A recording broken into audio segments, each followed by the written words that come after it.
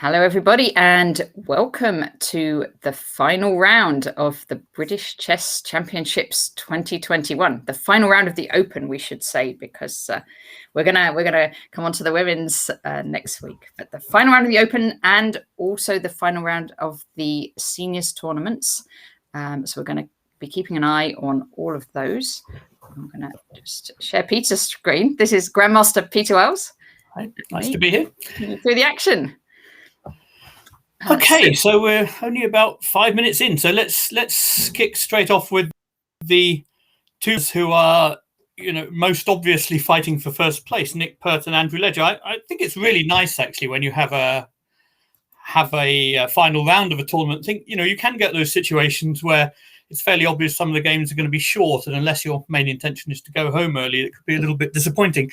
But today, I think we have two players who really need to struggle and play for the win, because I don't think either of them, Nick Pertz or Andrew Ledger, can assume that the other one isn't going to. Yeah, and actually their opponents will be struggling for the win as well. Well, their opponents will probably be struggling for the win too. Yeah, I hope we're in for some pretty fighting chess today. Definitely. So let's see what's happening in Marcus Harvey against Nick Pertz. So Marcus is one of the players who's half a point behind, so I'm very confident that he's going to be playing for the win.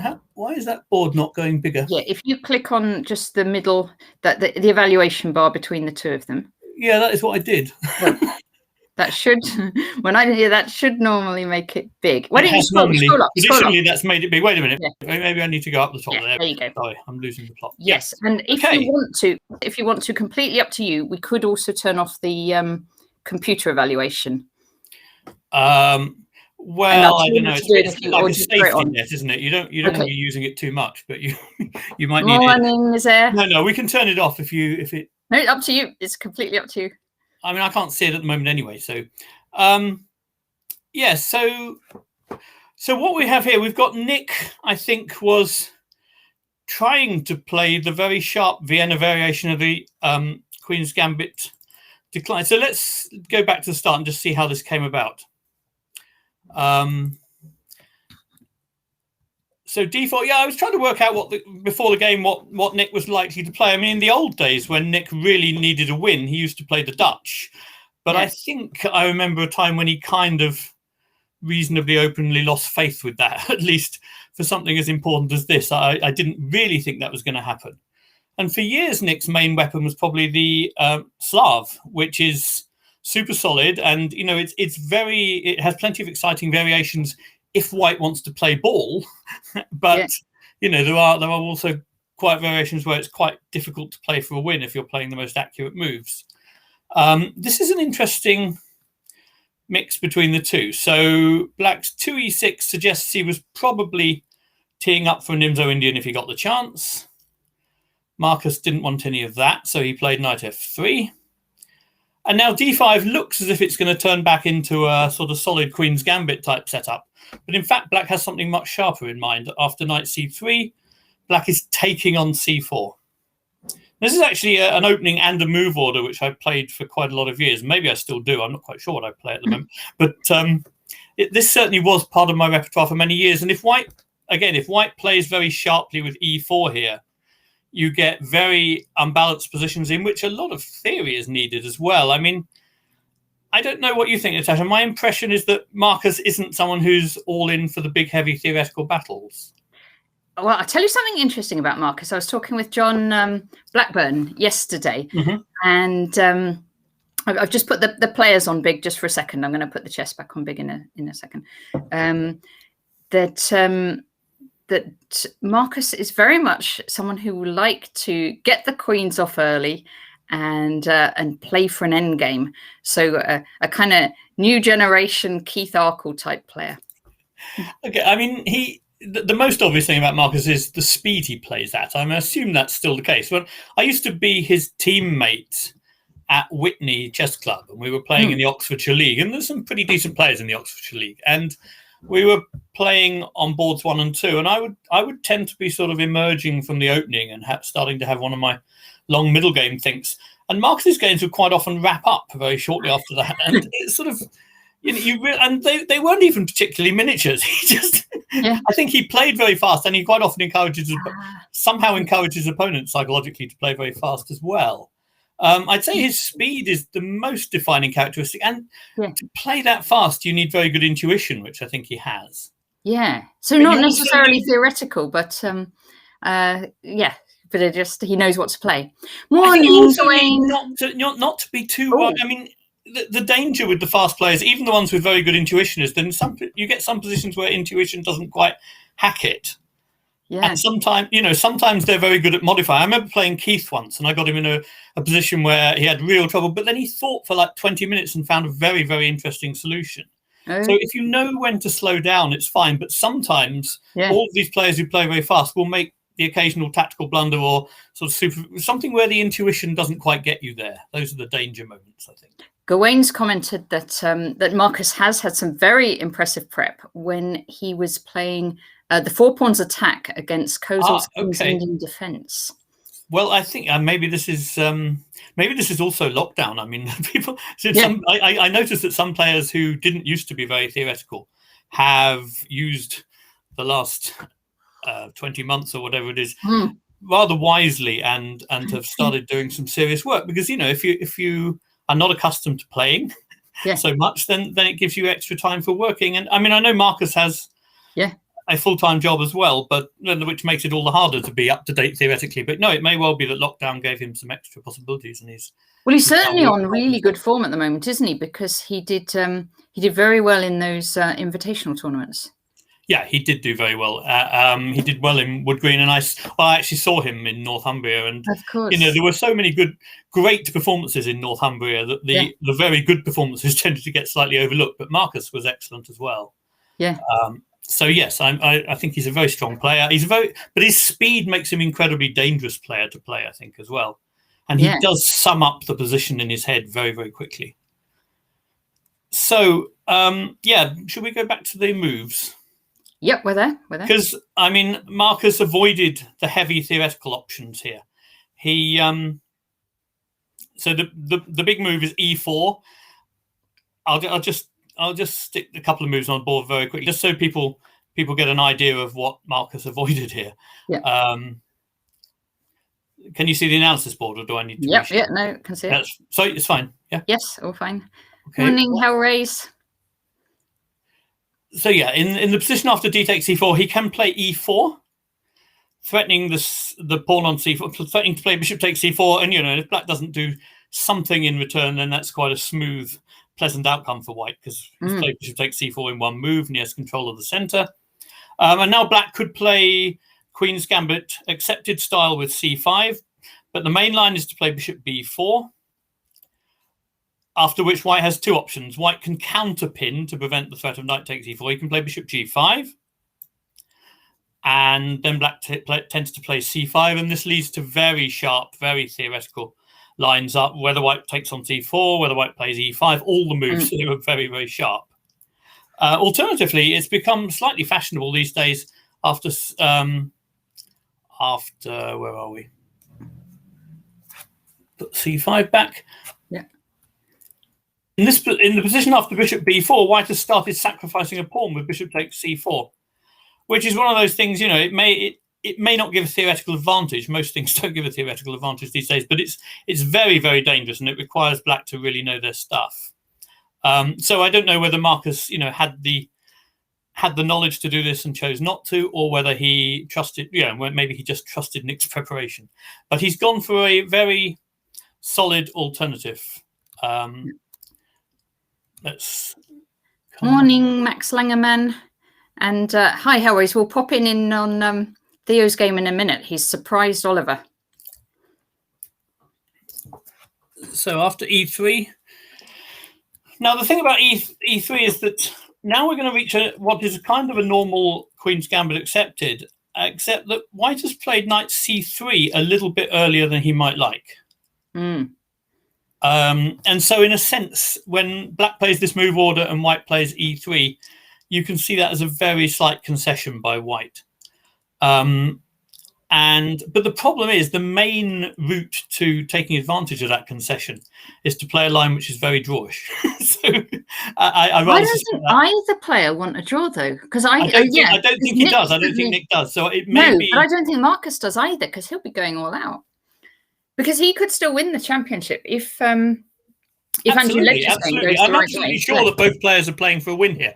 But Nick may have found a system where Marcus just didn't have the knowledge to play the sharpest stuff, or Marcus may just trust his chances better in a simpler, quieter position. It's perfectly legitimate way to think about it. So I don't know. I'm absolutely sure both players are playing for a win here. Right. So A4. Yeah. Okay. So that makes a lot of sense. Chris W. Baker, IM. I think if white takes back on c4 too quickly, then b5 is one of those occasions when black plays c5 and b5 in some order, then again the knight is on c3 a little earlier than might like.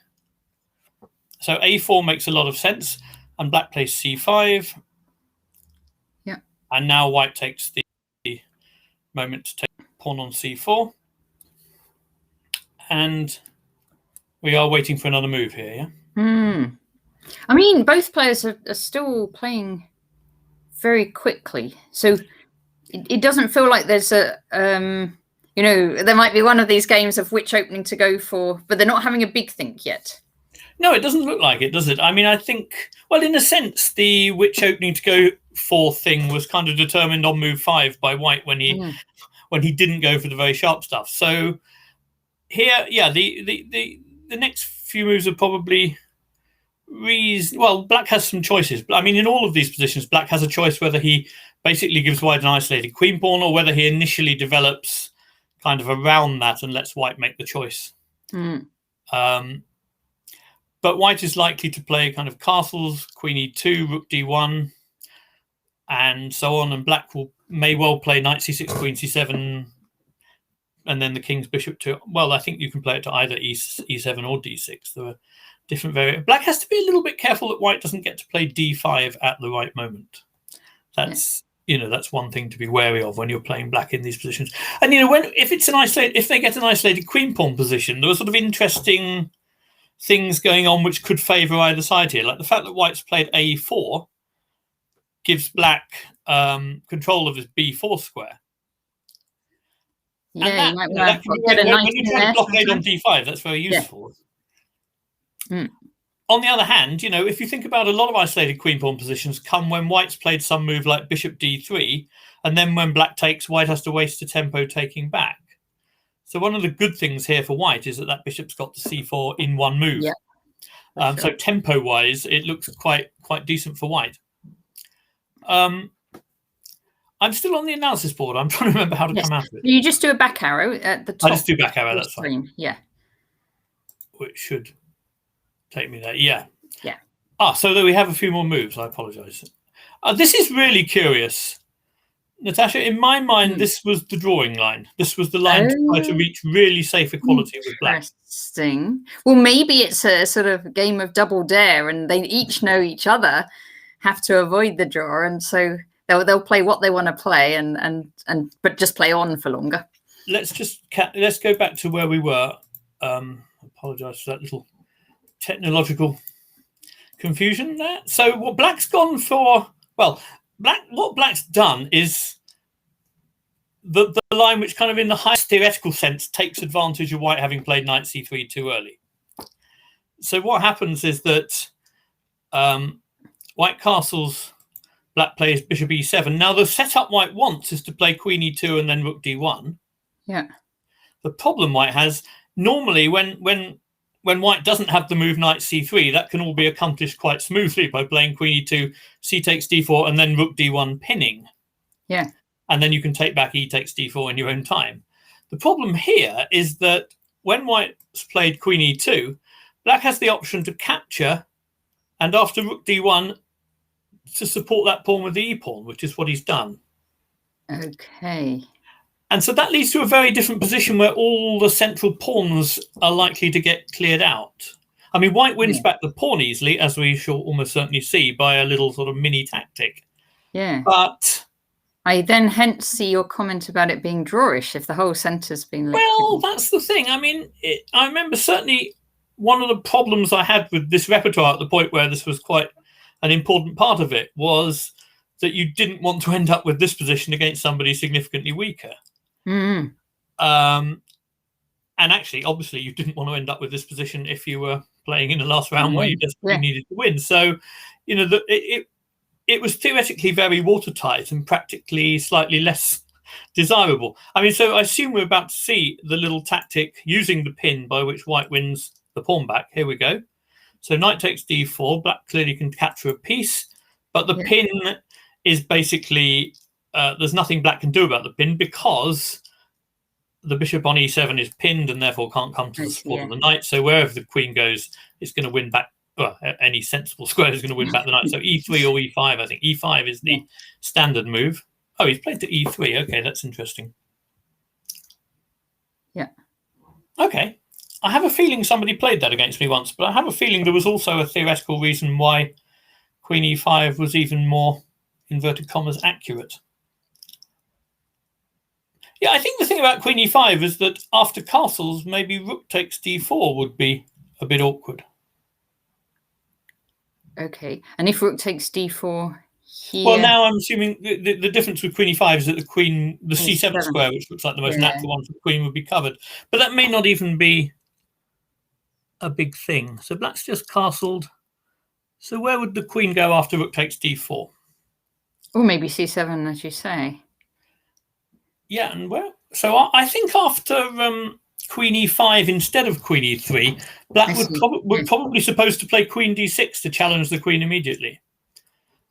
Whereas this has clearly afforded him the possibilities of not doing that. Or so indeed, maybe the queens don't come off in this one. Well, it might mean the queens don't come off in this line. Although, you know, for example, well, if rook takes d4 now, it's also possible to play queen b6, I suppose, because the rook is hanging if white takes the bishop on e7. But moves like a5 with tempo feel like something black probably might want to avoid. Yeah. I have to say, this isn't the sort of really exciting double-edged battle I was expecting, although there's still plenty of content here because I'm not quite sure how white should play the next couple of moves. I'm interested to what extent this was something Marcus anticipated at all. Yeah. Well, you know, again, just from the speed they're playing, I think neither of them's completely surprised by the turn of events. Although, as you say, Marcus is quite a fast player. I was going to say, yeah, it's not always easy to tell when Marcus has been surprised, but he's really he's at the opposite end of the spectrum from me when it comes to speed of play. He really is. Yes. Or he certainly was. I mean, I assume that he hasn't significantly slowed down. You've been watching him throughout the tournament. Has he been?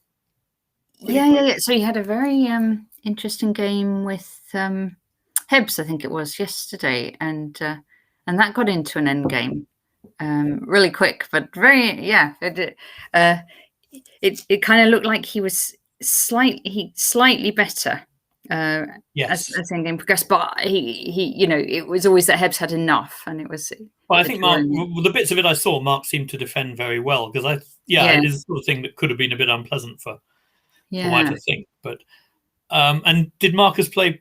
Has Marcus been playing pretty fast through the tournament? Yeah. Okay. So so this is the interesting thing. This queen e3 move has allowed black to put the queen on c7, which feels like, you know, it enables him to play a similar position, but with the queens on the board, which I suppose keeps a bit more lively. Told me there was a chance for Marcus just to play a winning tactic in the game against Hebs yesterday. Oh, was there? I didn't see that bit, but yeah. Was that early? Was that early on? That wasn't the end game, presumably. Not sure. The other thing to say is that Marcus might be pretty. I mean, Marcus looks like he's young, fit, and, you know, quite able to take the pace. But they played 117 moves, I think, yesterday. Yeah. Okay. After bishop e8, there was unless you're Luke McShane, who just loves that kind of thing, it sort of takes it out of you a little bit, I think. So, I mean, Mark as well. Mark is somebody who was always happy to play and play and play, but you reach a point and you know, and an age, to be honest, where that kind of starts to take a toll a bit, I think. Well, I'm very impressed with both Hebs and Keith that they're playing in the championship, and because there's a seniors event alongside, no, they're both right up there in the championship, fighting as tough as ever. Yeah, no, absolutely. I mean, they are the two people who. Well, I mean, I wonder how many Mark's done some coaching with England juniors, and he's a great coach. But they are the two great sort of players who play above all else, aren't they? Really? Yeah, they must have played a lot of championships between them, British championships. Well, the other thing is, and we should probably move on to them in a moment, they've played an awful lot of games with each other. Against each other, yes. Nazir's just saying the current position after 7 rook b8, they've played against each other 11 times. We'll come on to that in a minute, but we should check in. We should check Andrew. I think we should go and have a look at. We should have a quick look at that and Andrew Ledger's game before we do anything else. I think. Yes. So this one is sort of delicately poised. It's not the sharpest battle in the world. As I say, it's odd because you might think with kings if kings are in the middle, clearing all the centre pawns makes it sharper, of course. But without them, it creates. It's quite unusual actually. There are openings obviously which later on you get all the pawns cleared, but not usually at this stage. Yeah. So let's see. Let's move on to where should we go first? Do you want to see Andrew Ledger and Hamish Olsen against Andrew Ledger? Yes. Yeah, it's interesting. Hamish Olsen is probably the player in the championship who I, of the players who are up there, who I knew least about before. But I'm pretty impressed with what I've seen in this tournament actually. Yeah. And this is interesting too because as far as I can see, isn't E4 still normally his main weapon? Yeah. And however this began, it certainly wasn't E4. Let's take a look. Yeah. So back to the start they had. And because actually, I was also trying to think last night what Andrew Ledger was likely to play against E4. Because he's another player a little bit like, he plays a huge number of different, or has played a huge number of different systems against E4, but none of them are sort of amazingly sharp. They're all relatively solid. And actually, it looks like he's gone fairly solid here as well. I think maybe he didn't want to face all that choice and switch. That's quite possible, yes. Yeah, that's true. It's difficult with somebody like Andrew. It's difficult to know how much kind of theoretical preparation he would have had a chance to put into something like this. Yeah. I guess they did have a little bit of time yesterday evening. So the pairings were up, weren't they? They were up kind of mid-evening. So they did have yesterday evening to prep. I was thinking, like yesterday, I think the players didn't have so much chance to prep. Although I guess you can work out pretty much who you're going to play in a tournament this size. So. Well, I think at this stage it was relatively easy for them to work out. Yeah, I think because so many people have played each other. I imagine the pairings were fairly forced. The situation at the moment, there were 2 on 6, 2 on 5.5, and 2 on 5, right? I think that's right. Yeah, and that's a fairly small number of people to, then to make guesses. So this is an interesting move order. I'd be curious to know the motivation for the move order. It gives black. It seems to me when white plays G3 on move 3, it gives black a few extra options compared with either playing it on move 2 or playing C4 and then playing G3 later. It sort of gives black the chances to play something like Bishop G4 or Bishop F5 and C6 solidly, but it's also taken away some of white's options if white played those sort of systems without committing to D4. So it's interesting. White, you sort of assume white wants some kind of Catalan and is interested in avoiding other kinds of Catalans. But of course, black isn't obliged to play E6 because white hasn't put that very early pressure on the centre. Yeah. So G3, yes, he's taken advantage of one of those possibilities. People have a system that they play against the Reti. If white plays knight F3 and G3, people will tend to know whether they put the bishop on F5 or G4 if they play in this kind of way. And they will most likely stick to that regardless of move order unless they have a very refined repertoire. Bishop G2, C6. So, this is also a very solid setup. But of course, it's, plenty full of life. There aren't pieces coming off the board or anything. So it's very possible to play these things solidly and with the intention of winning. Yeah, but I think it's fair to say. I mean, we started saying. Sorry, Anna. Again, we're thinking Andrew Ledger's definitely playing for a win here, and Hamish can he? How he's on? Well, Hamish is on 5, and he's. I would have thought. Well, it's difficult. I mean, it also depends what people's motivations are in the tournaments. Yeah. I mean, it's sometimes worth thinking about whether people are, the kind of professionals for whom the money is a significant thing to them, or whether they're people who are, Hamish could be, if he finishes off with a draw here, he could be delighted to finish on 5.5 with a very strong field played. I mean, he really has. Yes. Are there norms available? Do you know? I don't know actually whether anyone's on for the norm. I would be surprised if there wasn't an IM norm available, depending on maybe the nationality thing is an issue. No, it's not. There's a national championship. They shouldn't be an issue, I think. Okay. So Hamish has played 2 Grandmasters. Yeah. An International Master. This will be his 2nd International Master. He's played a FIDE Master and 2 Women FIDE Masters. Wow. What's performance 23? Performance rating 2311 says Chess24. So that's not going to be enough. Oh, okay. So that's not going to be an IM norm. So he's probably not. This is just the crowd might know better but I think he's probably not on for norm, but he's still got a very good performance. I mean, if he beat Andrew, that would add a fair bit to that. But yeah, true. I'm surprised. Is that definitely? I don't know because the thing is, some of the players are a little bit underrated, I think, because of lockdown and.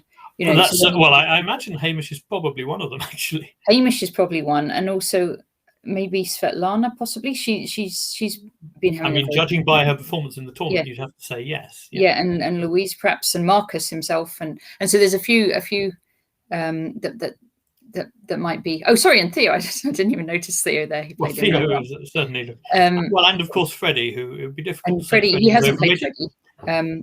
But yeah. So I don't know. I'd guess he's not quite on for norm, but But would he feel he had to play all out for a win? Maybe not, because he's not going to win the championship. But I think we should also say that there's a sense in which people most of the time just play. Yeah, they sort of where the playing for a win or not comes in is really in whether there are certain types of positions which are very dry that you want to avoid. But actually, I think on the whole, you do best if you think you just want to play the best moves and not have the result quite so high up in your. It's the vitally important thing, but you don't want to be thinking about it every move. Yeah.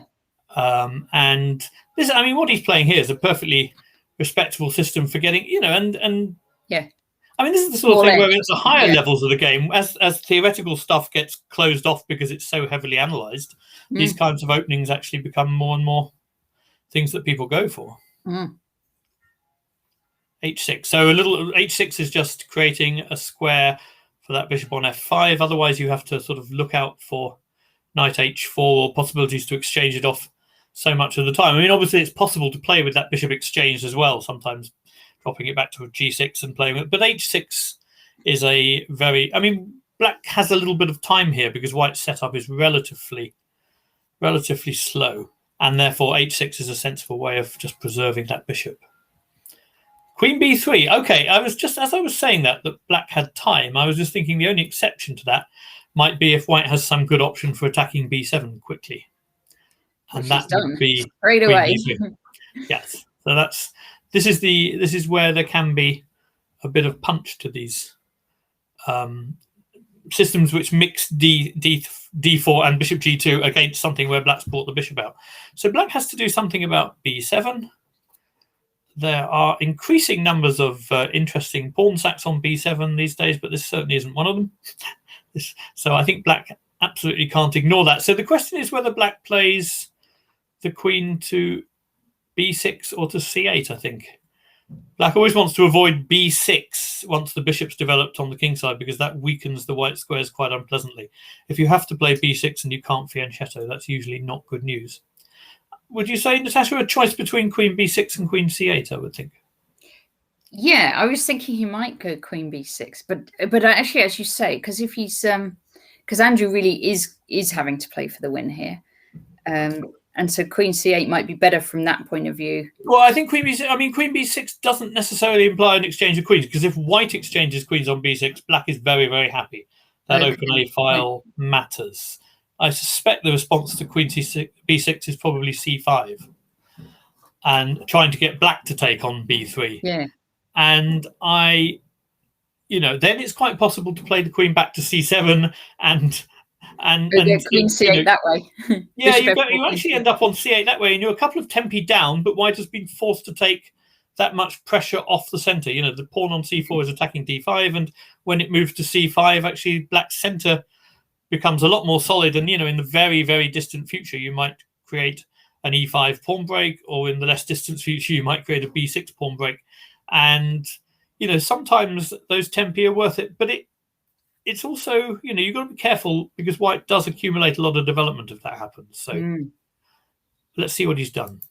He's just gone modestly to c8. Yeah. Okay, I think that makes some sense, because I remember a game I had sort of so many years ago that I shouldn't remember, against Julian Hodgson, where I played queen b6 to try and provoke c5 and ended up, I think I had my bishop on g4 instead of f5, but I remember I thought that was going to be quite pleasant for black, but it turned out that actually he could open the position and make something with the bishop pair before I had time to recover. And actually I think he let me off by playing some slightly meek move, and then it was all fine. But it felt, I remember it was a little bit uncomfortable. Yeah. And so it may be that queen c8 is just more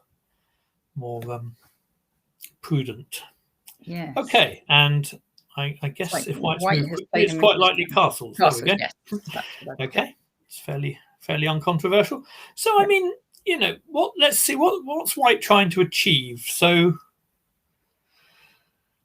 the thing is, in Catalan type positions in general, white's often looking at the e4 break, closed Catalan type, but it's a heck of a lot more difficult to get e4 in when the bishop's on f5. It really is. And looking to the queen side isn't that straightforturt either. So if you because then you might prefer your queen not to be on b3. Sorry. Yeah, if you were going to do it, you'd have to do what? Rook e1, knight d2, and e4 like that. Yeah, that's one possible way. Or yes, I think that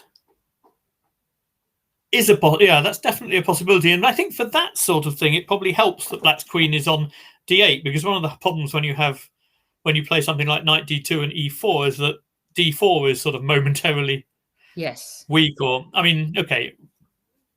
if white's queen's on d1 and black's queen's on d8, it isn't the end of the world. But it not having black's queen on d8 might help with that whole process. But I don't know. Again, you think of openings where white plays e4 rather more directly than that, and this doesn't feel like it should be a terrible tragedy. Maybe if you do get a knight on e4, you have chances to try and play bishop f4 and put it on d6 or something like that. There are, but it's a fair way away, isn't it?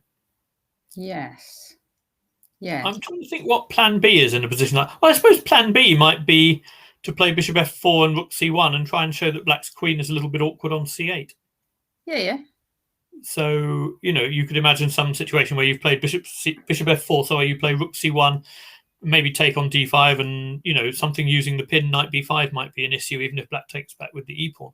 But I kind of think both of those feel like things that black has resources and time probably to deal with that. But those are some things white can look at, I guess. They played two more moves. Both of these games are going at a reasonable tempo. Yes. Or maybe it's just that my games don't, so it seems fast to me. I don't know. So knight d7, that makes sense. And now let's see. We might get a clue here as to whether white is going to follow either of the plans we mentioned, or whether he's going to make our commentary look silly. Bishop f4, there you go. He's doing plan B. It's a relief he's doing either of them. That's good. Okay. Excellent. So he's doing one of the things we mentioned. That's good. Yeah. Oh, and they played more moves, so Andrew obviously isn't too phased by this. Knight h5. That looks to me like he sort of maybe even thought our plan had a little bit of bite if he felt the need to go knight h5 so quickly. Yeah, because It's slightly offside on h5, isn't it? It's because it cuts out knight e4. That was the other. I mean, in a different world, you could imagine that bishop somewhere, knight f6, bishop f4 would be a way to go home early if you were in the mood. I've seen worse. Yeah. But more seriously, yes. Okay, my first thought is that this isn't probably one of those positions where white's going to be happy for black to play knight takes f4. You get quite a few positions in the Catalan where that pawn structure with the two f pawns is actually not too bad for white because it cements a knight on e5 and there's a little bit. I get the feeling here there's probably not the sort of pressure which is going to make that a tempting option.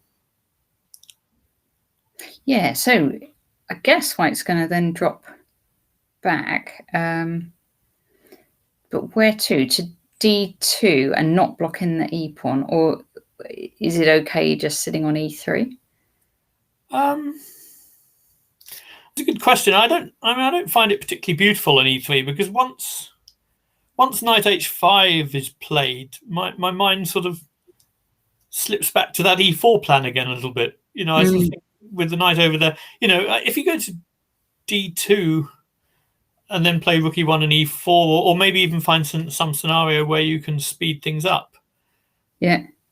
Yeah, I'm pretty sure it's not going to e3, to be honest. No. And I don't see any of the tactical things that make... You don't want to go back to c1 because that... Well, it's a bit... I mean, it's very hard to imagine that was white's idea. You play bishop f4 with the idea of bishop c1. It's sort of... Yeah. It's difficult to claim you're going all out for the win, isn't it? Indeed. I'm pretty sure that one's going to d2, unless, I mean, sometimes in some Catalans you find the bishop has a square on e5 and there's something clever to do after the move f6. Yeah. And it's not completely impossible. You might go back to f4 after it, because f6 isn't a move black particularly wants to play. But I think d2 is probably where it's headed. Okay, let's take a look at Mark and Keith. Let's have some Keith, yes. Whilst it's a pairing that's been seen before in the history of the world, it always throws up something interesting. Yes. Did I tell you about the Hebs when Hebs was staying at mine during the Arkle Hebs match in London? No. So Keith and Mark had a big match just against each other in London. It must have been. I was trying to remember the year earlier. I think it must have been about 1998. Something like that. So a long time ago. And they would just played I think it was a 6-game match against each other. Now, both of these characters are, I don't mean this in a bad way, but they're both very stubborn and they like to, you know, and they sort of had their openings. And Hebs was staying at my house because I was living in London. I was living in this tiny flat in London Bridge at the time. It was like a 1-bedroom flat with a sofa. So I had my bedroom and he had the sofa, and he was playing this line, and it was a King's Indian, and he kept playing down this line, 1998 AD or BC. Thank you, crowd. Yeah. I know. I was about to draw attention to that. A bit cheeky.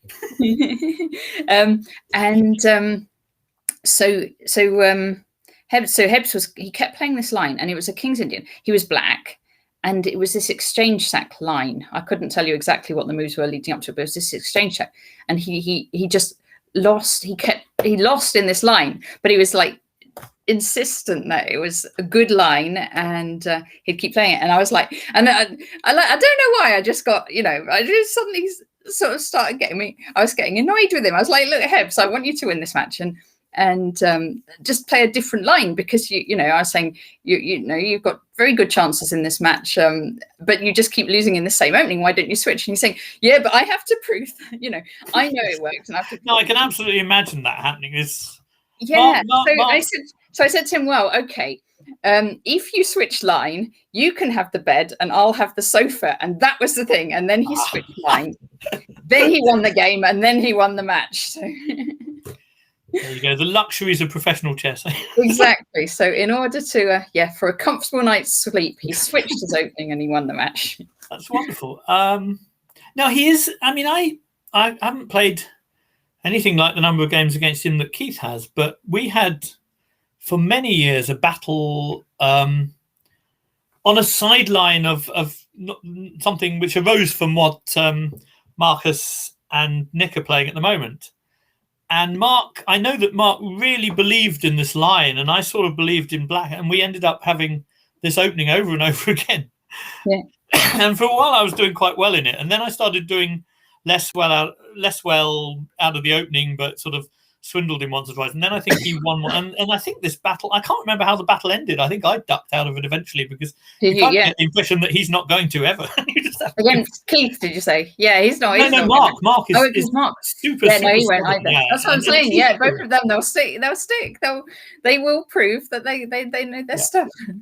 But I think overall, Mark puts quite a lot. I mean, Mark puts a huge amount of work into his opening systems. I don't think he sort of studies the opening in general so much as some people do, but his own systems he refines very cleverly and has a lot of his own lines that he knows. So okay. Let's see what they've done, because I know G3 Kings Indians and that kind of thing have certainly featured a huge amount in their games. This may or may not be slightly different. So we'll take it from the start, yeah?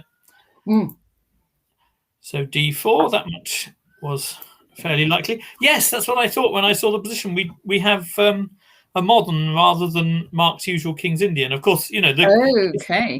If you're playing a D4 player and it's somebody, I mean, I'm a D4 player who quite often switches to sort of E4 style against the modern. But if you're playing somebody who you expect to be fairly straight down the line D4, you're not risking a huge amount by doing this, because you can tend to switch back into King's Indian type play later if white plays some system with C4 or something. But I suspect that Mark, from the position we saw, Mark may be finding another way to develop his King's Knight.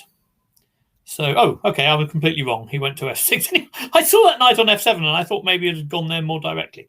Okay. Let's tell you, even just switching the move order is gonna, because these guys have played each other so many times. This is interesting. I mean, if there feels like there might be some, if you're playing against a G3 player like Keith, because I mean they've had loads of G3 Kings Indians. These two, I don't know how many, but I suspect the story you told just now. Yeah. It was probably a G3 Kings Indian, this exchange sack, yeah? I'm afraid I don't remember the line, but it could well have been. It could well have been. It may very well have been. Yeah, they've had lots of these. And, you know, if Mark was one of those people who handled the G3 thing in a Grunfeld kind of way, then he might already have achieved something kind of slightly interesting here by White's knight being on C3 so early. But I'm trying to see how, in what I know these two have played each other, how this is going to affect things. So, back on G. So I think the position they more traditionally would have had, White's knight would still be on B1 and White's bishop would be on G2. But I think the way I suspect Mark handles this, it probably doesn't have a huge impact. Yeah. This could I don't know what G6 was meant to achieve more than, a minute or two on the clock, maybe. Just, because you can. Bishop G2, knight C6. So this is a position they have had. I dread to think. I mean, you look at Megabase or something, and it looks like they've only played about 50 times. And you kind of know the English weekend and rapid circuit, and you know that you could easily multiply that by 4 or 5. Yeah. Possibly more. I mean, Mark, a few years ago, Mark did tell me how many times he'd played Keith. And I say a few years ago, it was probably around 2000 or something. I've lost the passage of time, as people do at my age. And it was already sort of around 200, I think, or something like that. Gosh. And I was going to say, well, they're not on ChessBase, but I bet you both these guys have written up every single game. Well, I don't know about Keith. Maybe Mark, I know, has a tremendous record of his own games. He's got very, very, and I think they all have. He does what I tend to encourage my students to do. I think he has pretty serious notes written on most of them as well. Yeah. That's partly what I meant when I said I don't think he studies everything that's going on in the opening around what he plays, but I think what he's playing, he's refined very carefully, and he works very hard on it, really very hard. Yeah. And I think he still does. I mean, he certainly did for years. Most people at a certain age start suffering some degree of motivation problems, I think. But I haven't. You're asking me like a question. No, I mean. Oh, come on, Natasha! You can't claim total ignorance of that. Yeah, okay. But Mark is, I think, something of an exception in that respect. I haven't noticed much of a decline in motivation going on with him. Yeah. Although, I mean, I think the same could equally apply with Keith in terms of his own systems. He's got them extremely well worked out. And so you look at his like Queen's Gambit decline stuff for White, and he's been playing it for 30 years, and it's just he knows it extremely well. I think with Keith it's all about structure, isn't it? He sort of thinks about chess in terms of structure. I mean, I haven't actually read his book yet, which is very naughty, but I know that some of the highlights of his book are things like the pawn hierarchy and that kind of stuff. They all revolve very much about Odyssey. Arcus Odyssey. I don't know if I've got it. Sorry, I didn't mean that book. No, I have read that one. I meant his Endgame book. Endgame book I also do have. Yes. Yeah. And all the stuff about pawn hierarchies and things. He thinks very much in terms of structure. Whereas I suspect Mark is more focused on some of the sort of move order details and that sort of thing as well. Yes. And Keith, I think, the sort of broad outline of Keith's approach is very well worked out. But I'm not sure the opening detail is always done in the same sort of way as Mark does his. Yes. We've got a question from Gary Lane. Oh. Gary Lane says, Hi, Gary. Who do you think is going to win the title? Yeah. That's that's the $1 million question, isn't it? Let me have I think I want to have a look at Andrew Ledger's position again before I answer that one. Yeah. So, I mean, I suppose the main runners in that, I guess the top two would be Nick Pertz and Andrew Ledger, but also Marcus Harvey could enter into that. Yeah, that's right. And did we say there was another 5.5 as well? Is Mark? Mark has 5.5. Is Hebs. Yeah. So defense is a very safe place, says Nazir. We've got to each name one person here, Peter. Sorry, Natasha. I thought we were going to get one decisive game on the top two somehow, at least. Yeah. I'm not so sure now. I think the chances of a playoff feel slightly higher than they did. Yeah. Okay. So who do you think's? Nonetheless, who do you think's going to win? Well, if I have to just stick my neck out and name a winner now without good evidence, I'm going to say Andrew Ledger, but I remain to be proven wrong on that. Andrew Ledger, on the grounds that I just have a good feeling about it from his point of view. I just sometimes get a feeling that something's going to happen. It's sort of, I think Andrew Ledger, if you'd asked him a couple of years ago, might fairly have thought that his chances of winning the British Championship were probably gone.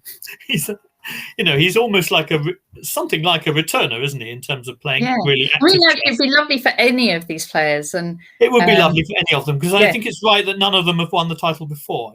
Yes, I think that is correct, and I mean, I would love to see Hebs win it. That would be really nice, but then that's, I guess, of the four, I guess it's the least likely because he's not playing one of the top two games. So it would need those two games both to be drawn, him to win this, and then win the playoffs, which would be a 3-person playoff.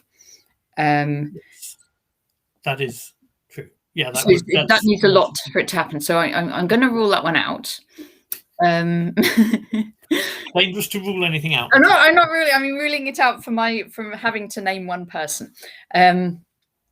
Marcus. So Marcus would have to win this game, and then probably win a playoff as well. Let's take a snapshot of what's going on in all the games. Yeah, that's okay. Okay, but I'm not going to say the same person as you, because then we have to name different people. So if you're saying Andrew Ledger, I'm going to say Nick Pertz. Okay.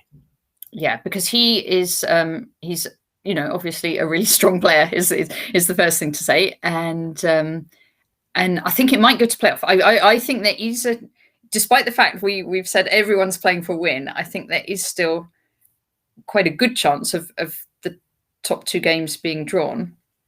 Or at least of Nick and Andrew either both winning or both drawing, and then it's a playoff between Nick and Andrew, and I would slightly put Nick the favourite there. Okay. Right, we'll revisit that one in a few hours. We took a view. I've just flicked over What do you to think, Nick's Gary game Lane chess? I want to know what Gary Lane chess thinks as well. Yeah, that's true. That would be good to know.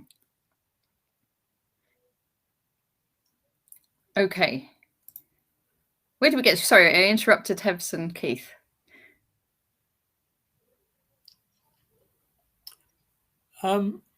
The fence is a very safe place. I don't think either of us sat on the fence. He wrote that before we got there. Oh, okay. I was very tempted to sit on the fence, but okay. Yes, okay. And Nazair's saying heavy. Excellent. So do we have any takers for Marcus? I'm sure that we do. Andrew Ledger says Gary. Gary's me, okay. Yeah. That's good. Yeah. Let's get I was tempted to flick to their games just because we were answering the question, but let's go back to let's stick with this one for a moment because this is a thriller as well. Yeah. There must be some more moves. Yes, Bishop F4. And I would say in this one also they wouldn't be going for a quick. I would think they wouldn't be going for a quick draw.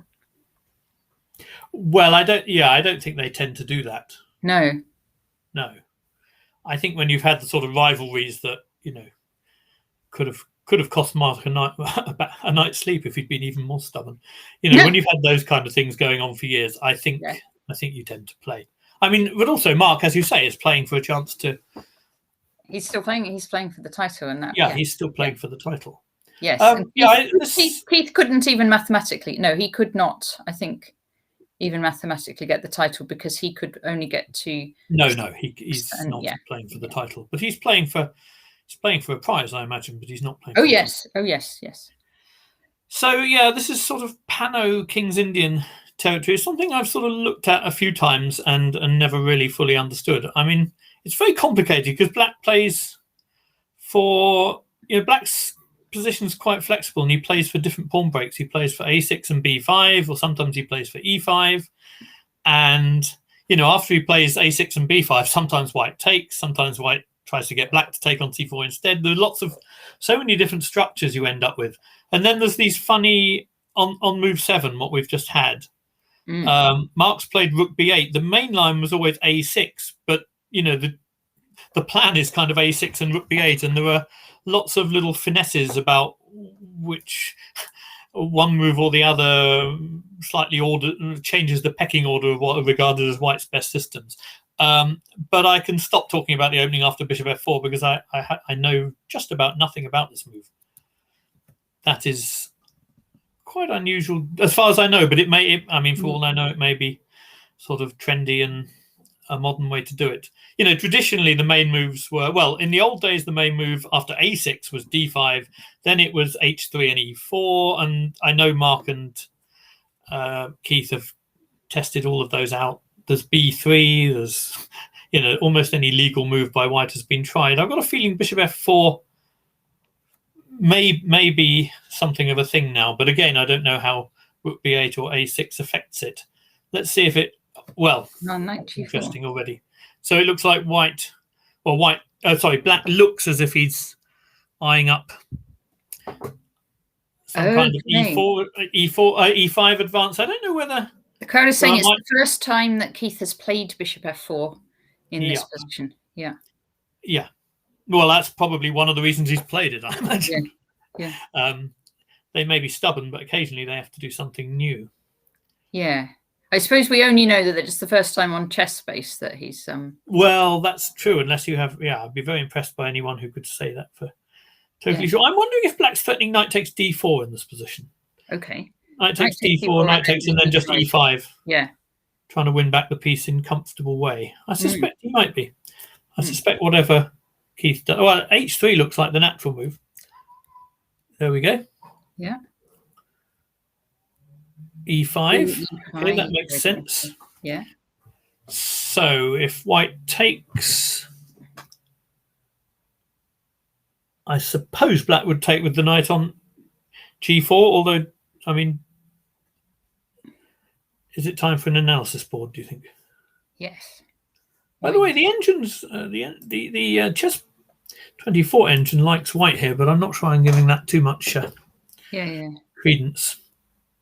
So knight g4. H2, E5. Okay, so I'm assuming that if white takes, then black... Yeah, I assume that if black plays knight takes E5, then actually... Does white have a very slight issue defending the c-pawn comfortably? Maybe, yeah. I imagine the answer is he has enough of an issue that you probably don't do that with white. Okay, he could play queen a4 or something, but I'm not sure that's... Sorry, yeah, maybe knight take... Yeah, no, I don't think there's a move I'd particularly fancy playing with white there. So I think white probably therefore needs to look at bishop g5, which I believe is what he played. Yeah. Okay. And then black f6 is virtually forced. At least it's the only way to make sense of knight g4. And I assume that white doesn't want to look at giving that bishop for the knight, so he needs to retreat it somewhere. Okay. Okay, I'm not sure we do need an analysis board. I was just trying to check there weren't any funny things going on there. Okay, so we'll go back to... Yeah, so white... Oh, okay. How did this one... Sorry, I was just trying to go back to the position. So white went bishop c1, and black went knight to h6, which is now forced. Well, almost forced. It's the only move that, again, that makes sense of what he's been doing. Yeah. And Keith played e4. I mean, I have some experience with these kind of structures because I get vaguely similar things out of my Gligorich thing where I have bishop on e2 instead of g2. Okay. But yeah, they're quite complicated, these things. The great thing about the King's Indian bishop is you can do all these hideous things like playing f6 as well as e5, and it still ends up usually being rather a good piece. If black were to take on d4 at some point, it would look like that e5 square could be quite nice for black to like land a knight in. Possibly, although yeah, I mean, it could be, but black needs to be wary that white can still play f4 and might be quite keen to do so. If you take on d4, I play knight takes. If you go knight e5 too quickly, I might defend my c pawn, but then go f4 and teeing up my f pawn down the middle. Quickly. Yeah. I think the most likely thing, black will play knight to f7 and try, I think, to play f5 at the right moment. Ah, yes. That's the other way to bring that bishop back to life. It's King's Indian bishops have to suffer a lot of indignities, but they get some fun in the end. I'm a bit of a fan. I've never played the King's Indian, but I'm kind of a bit of a fan. I sort of, I kind of aware years ago, you showed me this bishop g4 King's Indian. I was telling John Blackburn on the commentary yesterday. And I think that's the one that Danny Gormally tried out, but it never really worked for me, and it didn't work for him either. You say either? Did it not work for you, Tash? Was it? It certainly didn't work for me because it maybe did one or two games, but in general, it was a bit of a disaster. And I showed you that, did I? Yeah, because you came I'm pretty sure one or two games would have been all I had in mind. Sorry, you'd been playing some tournament in Austria or somewhere, and some guy had played it against you. And no, but you'd shown it to me just because I could avoid theory with it. And it was so not too theoretical, which was fine. And it did work. It did work sort of once or twice. But but actually I probably should have just bit the bullet and learnt the theory because I tended to not get very good positions with it in the end. Well, yes. That's the trouble with theory. It's sort of very tempting to avoid it. And on the other hand, you do tend to realise that it's theory for a reason, usually. Yeah, that is true. That's a bit of a problem. Bishop e3. Okay, unless there's some terrible secret to this position, which I don't know. I assume white's threatening d5 and grabbing a pawn on a7. Oh, yes. But I also imagine that the move a6 rather fits in with black's plans. There it is. A6 is done. Yeah. That makes sense, doesn't it? And the question is, how does white play this now?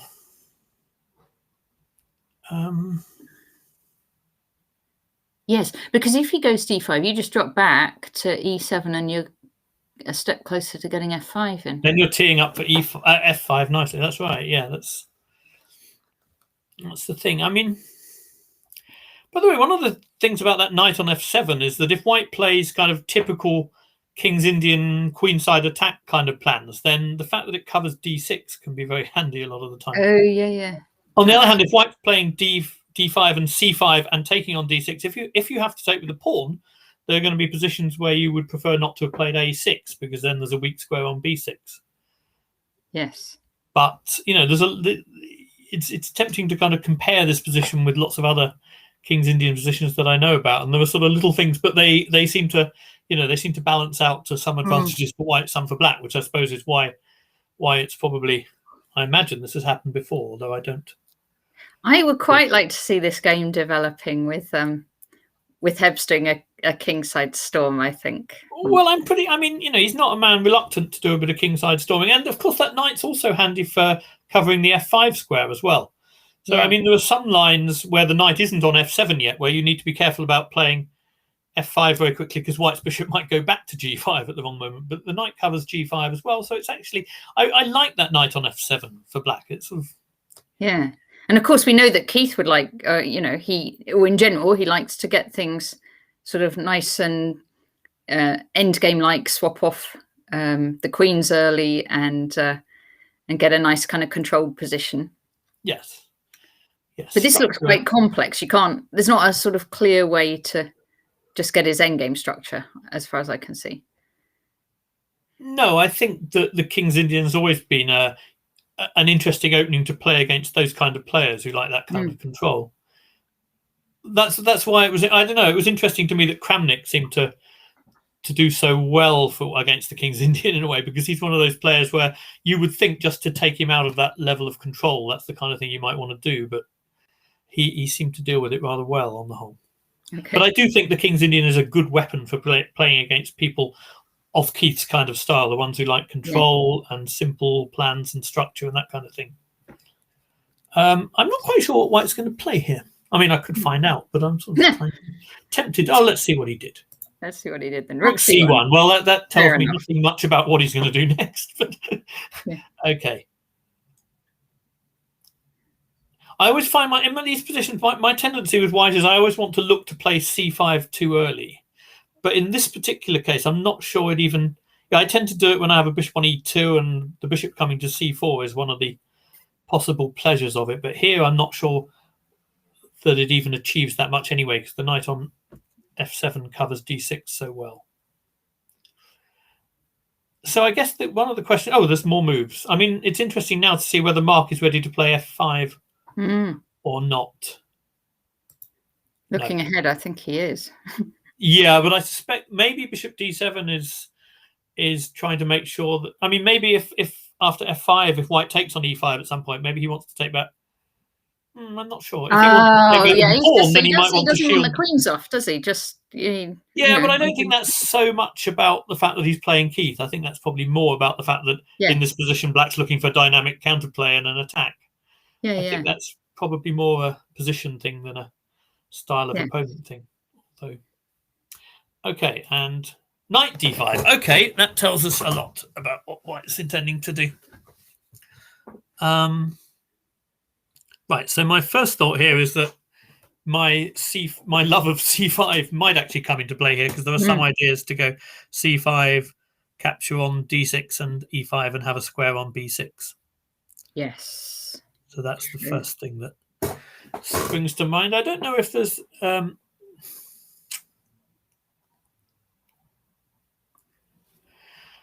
what else? What's white? It's not a bad idea sometimes to ask what white sort of has in mind if black did nothing. I think Mark's very unlikely to do nothing. But I do just wonder what is that sort of white's intention if black didn't do very much. What, c5? Yeah, probably. Yeah.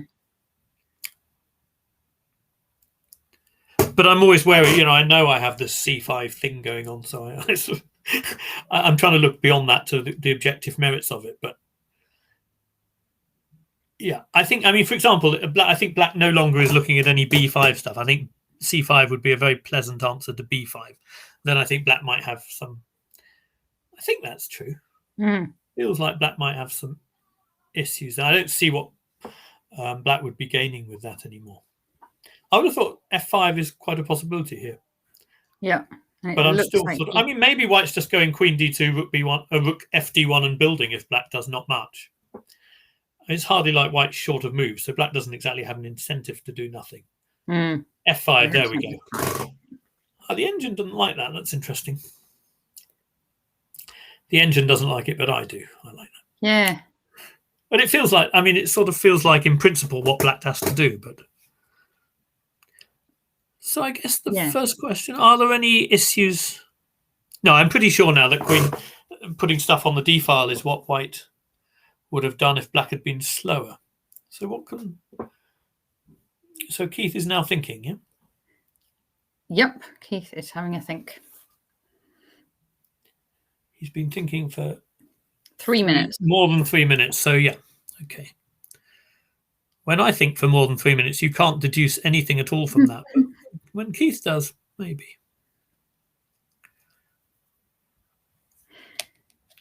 So I guess he could, I mean, he could take.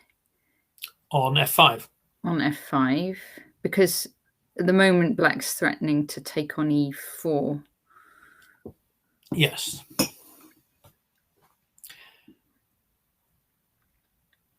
Yeah, he could take on f5 and then I assume black takes with the pawn. Yep.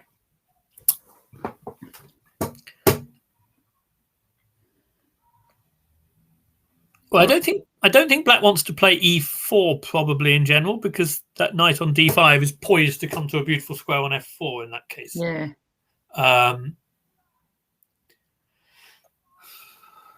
But, you know, there could be some scenario where black sacrifices a pawn by playing f4 to take that square and then plays e4. Those kind of things are always fun if they work. My hunch is that white's more likely to take on e5, but I'm not really sure. Yeah. All right. Okay, let's because there's lots of action in. There is a lot of action elsewhere. Should we? Where should we go next? Should we go back to one of the games we've looked at, or should we? It's saying the thing is saying that the engine likes Hamish's position rather a lot. Let's check in on that then. Yeah. We're actually just back to. The bishop did retreat to d2 from where we were at before, and black's played knight back to f6. Andrew's consumed quite a lot of time, I notice. Yes. What's wrong with this position then? This looks... It doesn't... Oh, wait a minute. Sorry, more has happened than that. So, sorry. The knight went to... The bishop went back to d2 and black played bishop d6. Excuse me. So black has ruled out the repetition.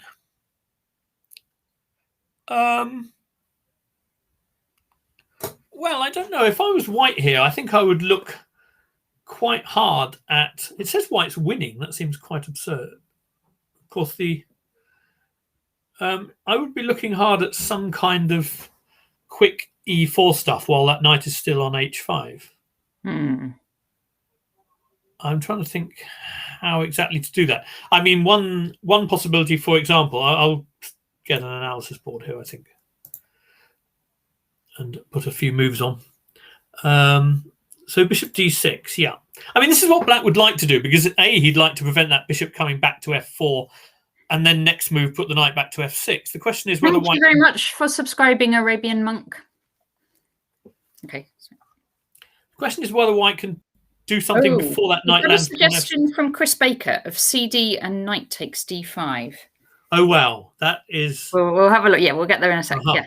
Okay, that I hadn't spotted that, but that is a very, very serious suggestion. If white is if the white is winning thing has any validity, then that's likely to be the reason. So I would my first thought was to play c takes, and after I assume e takes to play some very quick e4. Yeah. But on reflection, I mean, black has all these loose pieces. Black's got an awful lot of loose minor pieces. So there are loose pieces here, aren't they? Yes, I agree. f5, d6. Are these lighting up appropriately? They are lighting up. h5, they've all got red halos around them now. Yeah, that's kind of what they deserve. Yeah. they are all looking a bit vulnerable. They are. Hence Chris's very sensible suggestion of takes. Knight takes d5. Yes. What, And if black takes, I think. Yeah, if black takes, I guess you take. If black takes, I think everything's looking Forking. very satisfactory. Everything. Yeah. Because the bishop on f5 is hit, the bishop on d6 is hit. I can't see anything that defends all of those things. What if instead of recapturing though, so say, like after knight takes d5 for white, what if you just like drop the bishop back to e6? I think that is a very good question. And I'm assuming that at that point, white... Actually, I'm not sure what I'm assuming it. Yeah, that's clearly the question. I wonder whether... Yeah, because I was wondering, I mean, something like e4, then I'm not sure that black even has to engage in the tough stuff, because I don't see how the knight is escaping next move either. So black could do something like castling, right? And that would feel okay. Yeah. So what could we consider here? Well,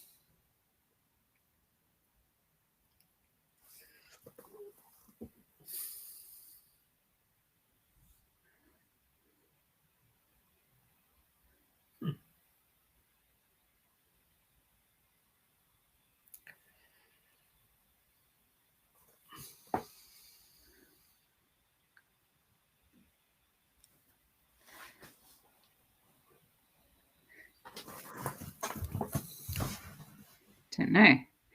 So, well, I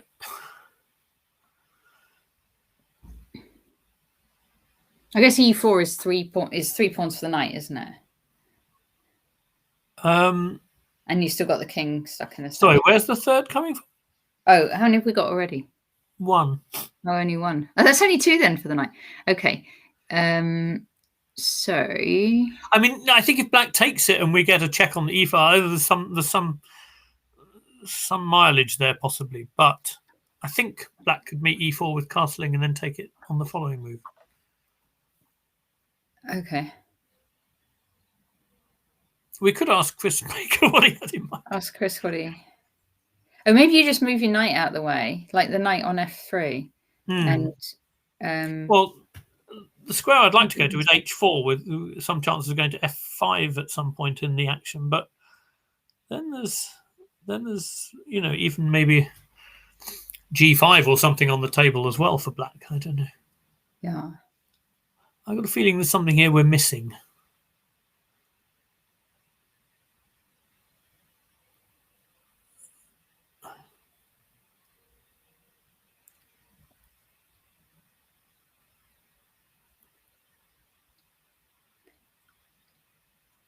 No.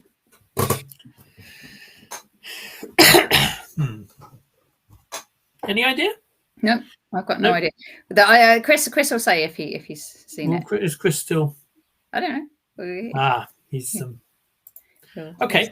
Not sure about that one. Yeah. We could put the engine on it and cheat, but it looks like the engine's on already. Oh yeah, I haven't got it on my e4 castles. Okay, so e4 castles. That bit I was right about, but the next bit, if there's a good move here, and then knight h4. Okay, so it's a sort of mix of ideas that I was considering. That is quite interesting, and it also gives a better answer to that g5 move that I was worried about as well. Yeah. So now if g5, there's queen f3. I think this can be knight h4 first. Arabian Monk's saying 11 knight h4. Okay. So have I switched from my analysis engine back to the main thing, or am I? No, you're still on analysis. I'm still there. Okay, so 11 knight h4. Yeah, so I guess that's instead of. Sorry, 12 maybe, or even. Oh, sorry, instead of taking right at the beginning. Yeah, I think. Okay, I mean these were. Oh, that's very interesting. Yes.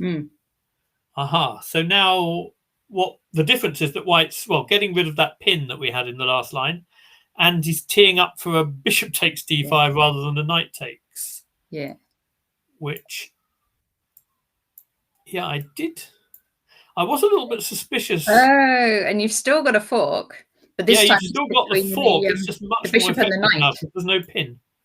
I don't really understand why knight takes isn't also good. I guess bishop takes maybe. You can do knight takes here now. Knight takes here. By the way, the engine is saying my original idea was to do something like this and fork. Oh, okay. And the engine is actually saying that e4 may be even better, but I didn't realize. I thought it was a decent plan. I didn't realize it might be in the realm of actually sort of winning stuff. Wow. But if you can play knight takes, it's pretty tempting. It basically suggests Andrew made quite a serious mistake. I think knight takes 5. Because he didn't do this, did he? He did something. Well, White didn't do this, but Andrew did allow this.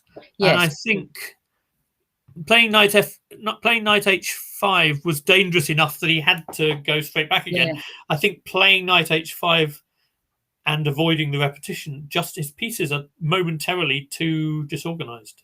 Yeah. So if he really wanted to do that, I suspect here he might have had to kick off with some. Oh, bishop e. The engine says bishop e7 would have done it. I can see that he wanted to go to d6 because he doesn't want White returning the bishop to f4 as soon as he goes next. But I think the pieces are just too loose, actually. And he's been a little bit lucky to get away with that. Yes. Yeah. That's interesting. So in conclusion, after bishop d6, I was sure that something to do with a quick e4 would be worth looking at. And I was thinking about taking and, knight h4 and e4, but I didn't think about knight h4 and just the moves in a slightly different order. And taking on d5. Yeah. No, this is horrible for black. Really horrible. I mean, it should be fairly horrible after e4 anyway. I think, I can see why you might miss the tactic, but it should have been, both sides should have been looking at a quick e4 by White there, I think. And this is really surprisingly nasty. Okay. So a serious missed opportunity for Hamish. Rook c1 looks a little bit routine when there was nasty stuff available. Yeah. But, it still threatens... Yeah, it's still got a plan B, isn't it? Because it's still this... Yeah, he's still threatening to take on d5 twice, I guess.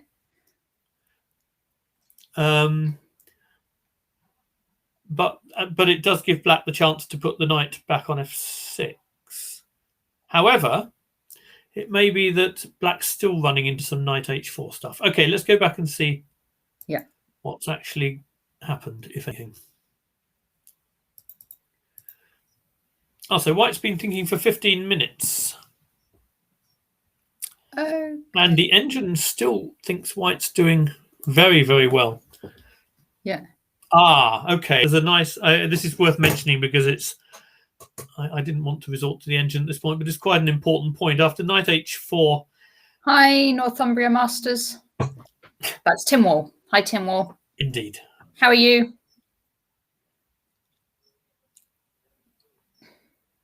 Okay.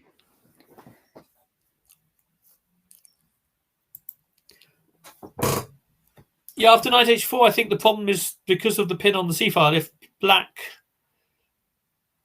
just retreats the bishop as he would like to, he's still running into the loss of a pawn on d5.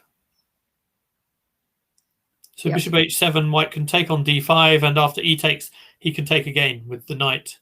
Yes. Knight takes, bishop takes, and black can't take back. So that's a very serious problem. And the other serious problem black has, I think, is that if black flicks in a d takes c4 now, which is not what he necessarily wants to do, but what I thought he might need to do here, White can actually play knight takes f5. White can sort of counter tradition because he has a fork on knight f5. You're threatening knight d6 check, forking the king and queen. Yes, so you win back the queen and you've won a piece, if I am not very much mistaken. Yes. Very good. So that is all right. So it's looking promising actually for Hamish here. It's looking very promising for Hamish, yeah.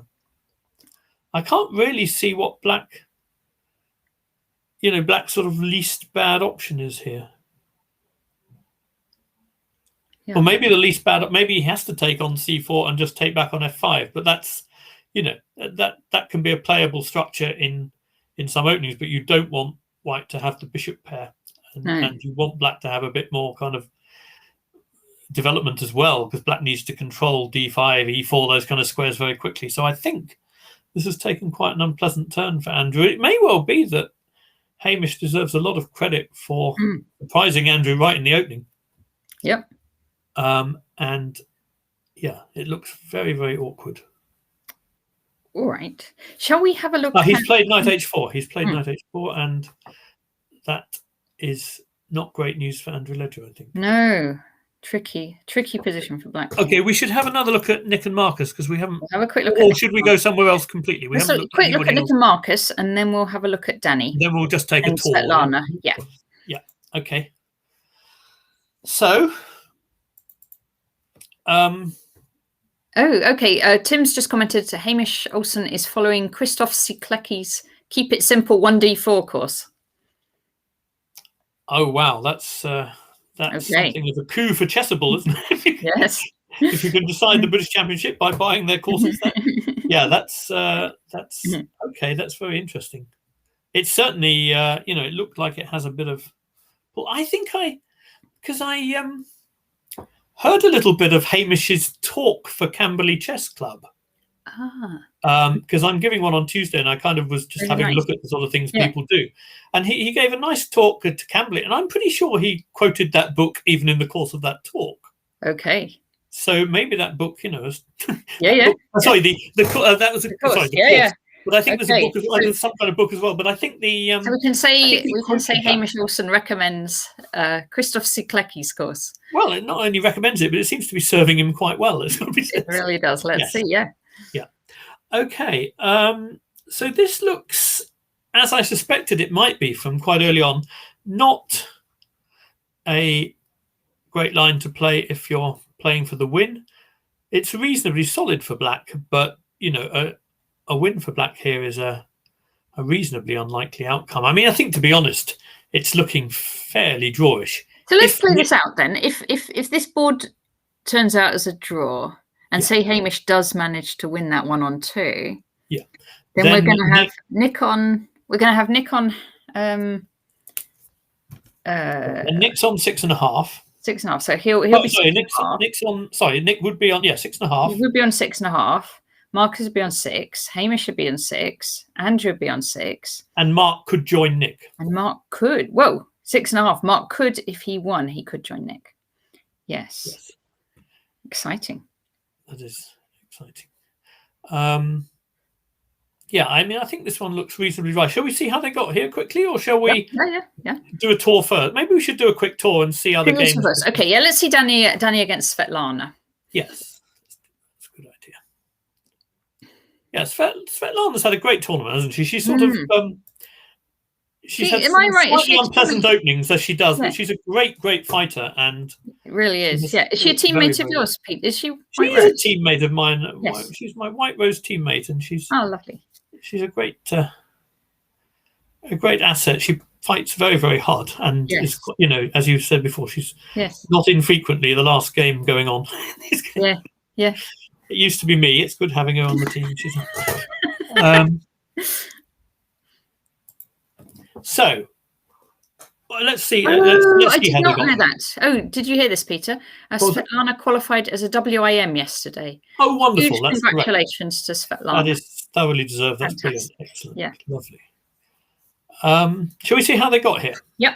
Just very quickly. I don't want to go into too much detail, but okay, solid Slav. Yeah, E3. When I said earlier that the Slav is sort of sometimes, I've tended to play knight C3 against the Slav, but to be honest, that leads to sharp positions. If Black's problem with the Slav is that it's going to lead to sort of dullish positions where they're fractionally worse, then E3 is probably a reasonable weapon.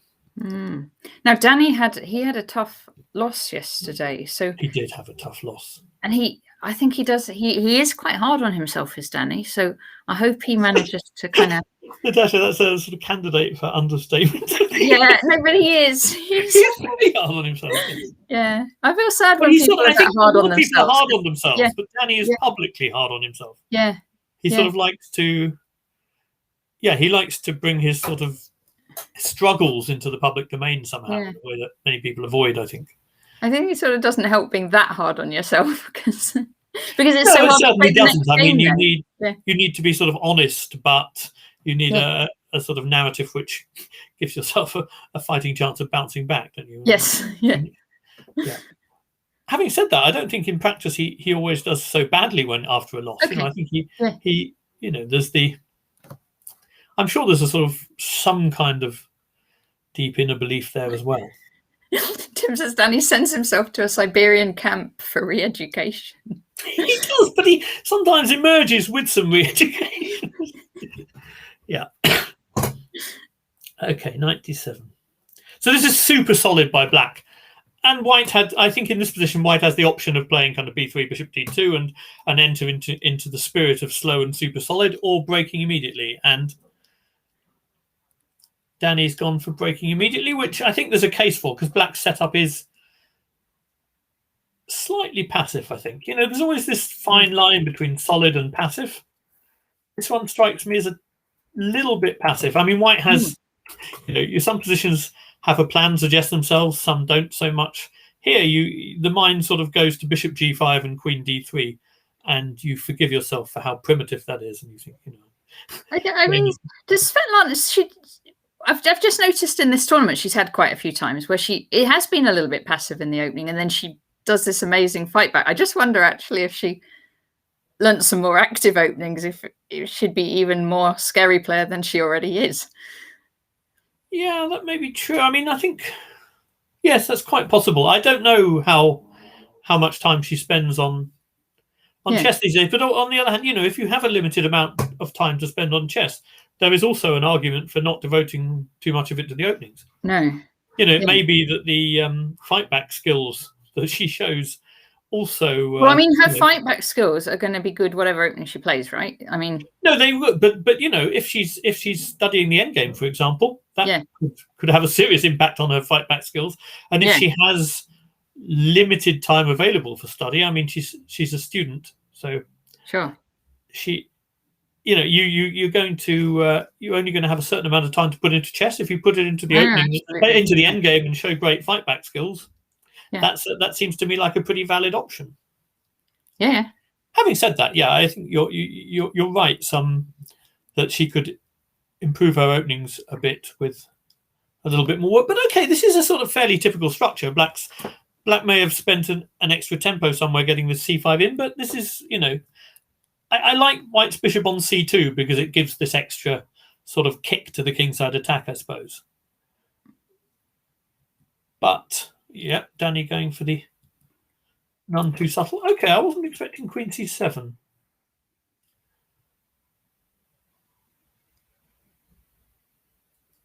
What happens if she takes on d4 immediately? I mean, white can play bishop g5 in all these cases, and black probably will have to go g6 to stop the mating threat. But, okay. Maybe Danny, do you think he might just try and go all out attack, mightn't he, after that, if he went like 95 and h4 and h5 and that sort of thing? Well, I think, you might need to... I'm not sure whether h4, h5 is gonna... I mean, there's kind of rookie 195 and putting some pressure on g6 that way as well. That's all sort of on the table, isn't it? I'm not sure where queen c7 exactly fits into the defense. Okay, so bishop g5 and g6, of course.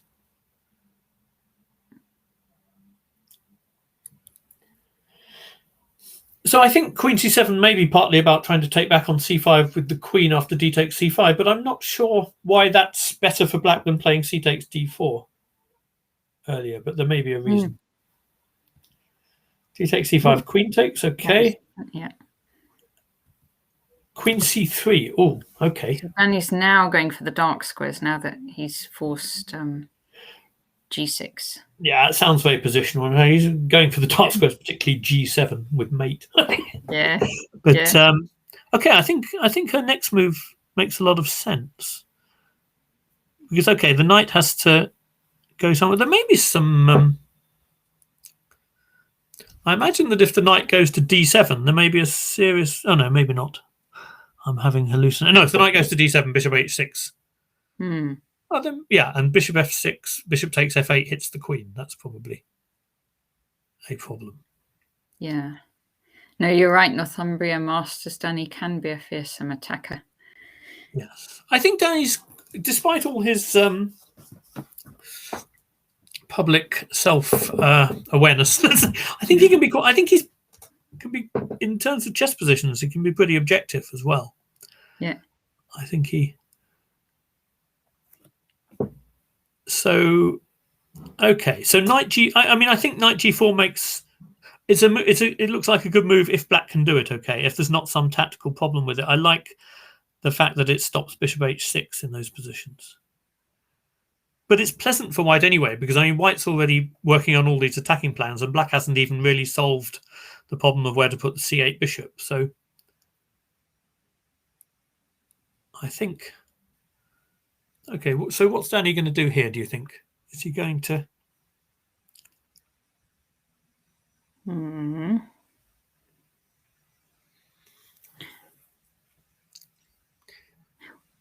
You know, positionally, I think I don't mind taking on e7. Yeah. But on the... I mean, I don't know, though. It may not be... You know, I sort of think that black would like to... If I don't take on e7, black would like to play bishop f6. But then it occurs to me the knight on g4 is actually quite stranded. It doesn't have a very obvious square to go home to. So it may be that white had some interesting possibilities here. Danny's... Oh, he did take. Okay. That's taken. Take. And... Oh, that's where we are. Okay. Yeah. So...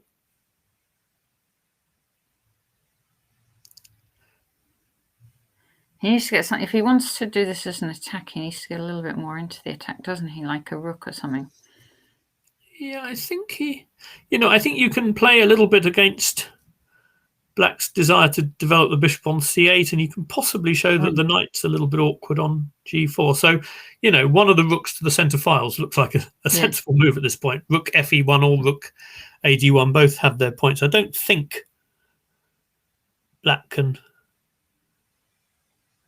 attack f2 with any great profit. Whether there's, you know, whether he's trying to be... He might also go h3 at some point and just... Well, I don't know. I sort of feel like the knight could be a bit of an issue, and black's quite likely to have to retreat voluntarily. And if so, you try and save a tempo by not going h3, I think. Yeah. So if the knight's not attacking f2 usefully, then what is it doing over there? Yeah. I get the... I would think white probably doesn't want to trade rooks, so maybe... Rook e1? Oh, no! If you do trade rooks, you'd end up with their d-file, wouldn't you? Well, the thing is, if the rooks, if she offers a trade, then at that moment you might try to, you end up with the d-file, and black's still some way to go to develop the bishop. Yeah. You know, if black can contest the d-file with both rooks, then it's much less interesting. But if it's only one rook, I think rook ad1's a candidate as well. Okay, so Danny certainly has a pleasant position, but as we know, Svetlana has a habit of making things pretty tough in unpleasant positions. Defender. Yeah. Okay, let's... Should we see Theo? If we do our tour at that speed, we're going to... Okay, it looks like Theo may have a few problems. Oh. Oh dear, Theo has a lot of problems. Theo has had a very, very good finish. Oh, yes. Until today. He's been playing very well. Yeah, I mean, it's a bit of a coup for him beating Freddie, I think. Yes, I guess it was a big match for the juniors. It's presumed, do you know Freddie left in order to play the Terra final? I did not know. Yes. Yeah, okay. In which he's done very well so far. Okay. They had 6 rounds yesterday and he got 5.5. So. Okay, and is that why Olga left as well? That is why Olga left as well, and she was on I think she was on something like 3 out of 6, maybe 3.5 maybe. She was doing fine, I think. Excellent. But yeah, Theo was doing. Freddie was doing well. Yeah. So. Okay, fantastic. So black. Black seems to have an extra rook. Oh no, an extra exchange. Okay, sorry. But well, if you're the exchange down, you probably don't want your queen on a1 with no moves. No, I think this is looking pretty grim. One. And I think. Well done to Joe. Joe is going to see this one through. Yes, indeed. Joe had a tough day yesterday. Yeah? Yesterday. Now, what's happened yesterday? He's been doing well this tournament, but I've forgotten now. Yesterday was who was yesterday? Well, he's been doing fine. I think at the beginning he may well have been one of the people who hoped for more, but yeah. Okay, so that one looks a bit tough for Theo, and looks like Peter Finn is on the way. This one was a Steve Wilson. It was like a double or triple up float to checkmate a lot. Peter Finn. So Peter Finn is one of the people, when you were discussing people who are clearly underrated earlier. Yeah. Peter Finn is clearly a very strong candidate for that description. So it looks like Black has an extra pawn, and that looks like a good. Well, okay, the engine didn't like it. That looked like a logical move to me, because that knight on a3 looks fairly sad as well. This is feeling pretty grim for White, and the other game against is. Well, it looks like quite an interesting battle because you have kind of some. I don't know if White is attacking on the king side or just kind of gaining space there. But Black certainly has some things to boast about on the queen side, but there's some. What was this? Some kind of French defense, maybe? I guess so. Did you want to go through it, or shall we just see? No, you can just briefly. Why not? And exactly. If you just scroll down very, very slightly, because sorry, am I? Yeah, that's it. Okay. Yeah. Oh, sorry, we scrolled up again. And bishop A. Those b6s. And I tend to like it when White goes bishop b5 check to try and make the bishop go to d7, and then play the bishop back so it can't go to a6. But there are obviously plenty of ways of doing it. Queen g4 is another way of doing it, I guess, but. Bishop b5 after bishop a6 is yet another way of doing it, I suppose. But it's interesting whether that b pawn is going to survive to tell the tale. Oh, it's not survived now, but it's got something for itself. Okay. Yeah, okay, so that sort of sets the scene of where we're at now. White has bishop against a knight. Black has some nice white squares, particularly on c4, and chances to play on the c file. And White has, I actually think White's done okay in terms of generating something on the king side in the position we were at. So come back to here, you see that. But on the other hand, if you're attacking, you want to play g5 at some point, and if you do, then you cede the f5 square. So there's always sort of positional versus attacking dilemmas going on in these things, which is okay. It's an interesting position. Keep an eye. I prefer Black because I believe what's going on the c file has more sort of intent than what's going on the king side. But we'll keep an eye. Did you want to look at any of the other tournaments, or should we go back to the tops again and see? Back to the top, yeah. Oh dear, Andrew Ledger is apparently in serious trouble. So how did it go? So we got to this position. Was it knight h4? Yeah, let's go back to where we were. He was having Hamish was having this very long think, which and he played the move knight h4, which we said was going to be very problematic for Black. And okay, I was trying to work out kind of. So the problem was if the bishop moved, then we had a tactic on d5, winning a pawn. Yeah. And if Black flicked in d takes c4, White could flick in knight takes f5, which is the more effective of the two flick-ins. And I wondered if, I said maybe doing that and taking back on f5 was the least bad option. But actually, compared with positions where that structure kind of works for Black, Black's got a pawn on h6 as well, which makes it very difficult to castle and then play g6 to defend the pawn on f5. So actually, that could be a bit of a horror show as well, which may well be why Andrew went for bishop e4, trying to sort of stem the flow of all of that. But I don't think it doesn't feel like it's going to end well. So takes anyway. Yes. I guess takes back with the e pawn. He takes different. Well, I was actually assuming that he wanted to take on g2 here. Okay. Because after takes with the e pawn, takes on g2. So can you then can we then flick in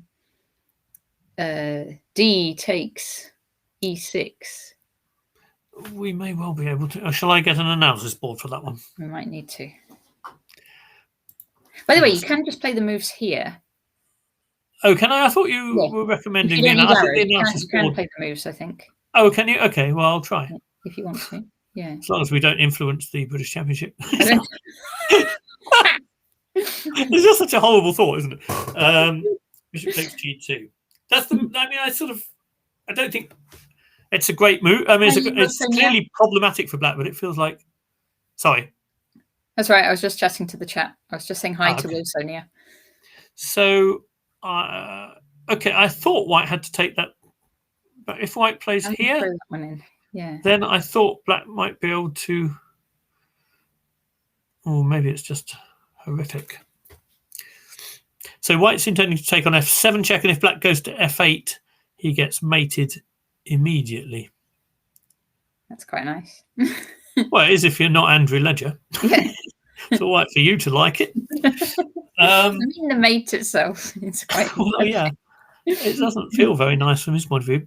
So let's just see. Bishop takes F1. Yeah. E takes F7 check. King D8 for King D8. That's not the reasons we just discussed, and then the engine says white's winning, which may well be true, but you need to actually work out how. Well, yeah. I mean, it's not sort of, some things you can get wrong. You can't really get this wrong, I guess. At this very moment, white is a rook and a piece behind, right?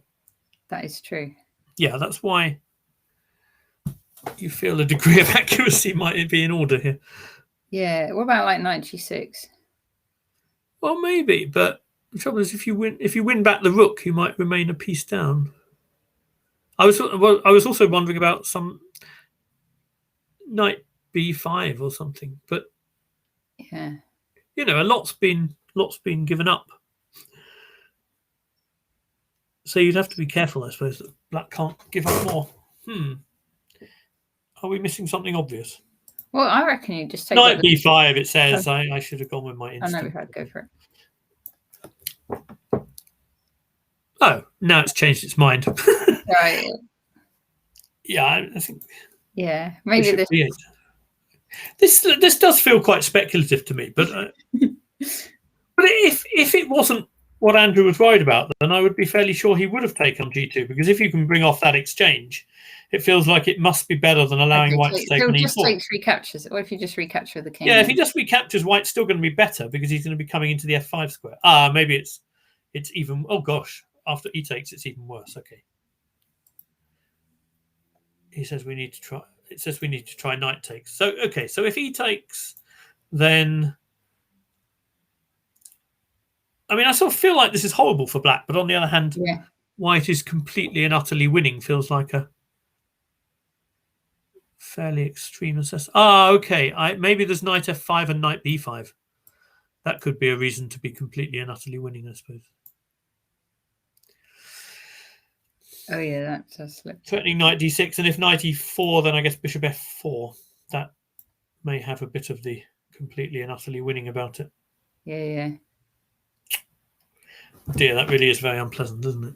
It does look unpleasant, I agree. So I suppose Andrew's reasoning in not taking on G2 is that although it's unpleasant to give the bishop pair in addition to everything else, at least there's no knight B5 at the end of the story.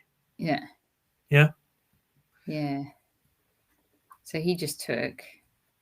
So what did actually... Yeah. But if he takes with the bishop, there's still maybe a knight takes E5. Or now black plays knight, has to play knight takes to be consistent with the idea of not leaving white with that knight. Okay, and I guess white takes and goes knight F5, and it's still all very horrible. Yeah? I mean, takes and knight F5. Yep. Yeah, this is a bit tough. Is this where they are now? Well, I don't. Yeah, I think white played knight F5 and bishop F8, and this is. Oh, he's gone bishop B4 as well. Okay. Oh. Wow. Dear, this is a very tough. Gosh, and if the bishops come off, then knight D6 is a huge threat. Yeah. Yes, as Wilsonia says, this looks troublesome. That's the greatest understatement since you said Danny could be a bit hard on himself. Yes, it's very troublesome. I'm trying to find any move which sort of staves off immediate disaster. So, I mean, if we...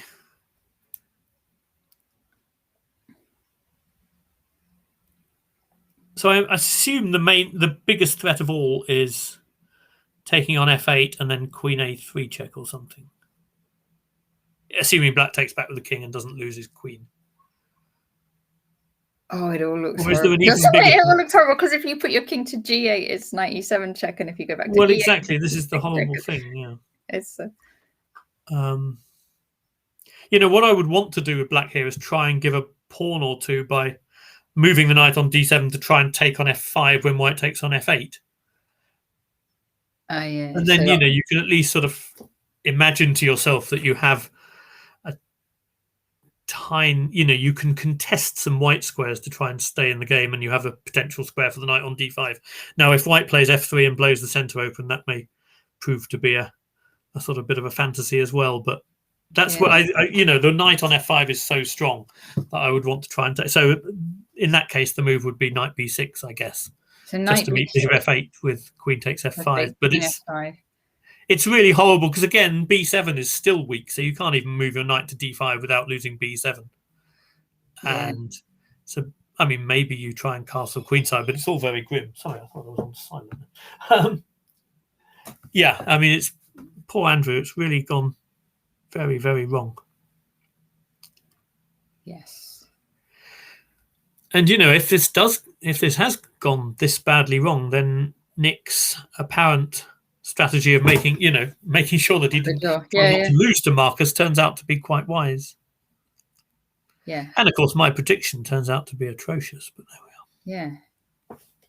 Yeah. Okay. So now board one was looking. How was board one looking? It was just looking quite level, right? It's looking pretty level. G4.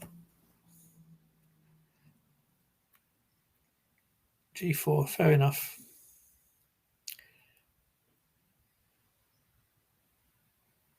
So, what's Marcus's?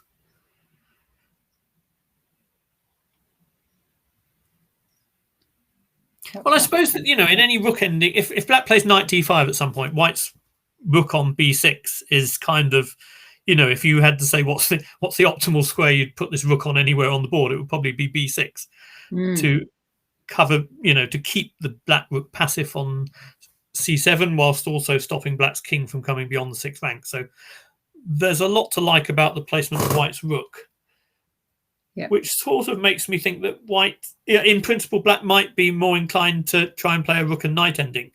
But of course, if the knight leaves f6, then I suppose the e4 square is a nice place for the white knight. Yeah.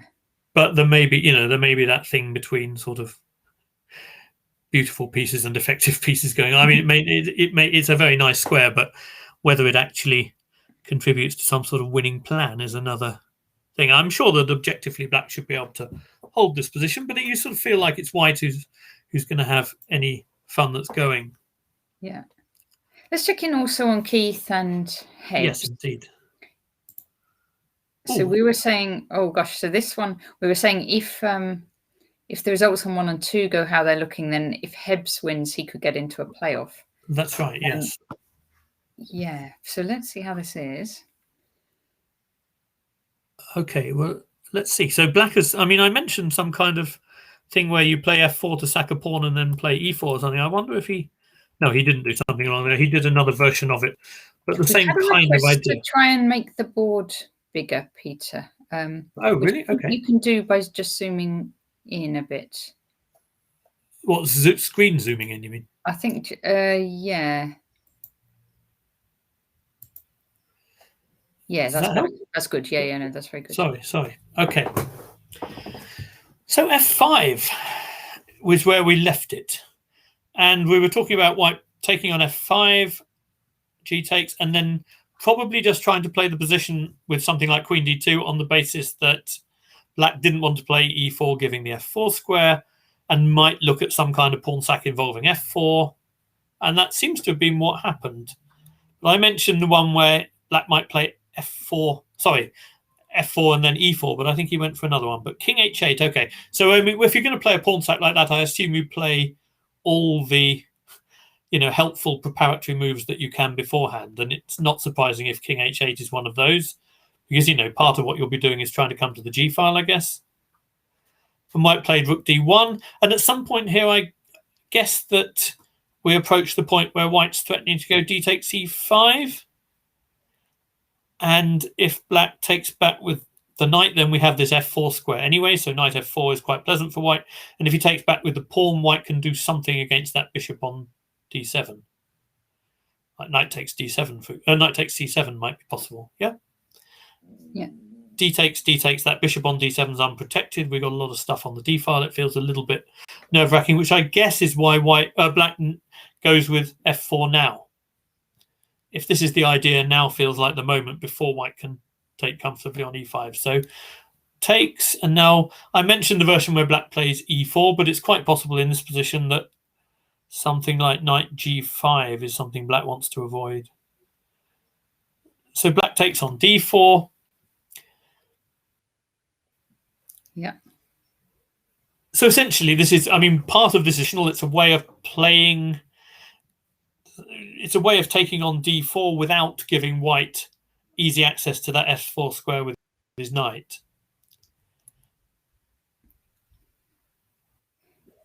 But there's still that knight on d5 still feels like quite a strong piece. It's difficult for black to, you might like to play queen moves to the king side, but you always have to reckon with c7 beyond on pres. And what about like queen h4? So you give yes, c7 and then take on and h3. Then on h3. Well, yeah, that would be. That is a thought. I tend to find with those kind of things that they're things I would worry about as white more than they objectively justify. But this one, yeah, that's certainly an idea. What do you think, white? I suppose white could always just come back. Like just knight back to f3. You have to move the queen. No, sure, they can kick off with that, but you can play queen h5 and you're still hitting h3. Yeah. No, I think if knight f3 sort of forced you to retreat, that would clearly be the way, but you can go to h5. It's not obvious to me why that gives you much less. Why the queen's any worse on h5, really. And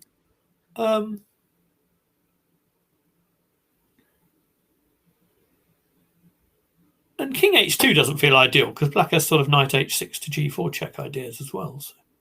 No, queen h4. It may be that white simply does take on c7 and plays knight e6 and can meet, say, queen. I don't know. It feels a little bit shaky on the king side. Do you want to actually? Shall we see? Okay.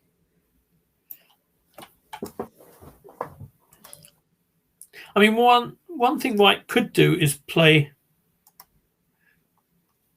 f5 to simply block that threat off for the moment.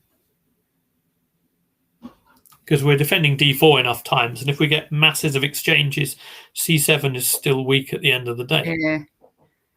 But, that may be one way to handle it. My feeling is white ought to have some way of doing it here, but that does look like quite a good sort of. Yeah, because I'm sure Hebs will have considered the black bishop on d7. I was just looking at it, and like all those squares on that diagonal, like the knights are covering like e6 and f5. That knight on d4. Did you have a chat with it, Jonathan Rowson style? I was trying to chat with it, and it was just like wanting to take that pawn on h3, and that was. I imagine it probably does. Yes. Yep, that seems like a very reasonable. What did he actually play? Knight e7. Okay, so he's taking that knight on d5 very seriously. Yeah. to my phone. 1 second, sorry.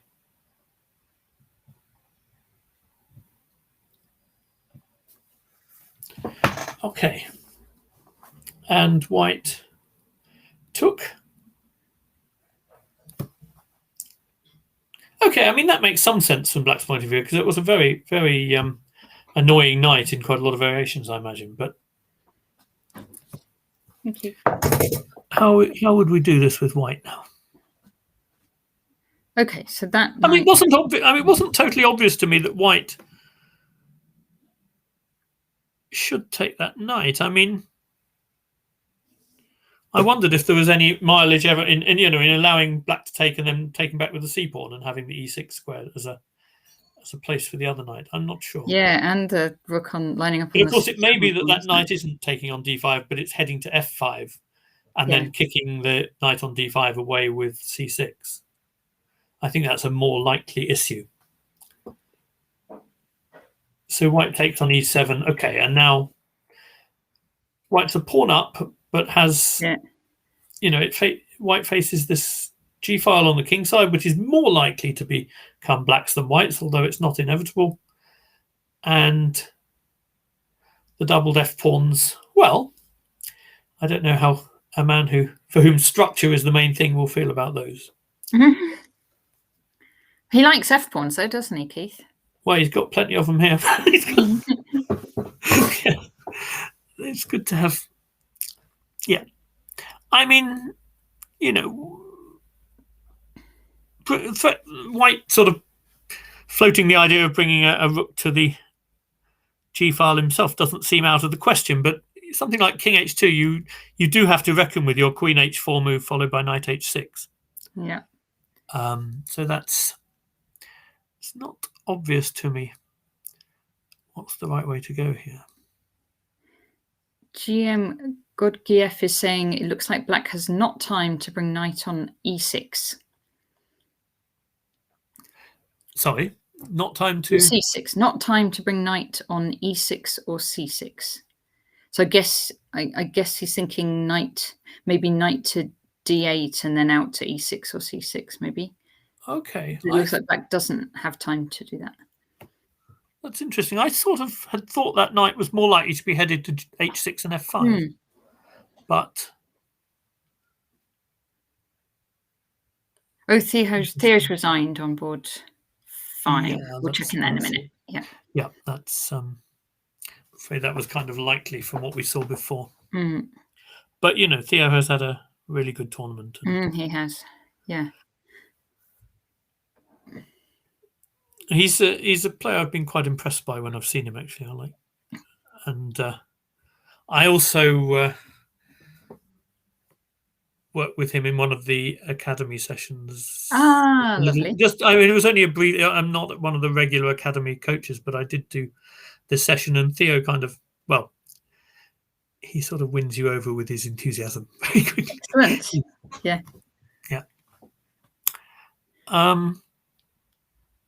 Yeah. Okay. So, wait a minute. Keith has made a move. I apologise. He's played knight back to f3. That wasn't okay. That's sort of very direct in that you can see how that might, that probably threatens perhaps some c5 move, or also probably got trading bishops on d4 in mind. I think that's what Keith wants to do, to swap those dark square bishops off. Probably, although if black can play rook g8 to sort of take back on g7 with a rook and bring the other rook quickly to the g file, there's some, there might be a slight downside to that as well. It also means that black has more option to bring the knight to h6 and f5 perhaps as well. Okay, knight f3 might be fine, but it's not obvious to me. Does that also kind of give black the option of playing bishop c6 as well in some positions? Oh, yeah. I don't know. It's quite hard to judge this position because the pawn sack is really interesting. Okay, he's done exactly. He did want bishop c6, c6, yeah. So that makes sense. Although I'm quite interested, he made. I think, although we fell a move behind, he must have made that decision fairly quickly, and it seems to me like there were I think, okay, bishop d4. So that's... Yeah. And now, so rook g8 feels like the desirable way to deal with that trade. But I guess we have some... Oh, yeah, we could see Hebs doubling up, couldn't we? Is White trying to show that the queen is... I suppose the queen may drop back to f8 in that kind of scenario. If White plays rook e1 next move, rook g8 might be helpful to give the queen a square on f8 as well. Yes. So I'm sort of expecting rook g8 to happen here. Okay, I mean it's a rich position. I suspect White is sort of theoretically a bit better, but there's I've got the camera saying that there's a close up on Keith's t-shirt on the camera at the moment, so we'll just have to see that just for a second. Here we go. Oh, this is Keith? Is that Keith? I'm not sure that's Keith. Just make this full screen a minute. Let's have a look. There we go. Yeah. I have noticed there's been a lot more walking around by the players today. So I guess because everyone is looking at the different positions and adding up their own scores and seeing how the other games are going. And it might be that. It might just be nerves, actually. I'm sure that you walk around more when you're nervous. Yeah. And last rounds tend to make people a bit nervous. I'm not so sure. I mean, yes, people keep an eye on the other. But again, I think if you over keep an eye on the other boards, you start thinking result rather than moves, and it can be dangerous. So can throw you off your own game. Yeah. That doesn't necessarily mean, just because it can be dangerous doesn't necessarily mean people don't do it. But I think a lot of it is nerves. Certainly for me, when I walk around loads, a lot of it is nerves. Okay, so this is very interesting. He's playing this in a very... Danny's having a good look at Keith and Heb's game. Oh, yes. Yeah. So sometimes you walk around when you think you've got a winning position, don't you? I'm just wondering, Danny's body language is quite confident there. Anyway, I'll get you back to the chess. Here we go. Yeah, he's taken on f3. I wasn't expecting that. Well, it feels like very much a declaration that he's playing this quite positionally rather than trying to give mate in a way. If one move can tell you much about a player's intentions, I think you can imagine scenarios where Black exchanges the right minor pieces, so exchanges dark square bishops, exchanges that knight, and that in a way makes that front f pawn harder to defend. And if you get some position where maybe the f pawn drops, then the knight operating on dark squares could end up being simply a good piece against that bishop on g2, and it could have very strong square on e5, something like that.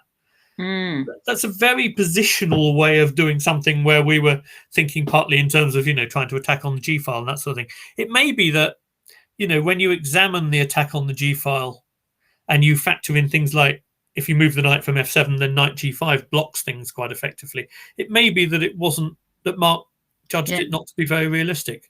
I suppose also if the dark squares bishops are coming off, then you don't mind swapping off the other bishop for knight.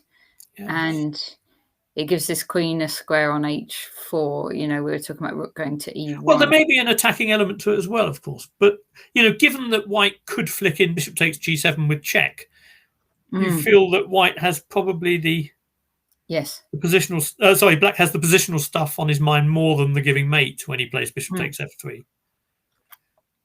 It's very interesting. So actually, so White could... do bishop g7 and queen d4, couldn't he? In between. Do you mean queen c3, or you could do queen c3 and take back on f3 with the queen. But I'm not sure I can see any particular reason to do that. And also, if Black's playing in the sort of trading pieces and trying to show f4 is weak sort of way, he might meet queen c3 with queen f6, and then maybe I don't know whether. Yeah, well, that's the thing, right? So then the queens had come off. I mean, I think this felt like a very big... And the only thing that surprises me here, really, is that it feels like Mark's making very big decisions rather quickly. But that is, I've had that experience playing Mark as well, that sometimes, I'll be thinking for a long time about some fine points, and then he'll make a big decision very fast because he just is quite practical in that way. Yeah. And, I will have probably at the end, I'll have seen more about the position, but thanks, if you run into time trouble or something, it doesn't necessarily matter that you've seen more about the position. Thanks. See you. Thanks. And well played. Say well played to Theo for us. No, indeed. Yeah, absolutely. Well, Should we see Danny? How Danny and Svetlana? Yes, let's see how Danny and Svetlana are doing.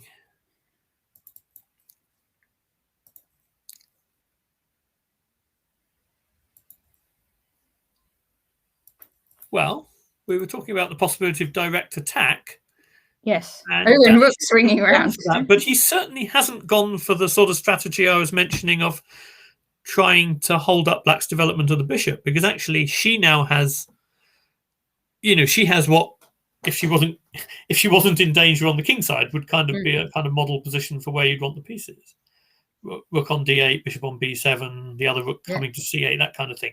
So Danny's been very committal. He kind of needs to prove something. Let's see how they. What's he going to do? Like queen h3 and just really go for it on the h file? Do you think? Yeah, I mean, it may well be that if something like that works, then of course he may be right to do this very committal way of doing it. But so this is the position we had, isn't it? And we said White might be deciding between rook e1 and rook ad1, something like that. And he went for rook e1, rook fe1. Yeah. And Black played b6, as you would expect, because that bishop needs. Yep. And then rook e4. So this is already, it's already very clear that White isn't trying one of the things where you see, I had wondered about rook ad1 and kind of trying to see whether you could show that it was difficult to get b6 and bishop b7 in time. But maybe the knight was always able to come back to f6 and defend d7 anyway. So maybe he thought this was the moment to switch to a kingside attack. I assume rook f4 wasn't worth considering here, just to send the knight somewhere else. Oh, that's interesting. Rook f4. So where would you go? Knight? Probably you go to. I guess you might go to d7, which is sort of the square you want to go to if you're not getting mated. And then, it probably just means that after rook h4, there's going to be some additional queen f6 resources or something. So probably going there immediately makes more sense. But it is very all in, isn't it? Yeah. There's not a huge amount of plan B about this for White.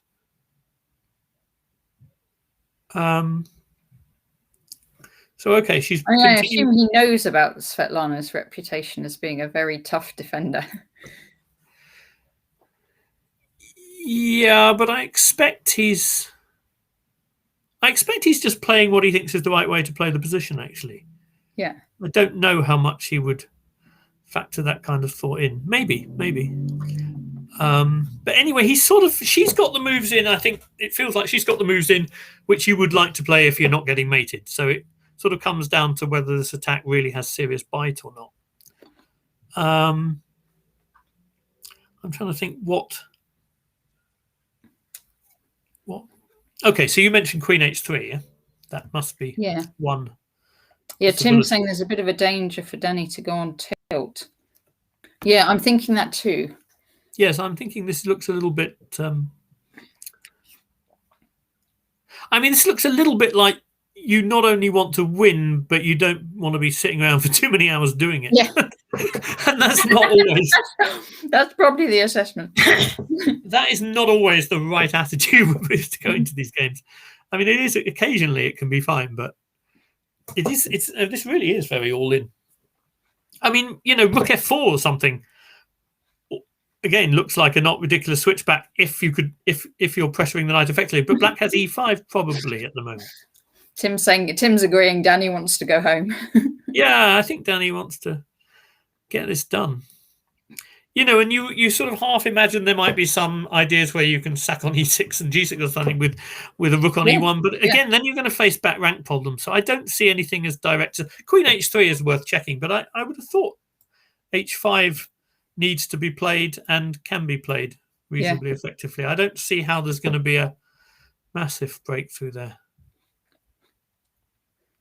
I'm thinking Danny doesn't expect that he could lose this game. I know I sometimes get to that, and I'm playing someone I'm higher rated than in the last round, and if the previous round hasn't gone well, and you kind of think, well, I'll just do something and I'll just win, and then it doesn't always work though. Yeah, I sort of gave up thinking like that ages ago. I just sort of never assume I'm going to just win without some fight these days, at least. Mm. I mean, I don't know. One of the things I've noticed, or even after lockdown, just coming back to playing competitive chess after a break, is that there are so many players with low ratings who are actually quite strong. Oh yeah, definitely. And it's made it very difficult. I think there may be. I almost wonder, it sort of somehow feels like there's almost a cutoff between a certain group of players' ratings and the players at the top. And you almost feel like sometimes the players at the top are benefiting by not having to play these underrated players so often. I expect so, yeah. I think it's making life quite tough. And I mean, I know Keith has talked about this sort of phenomenon, how tough the sort of players with 21, 2200 are these days. Mm. And yeah, I'm certainly noticing it. And of course, it's always difficult to judge because you know that part of it is that you weren't quite as sharp as you were 10 years ago or something. I know. But then you look at the games more deeply and you think it's not all that. These people are actually playing pretty well as well. Yeah. It's a disturbing thought. Let's not go there too strongly. No, I don't want to dwell on that one too long. Okay, so I'm expecting. Oh, it's Danny's moved. I'm expecting rook e1, but who knows? Yeah. Rook h6. Okay. So he's is a move I should have considered. He's allowing h5. Huh? Yeah, very simply. Yeah. So we figured out that queen h3, h5 is a problem. So he's trying to do it without that. So yes, of course, I should have. Can you scroll down just a fraction, Peter? Sorry? Can you scroll down? Yes, I will scroll up just a fraction. Excuse me. That's it.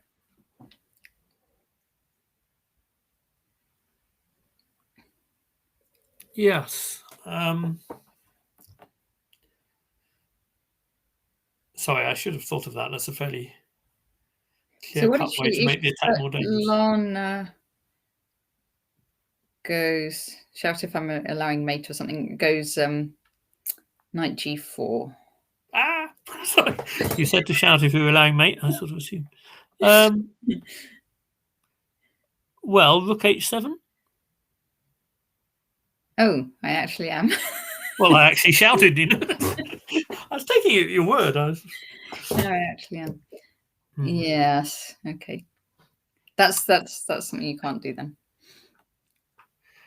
Well, I think there are a few things she can't do. Another thing she probably doesn't want to do is queen f8, hitting the rook in return for leaving the knight on. So it gives the knight on priest. Yeah. Well, white's hitting. Sort of feel like that won't work. The idea was to meet queen h3 with just queen g7.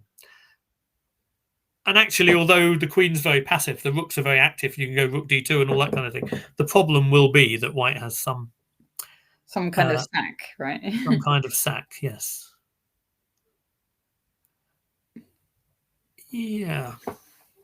So what's the best way to deal with this? Yeah.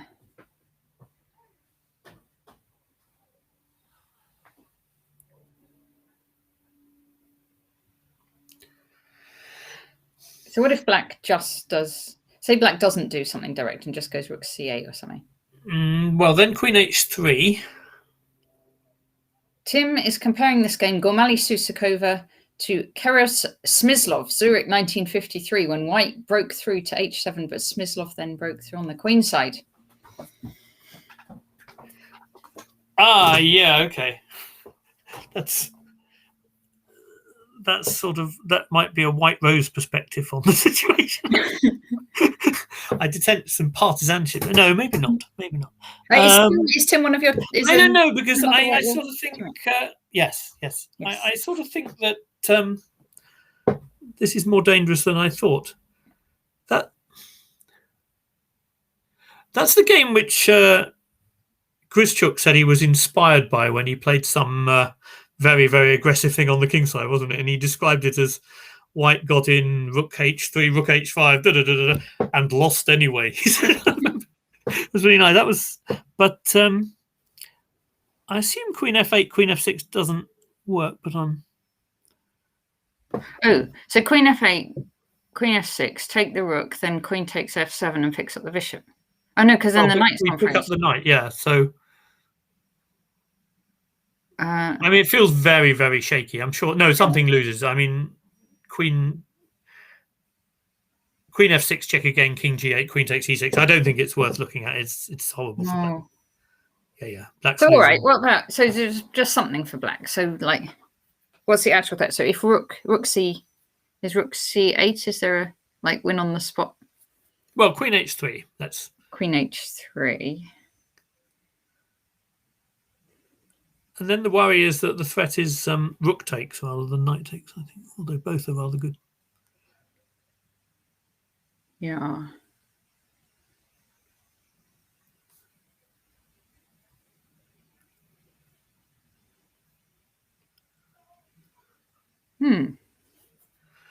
So okay, so if let's just try so rook c8, queen h3, rook c5. Let's try that. Oh no, it's mate on h6 and h8 and h6. We can't give h7 and take the knight because rook h8 check, king g7, queen h6 is mate. So this feels suddenly quite scary.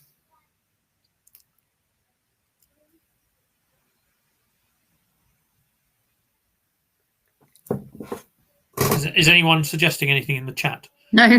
They're just suggesting it. They're just suggesting Keres Smyslov, which is nice. Exactly. The Keres Smyslov is definitely a description of this when it goes well from black's point of view, I think.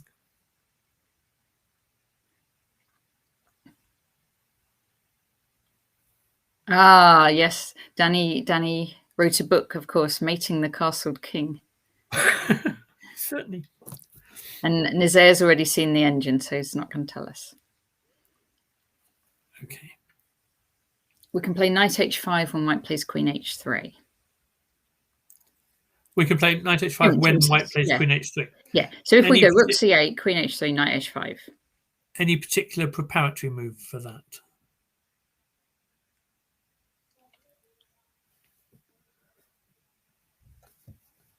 Like, do we want rook c8 first, or what's the? I don't know. I like it, but okay. Well, in deference to you, Natasha, so here. Oh wow. Okay. It's this sort of thing you sort of look and assume it's going to be dangerous, but maybe it's not terribly. So rook takes.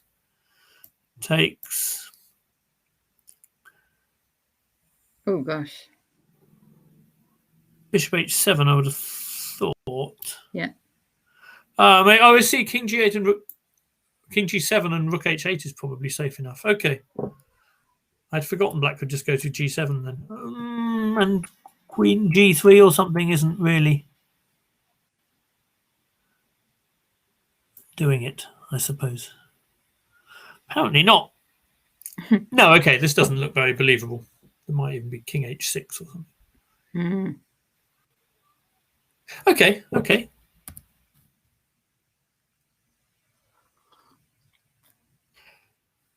I guess the question is she going to find that idea? It wasn't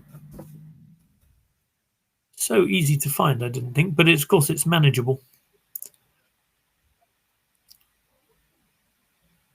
Is that the only thing she can do? It probably is. Yeah. Yeah. Tim's thinking it might not be obvious for Svetlana. I don't think it's obvious. Yeah. I'm intrigued by the fact that the engine gives rook takes rook c4 is also a good move. Rook takes h7 and then what's the idea here? Is it still knight h5? Oh, it probably is. Yeah, it's still knight h5. The knight h5 idea seems to be absolutely key. Yeah. But I do think once you get to a position like this and it's really dangerous, then you do have, then she's got a good chance of finding it because it's the only thing that'll work, if you see what I mean. The old process of elimination, maybe. Exactly. Yeah. Yes. No, that may be true, yes.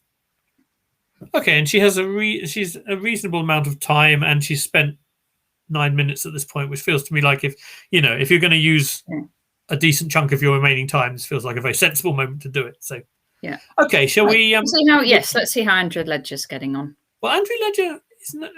Let's see, it's whether he's survived the initial horrors. I think he may have done what I suggested, actually. Oh, we've got this bishop in on G7. Yes, let's see. Whether or not that's a good idea, I think he may have done what I suggested. Andrew Ledger in trouble, says Pass Pawn.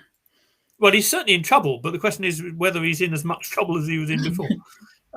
Because we left it, he was in dire trouble a moment ago, yeah. Okay, so I said I thought the only way I could imagine getting a position I could bear to play would be to take the knight on f5, which is what he's done. Yes. Oh, okay, and that's quite, yeah, I kind of forgot that he could go there, because I guess if white takes on h6, black plays rook h8, and there may even be a spot of real counterplay on the king side. But rook c5 is not very desirable from black's point of view. It makes a lot of sense. He's trying to get a check on e5, I suppose. Yeah. Check on e5. King d7. Okay. So it's very interesting that the engine appears to dislike king d7. It's hard to imagine considering any other move, really. But so what's white's plan for his bishop? I suppose. I mean, you could take on h6, because if the queen takes, you can take on. That's probably white's plan for the bishop. Okay. That's good. I thought for a moment he'd failed to talk to it before entering this position, but you're right, he could do that.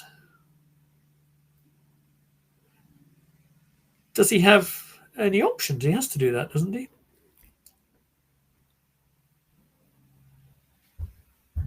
Yeah, maybe. Yeah. So if he does it, then the worry is that the h file becomes weak. So like bishop h6, rook h8. But then I suppose this king in the centres does look a bit worrying. Yeah, I was trying to work out if white could sort of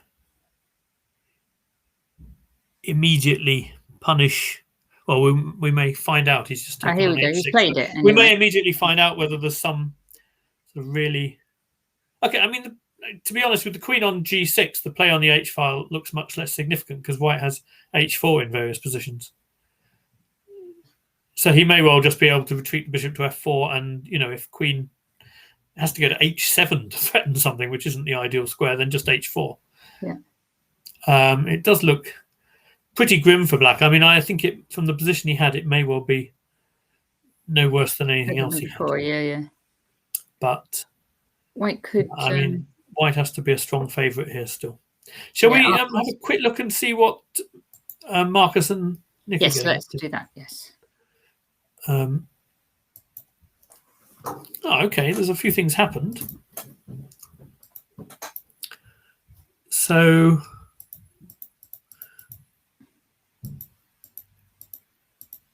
Yeah, we left it here after white's. Yeah, can you scroll? That's it. Yeah, cool. Yeah, I'm just bringing it down. Sorry. Yeah, we left it here after g4, and okay, I was talking in general terms really about how I thought a rook ending would be slightly unpleasant for black because the rook is so passive on c7. But and the fact that if the knight gets driven away and it doesn't go to d5, then white's knight can sit happily on e4. But I wasn't sure any of that amounted to anything more than great optics. But Nick obviously decided that g5 was worth preventing drastically. So, sorry, it's not allowing me to do it by mouse. I'm going to have to lose that for a moment. If you click the down arrow by where the chat is on chess24, you can get all those moves just down. Not there. Sorry, the down arrow where the chat is. Can you see the chat on chess24 just on your page? page? Yeah, I think so. And you see the arrow where the moves are. Just under the UK flag. Yeah, that's what I was doing. But it was off screen, and I've made it so big that it's off screen. Do you know what I mean? The arrow just by the flag and the camera. And you can just get the moves, all the moves.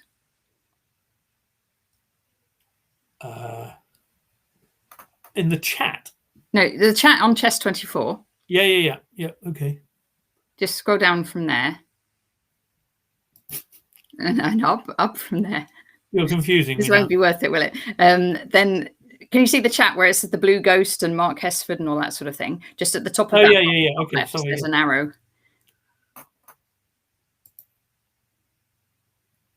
Top left of that box. Left. Top left. Go left. Oh, there. Yeah. Oh, those moves. Okay. Fair enough. Okay. And then you can, because then you can just click your cursor left and right and get more moves. Okay. Well, I was doing that. I was managing to click it left and right before that, but it just suddenly stopped. Okay. So, anyway, Black decided that G5 needed to be stopped and play, or maybe he, was happy to control the F4 square anyway.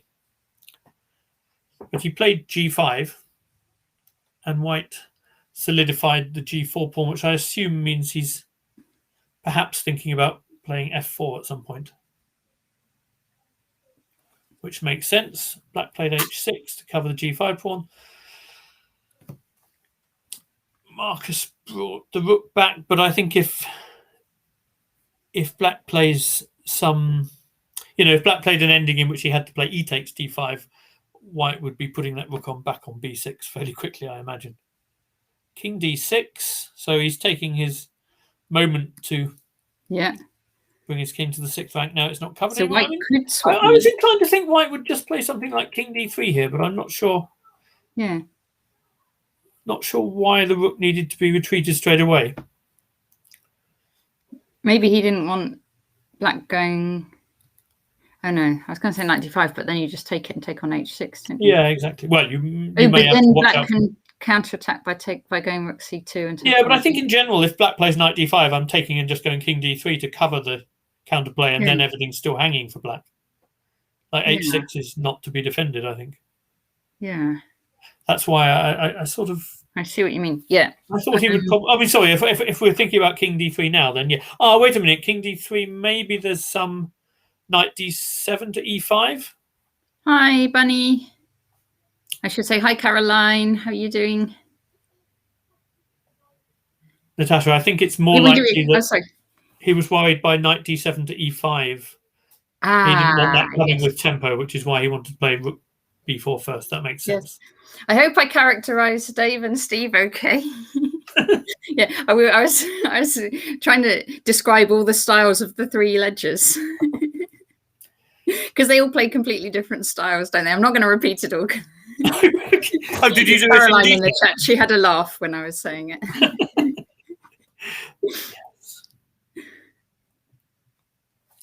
I'm quite intrigued what you said about them now, but I'll pass. You'll have to watch it back. King D. Yes, I will. King D6. Rook D4 check. And knight D5. I mean, the engine isn't very impressed with that there's a huge amount to play for here. I don't think it's sort of staying determinedly 0.00 after every move. But F4 makes sense. And I think F4 probably.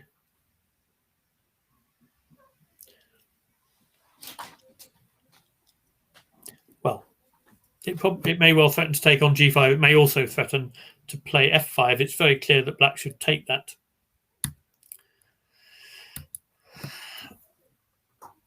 And that's where we are. Okay. So it looks more likely to me than it did before that we're going to end up with a rook ending rather than a. How does this go exactly now? Because do we? Well, I was going to say I assume White moves his king somewhere, but so it seems he wants to play King F3. So I guess he's looking to take on D5 and then take on F4 with the king. So what if Black just takes on C? Oh no, you can't. It's pinned. Yeah. And I think the other thing is that Black can't play. Well, if Black plays King E5, White has Rook E4 check, and I don't think that particularly helps Black. I don't think that particularly helps Black. But Andy's solid, Dave's a hacker, and Steve's in the middle. Yeah, I was going on about Steve's Dutch defense and Dave's Alakines, and Andy solid. Yeah, for sure. That's a simpler summary of what you thought. Yeah.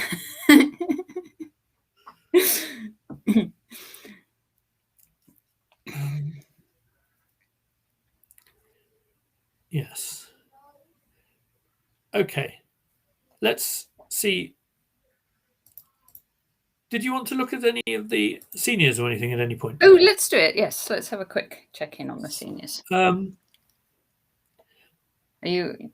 So, do you want to share screen on that share one? mine? Yeah. Why not? Okay, so let me do that. Tab seniors. There we go. Can you see that? Yes. Okay. Oh yeah, it's me driving now. That's. Remember what I'm doing here. Okay, so we've got Phil Crocker against Paul Dargan. So these two are actually both regulars in this channel's chat. So Phil Crocker, you might know as Schadenfreude, and Paul Dargan is B22C3 Sicilian, which gives away something about his opening repertoire. Tells you quite a lot, doesn't it? Really. But here we've got it the colours, so that Phil's white and Paul's black. I won't go through a lot of moves because we've got a lot of games. So where is this in terms of the tournament situation? Because Mike Waddington is leading, isn't he? But yeah, I've just picked it. I think they're in random order on. Well, I wondered if this might be. So, yeah, I'm not sure. This one I think is mid-table. It's okay. This is the over 50s, and is board. Let me just see, round 7. So this is the final round, of course, of the over 50s. Yes, in the lead. 2 players in the lead jointly, but not playing each other, are Ian Robson and Mike Waddingham, both on 5 points. Oh, right, okay. Yeah, and so it's a bit like in the British, where you got to keep watching boards 1 and 2 at the same time. So Mike Waddington is black against Jeremy Fraser Mitchell, and Ian Robson's white against Tim Kett. Then we've got Hassan Erdogan and Don Mason both on 4 playing, and Phil Crocker and Paul Dargan, the one we're looking at now, are on 3.5. Okay. Okay. So it's white's move here, and it looks pretty dangerous to me. Yes. Not so much because the bishop on h7, so much as the fact that f8 is unguarded leads me to slightly fear for the safety of black's king. But I'm just trying to see any sacrifices or whatever to just. Well, yes, you'd think. Yeah, knight h6 or something. Well, knight h6 is the one you'd look at first, I guess. So knight h6, and if black takes, then rook f8 and rook g8 check. Isn't that pretty much? Because you've got the other rook can come to f1 as well. That looks like it must be fairly disastrous. That looks nice. So I think black can't take on h6, so it must be that knight h6 is a pretty unpleasant development from black's point of view. So looking good for Phil. I'll just. Do you want to go to those 3 games that are? Yeah. So Mike Waddington. This is the next one. So this is board 1, the game here. And so black is the player that's in joint. Yes, that's Mike Waddingham. Who's Waddington. Okay, and it's white's move or black's move? It's black's move. Okay, white's, I guess, threatening rook f7. At least that's something you wouldn't want to allow to happen if you had the choice. Okay, Wilson is saying Tim Kett won the Fareham tournament with 5.5 out of 6 recently. So that's when we come to board 2, he's one of the players. Yes. Well, Tim Kett I know very well, obviously, because he was heavily involved in our book, and I've known him for many years. Okay. And this, I don't know. I guess how does black play this? Black wants to. So you can't really hit the queen with b6 because b7 and e4 are both hanging, and you might look at a4 as a move just to try and deflect the queen, I suppose. Yeah. I thought, I don't know, black's position. My first reaction to black's position is it feels a little loose. He's got more space, hasn't he? Space, but not stacks of pieces, not stacks of pawns actually to defend. And a move knight f6 doesn't seem to hold things together, I don't think, because white could play knight d5, exchanging that knight, and then the whole thing feels loose all over again, I think. Yeah. So if black takes on e3, perhaps. But after bishop takes, he's still faced with the same set of issues. It may be that it's not so serious because, if white gets to take on e4 when it's not check, of course, the knight on h3 is then hanging. So, the bishop on g2 has that role to fulfill, and the knight on h3 is, well, I don't know. It remains to be seen. It could be not a great piece, although if the e pawn's weak enough and it can support the attack on it from f2, then that's one thing. But okay, I mean, it feels to me like black needs to be a little bit careful the next few moves at least. Okay, so that's Mike Waddingham, and then the other one at the top of the tournament was Ian. Let me see if I can find it. Do I find it? It's possible. Let me just check on chess results whether it's over. No result in there yet. So it's Ian Robson against Tim Catt. We should be able to see. Yeah, you'd hope. You would hope. Shout if you see it. Yeah, I will. Oh, there it is. Look. Oh, yes, there it is. Okay. There we go. Oh, this is an exciting one. Both sides have gone queen side. Well, I think it must be a Scotch. I don't think you can get this structure from anything other than the Scotch. Okay. Yes, it says at the top Scotch game. Ah, I wasn't looking at that, Natasha. No, you did it. I needed to look, but you dream of cheating like that. Yes. It looks a bit awkward for black because. Oh, Dave just said. We're talking about the ledgers. Dave just said Steve is even more boring than Andy, but weaker. That's brotherly love for you. So that's ledger brotherly love in action. Great. Yeah. Excellent. I think you've started something there, Natasha, by discussing the relative styles. Like you used to have to say which is your favourite Spice Girl. Right. It's an oft-made comparison. I think Tim looks like he's in a little bit of trouble here, but I'm just trying to see if there's some. I mean, usually the problem in the Scotch is that, what white's aiming for in this kind of variation, the knight f6 lines, is that is for black's minor pieces to get a bit shaky. So the knight on b6 sometimes can be a problem, and the bishop on a6, if it's there, can be a problem. But now he has his third minor piece is now actually in more trouble. The bishop on g2, having taken a pawn, might actually be able to escape to a better diagonal. But the one on a5, I'm not quite sure how he's going to solve this short-term issue.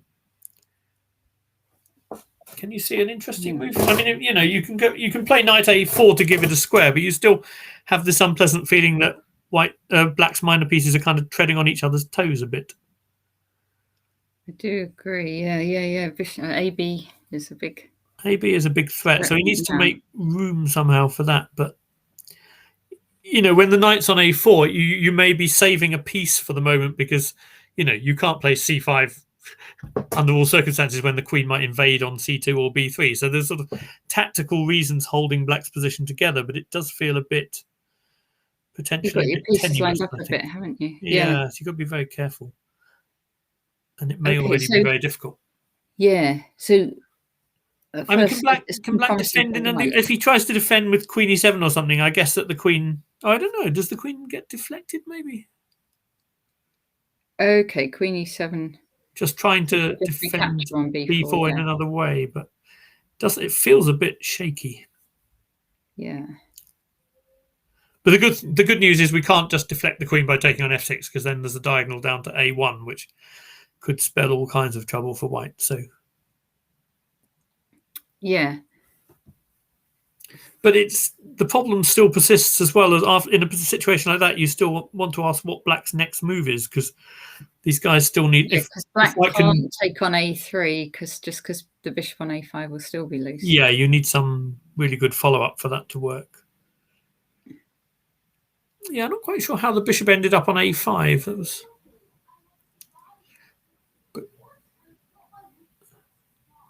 I mean, Tim's very principled. He sort of plays quite. He's played knight a4. That's probably the best of the. Yeah. That's probably the best option available. Tim plays very, very exciting and principled stuff. There's lots of king's gambits lately and all this kind of thing. Ooh. And you sometimes feel that, that's one of your things, isn't it? You sometimes feel that if he was very results focused, he could play things a little safer, particularly under some circumstances. But he clearly enjoys playing aggressive, principled stuff, and his games are consequently very, very entertaining a lot of the time. Yeah. Okay, so white's going to take on b4, and then I'm not sure exactly how to follow that up, but both of black's minor pieces on the queen side feel vulnerable to attack to me. Okay, so it's looking it's looking dangerous. I mean, it's the sort of thing where, if white gets it wrong, you could imagine it suddenly all falling apart for him. But I think if white plays accurately, black's minor pieces are a bigger problem than white's king, put it that way. Yeah. Okay, and let's see who's at the top of the over 65s. So in that one, actually, Roger de Coverley is already he's a point clear, I believe, isn't he? Yeah, at the top. Yeah, he's done incredibly well. Playing Phil Simpson. We'll look at boards 1 and 2. So there's Roger de Coverley against Phil Simpson, and there's Dave Bray against Ivan Mile.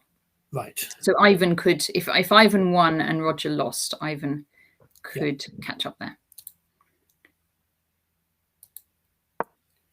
Right. That is. Now what have I done? I was going to say that's a coincidence. They've got the same position. It's this one is the back one. Okay, so Ivan Miles. So this is the board 2, and I can just see Roger de Coverley there. Here's the board 1. So Roger basically needs to draw this game to become the British over 65 champion. Oh gosh. Oh, I have to say, it looks like a position. Bit of an exciting game. It's actually not the position I would want to have if I needed to draw. I don't think. I think white's just winning, isn't he? Because the rook can't take on e7 because there's. Oh, wait a minute. There's not quite mate on f8, but something close to it. Yeah, the crowd likes. Mr. Grant Gregory says Phil Simpson has this. I think. Yeah, I think he probably does because there's a threat of rook g4 as well, which is a very powerful way of, apart from the fact that the queen is back, isn't it, for white here? Yeah, I'm not sure I can see any ideas for black at all in this position. It looks hopeless. Yeah. There's rook h4, there's rook takes f7 to worry about. There's just about everything. Oh, I tell you what, it's even white's move. It's white's move. It's white's move. Oh gosh, okay. That's, okay, so fine. Closes the discussion, I think. Sorry, I thought it was. Yeah, if it's white's move, then there's obviously a case for taking his queen. Just take the queen. Yeah. Okay. So, all right. So let's assume Philip Simpson does manage to win this game. Then a tie can be forced if. So Phil Simpson's actually a couple of points lower, so it doesn't help him. But Ivan. It helps Ivan Mile, yeah. It does. And so let's. So do they have tie breaks even in the over 65? I'm actually thinking that they don't, but I think probably not. Yeah, don't know for sure. Yeah. Okay, so here we go. So Ivan Mile is playing black here, so he would need to win to level the scores. Okay. Well,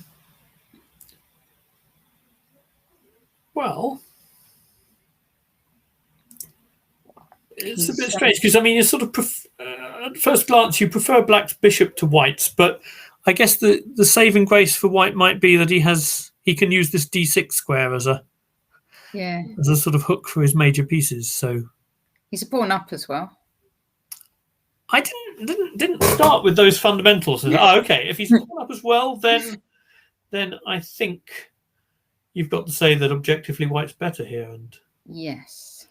Ordinarily black would be fighting for a draw, but of course, if he wants to take advantage of Roger's losing, he needs to fight for the win. But yes, not really sure how he should go about it. Yeah, I think we could safely say that it's unlikely that black can push this one for win. Sorry, I normally tell my children at school you can't start off by looking at various things, including counting the pieces, but I didn't take my own advice. Yeah, the fact that I thought white's structure looked, a little bit static, but the fact that the pawn is extra is quite encouraging.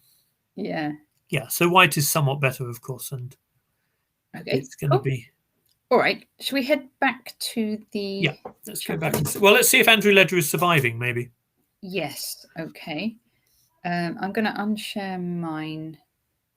I'm wondering if I might need a short break for the sake of my. Just 2 minutes. What I'm going to do is reshare the players, and we'll just do a very quick. Okay, we'll do a quick recap. A quick couple-minute break, comfort break, let's say. Steve, Twitch. Yes. Share. Let me just see how that looks. If I take off the moves for now and make that a small. There we go. Okay. We will. Okay, we're going to have a very quick break, and we will see you in a couple of minutes. We're still on air, Peter, so we'll just come back to here. Yeah, that's fine. Okay, thanks.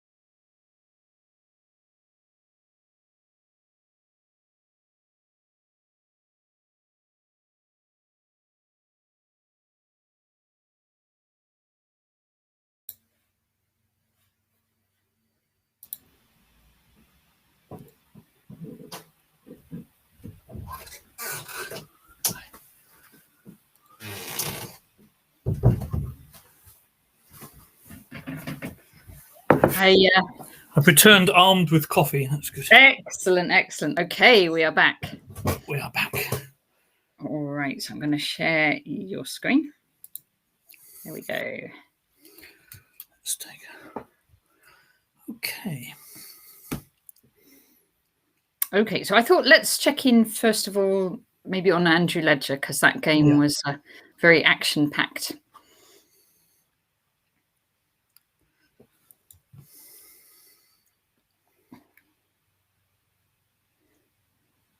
You're controlling the screen now, aren't you? No, you are. Oh, I am. Sorry. Hence the pause. I thought you were. Okay. Yes.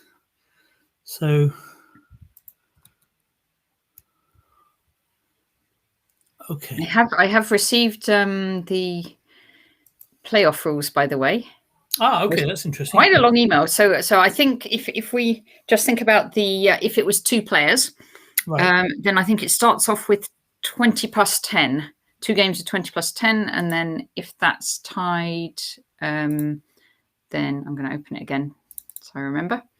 2 games 20 plus 10, and then if still tied, 2 games 5 plus 3, and then if still tied, an Armageddon game. Okay, right. Yes. Yeah, I mean, things have sort of gone not dissimilar to what we thought, in that White's grabbed the pawns, Black has got his sort of gesture on the H file, but I don't think it's really going to cause White any major difficulties. And he's brought his king back to, a slightly safer situation, but still, you feel. And also this F3 move has happened, so White's trying to attack the E4 pawn, maybe opening up for that. I think also White will be looking at ideas with sort of possibly A5. I don't know. You could imagine some exchange sack. If the rook on F2 could join the play as well, and some exchange sack on D5 after A5, knight D5 could sort of finally see the black king off. I think it looks extremely unpleasant for Andrew unless he has some. Yeah, the bishop on F4 defends G3 beautifully. So then the attack on the H file, so long as there's a rook on F2, it's difficult to see how it's going to be. I was going to say, just take on E4 and get that F2 rook into play. Well, don't forget, I mean, if he absolutely needed it, White always has a Queen E6 check option changing queens now. So it's not as if Black's queen is going to join the attack and create the decisive difference on the F file. So I'm afraid this looks really very difficult for Andrew indeed. Yep. And it's Hamish has had this really excellent tournament, and now he's kind of essentially playing a huge role in deciding the championship as well if he sees this position through. So I think from his point of view, it's been very impressive. Yeah. Yeah, very nice. Nice whole tournament. Yep. It's interesting that I think that's pretty difficult. Okay, shall we see what the we'll see both the other 2 games, See if Nick's is still in a situation of relative equilibrium. So we left it at King F3, I think. And I said King E5 was met by rook to E4 check. And I was wrong, apparently. So King E5. Knight takes D5. Okay, so White can afford to take the pawn on F his rook because there is no... His B pawn prevents rook C3 check, which is the only reason that the king defending the rook like that could feel very awkward. But after rook, it feels like Black's got slightly more active than I thought he was going to be able to do, actually. Although it's all basically in the context of it being very close to equal. So now I think, if Black's threatening rook F1 check, so White probably... Well, okay, White could look at other moves, I suppose. White played rook B4, but he could have looked at... Well, I think the worry would be if he ran after the H pawn, then actually the D pawn could become moderately dangerous. If he starts going rook F5, rook H5 or something, I think maybe even it's easily covered. Or rook F5 check and rook F6. Either way, I think there's a danger that Black's king comes in and the D pawn becomes a player. So rook b4 looks more prudent, doesn't it? Before, yeah, he's done it. Yeah. Because they say the central pawns are can be very strong, don't they? Rook and pawn endings. They do. Although sometimes you see positions where, if you have united outside pass pawn, obviously the outside pass pawns come into their own in other types of endings. But in the rook endings, the central pawns are quite dangerous. But this one is, it's a strong pawn, but it's still isolated, and it's difficult to see how Black would make to make progress with it. You'd kind of have to get d4 and rook e1, and then be running it with the king not coming back easily. Yeah. Which feels it all looks pretty balanced, to be honest. And it's pretty balanced. I just wonder whether Black is going to play whether there's any way Black can sack b7, or whether he's just going to have to go back again. Yeah. Check. Okay, I think he's intending to go active, but I think this would have been a real moment for where that might have been essential if Andrew was sort of about to win or something. But as it is, we know that a draw will give Nick a fairly pleasant situation. Yeah, anyway. Nick's not going to take crazy risks at this point. No, exactly. There's no longer taking crazy risks. No longer makes sense. Whether White is pressing in any serious way if Black does go passive is another question. But I guess he is. I guess if Black went rook c7, then White's played rook b6. White would play rook b6, hitting the h pawn, and he's actually achieving something. So this is, I guess, the moment for Black to go active. I guess the other thing you need to consider are... He might just drop back now with rook f7, though. Yeah, perhaps. Although White can still play rook b6. Yeah. And rook h7 would be way too passive, right? Well, I suppose. Yes. It's certainly, if you were trying to grind out without counterplay as White, that would be what you'd want to see. I mean, there's also a question of how are the pawn endings. So, rook f4. Asked to expand on central pawns being good in rook and pawn endings. And obviously past wing pawns can be quite dangerous in pawn endings. But yeah, it's to do with, I think it's to do with being able to deliver checkmate sometimes. Well, that too, yes. But you've heard it before, that the central pawns in rook and pawn endings. Yes, indeed. Yeah. Are you able to better explain it than me? I'm not sure if I am. No, I thought you did very well.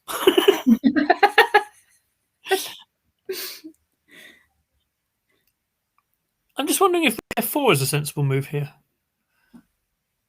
Oh, okay. Because yes, if White. Okay, so because Black is the wing pawns are not going to be an advantage if the king is as far advanced as f4. I don't think so. I suspect White shouldn't take on f4 and should take on b7, and White takes on a4, and then actually that probably only helps White, who can play rook b6 then. But it's obviously, when you're in any ending, it's not a bad idea to always assess what the consequences of exchanging the pieces would be. Yeah. So rook h1.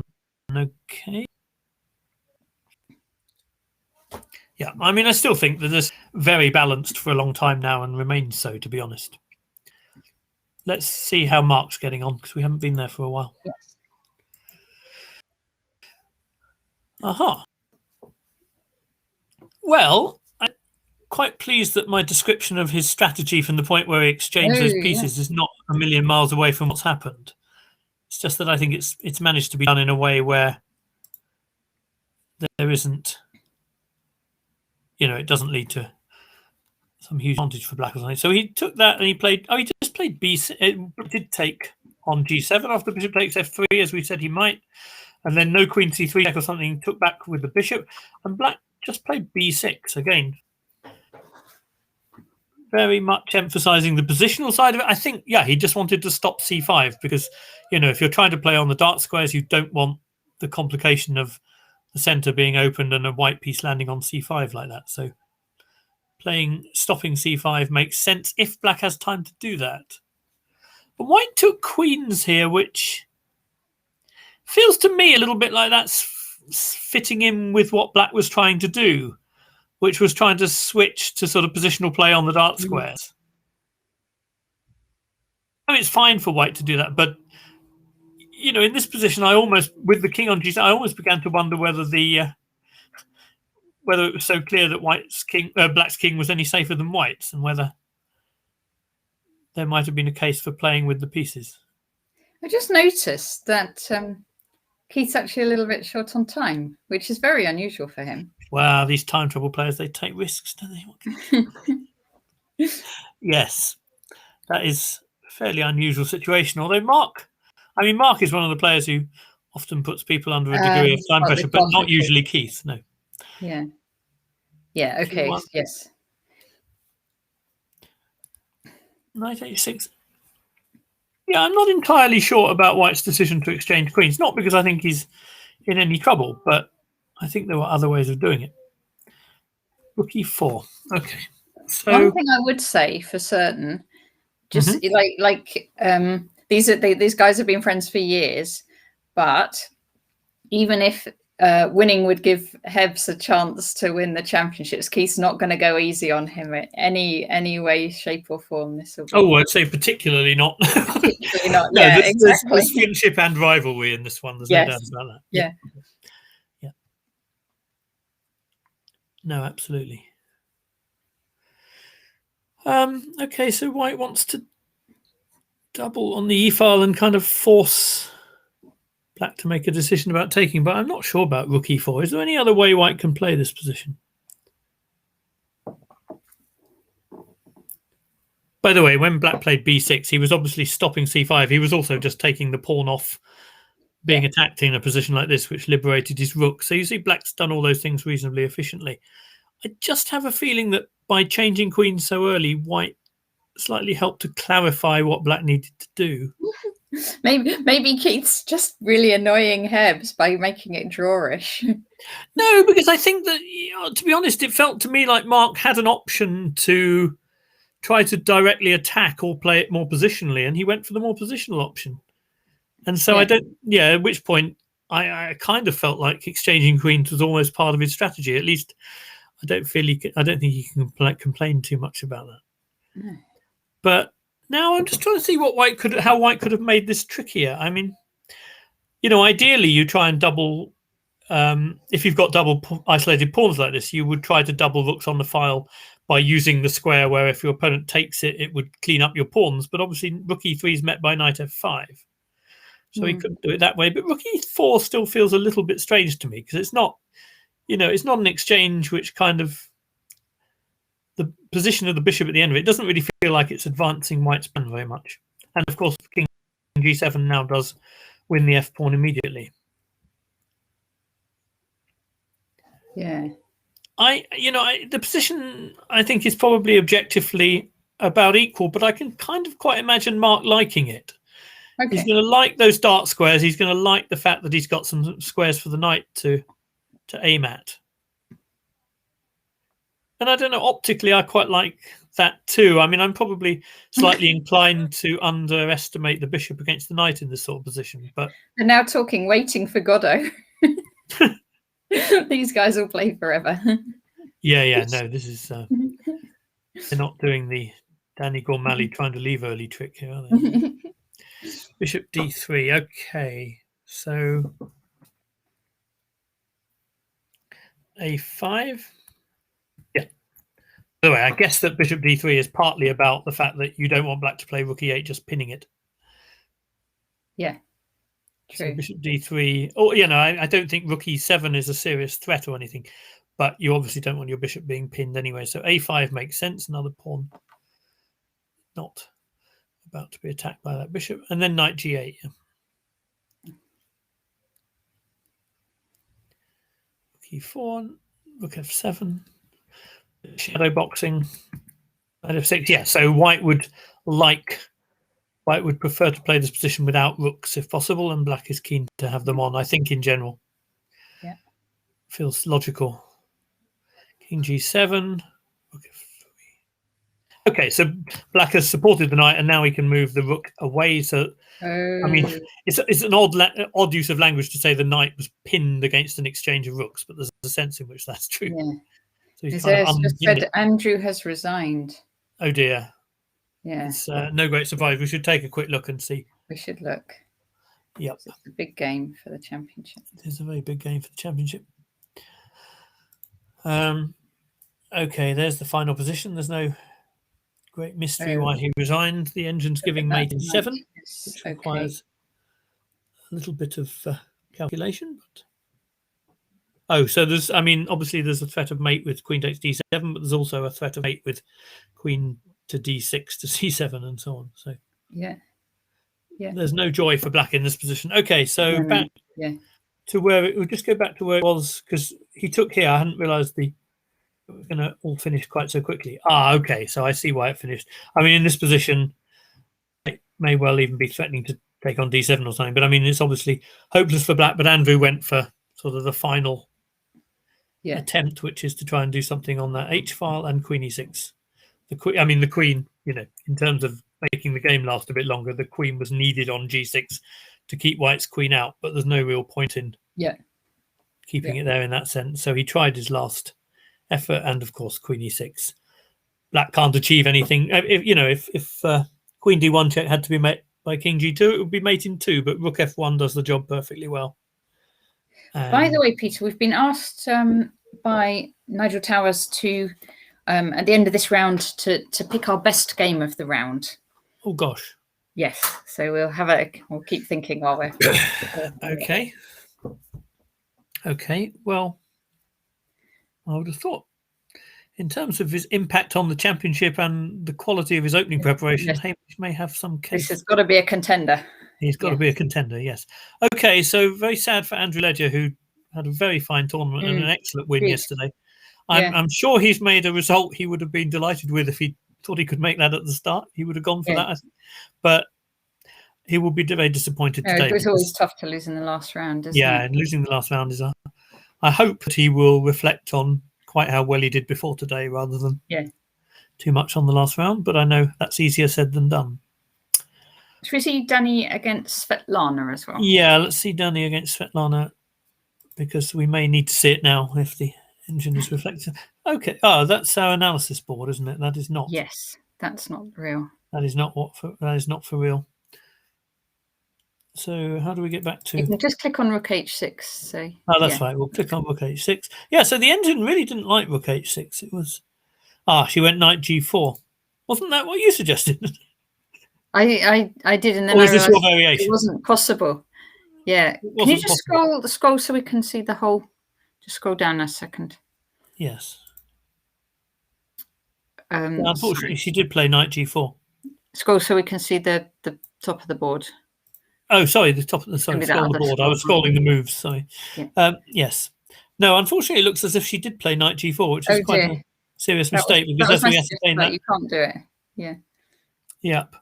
So yeah, she had options, and they all involved this key knight h5 idea, which is not an easy idea to spot, but would have been quite effective by the look of it. Maybe something for Danny's second edition. And so knight g4, rook h7, e5, which is probably the only move to stop all the mates now. And I'm sure she calculated that much, but she probably... Well, I don't know. She may well have considered it. I think h4 is... Somehow psychologically, it feels like h4 might be quite hard to miss when you've been entirely looking at ideas while white goes queen h3 and tries to mate you on the h file. Yeah. You see what I mean? I think in that moment, it's difficult to perhaps grasp the force of a move which sort of cuts out all the plans you've been worried about. Yeah. But it's very strong because the threat to f7 is really, really... Well, it's actually impossible to attend to because rook f8 is met by bishop takes g6. Oh, yeah. So I think there's actually no way to defend f7, and that clearly is pretty disastrous. And of course, in terms of counterplay, rook takes f7 also covers a threat to f2. So yeah, that is pretty grim. So yeah, so same comments actually for Svetlana as we just made on Andy, that she's had a really good tournament. This game didn't go so well, but and she's got, and congratulations to Svetlana on her WIM. Absolutely. Yeah, I think somehow I think it's a bit easier to reflect on the positives when you've made a norm. Yes, I think that sort of naturally draws you to. I hope it does, because she really has done very well. Yeah, and well done to Danny as well for just coming back after a tough loss. Well, indeed. So, yeah. So a nice little rook g7 check. A little bit sort of bit Steinitz against von Bader-Leben. This is knight e6 check after takes, of course. So king h8. He can keep going with this check, which is why it did the Steinitz thing. But he's obviously not going to do. He can't do the full Steinitz. But he brings the queen into the attack, and now black can't take on c4 because there's a pin on the diagonal, and it's all sort of collapsing. And okay, she moved the queen, and understandably she wants to try and sort of gesture at some counterplay over there, but that also is another way to allow the bishop into the game, unfortunately. So it really is very close to the end now, I would imagine. Rook f4, and well, there are a whole bunch of ways of doing this for white, but I think if he takes on d5 and plays rook d1, that must be one of the simplest, I would have thought. Probably rook d1.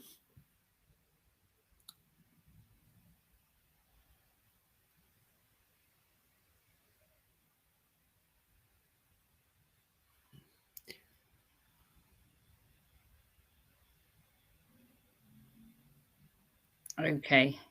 Yeah. So this one's looking exchange up for white. Yeah. And 2 pawns. Yeah, no, it's over, I'm afraid. Okay, it was a nice attack, but actually she could have really put the question if she'd found the knight h5 idea. Oh. I didn't understand objectively, I think the attack probably wasn't the right way to play it, but of course, it's very tough to find that. It's a lot easier to. We didn't really find it without the help of the engine. No. It's very hard to do. It's a useful one actually to know, because I imagine it's not a unique situation that a very direct attack on the h file can be met by a timely knight h5. That happens from time to time. Okay. Let's see whether.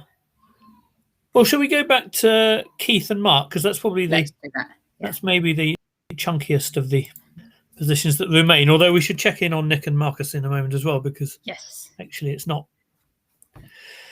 So we're seeing more attempts by Mark to exchange the rooks, I think. Oh no, it's an attempt by Keith to exchange the rooks now, because he's improved his king to come to h4. So yeah, rook f3. So we've got now. So Hebs did get back in the end that pawn. Oh, sorry. Yeah. No, we got as far as that. We got to we got to the bit where the bishop was unpinned, and then knight g8, rook e4. Charlie Chesscat's cheering for both Keith and Mark. Yeah, so am I. Yeah, let's do that.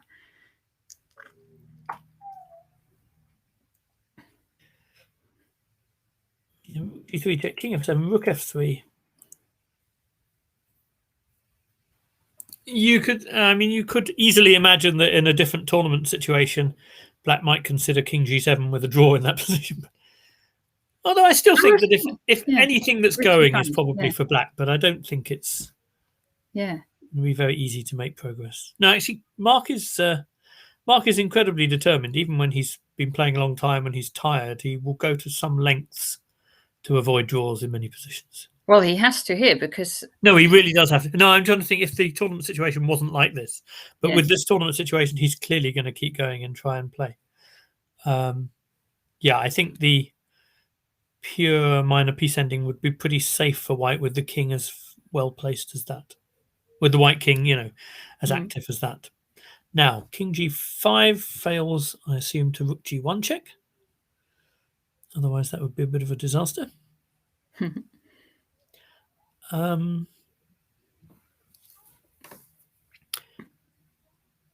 But how's Black going to try and make any progress?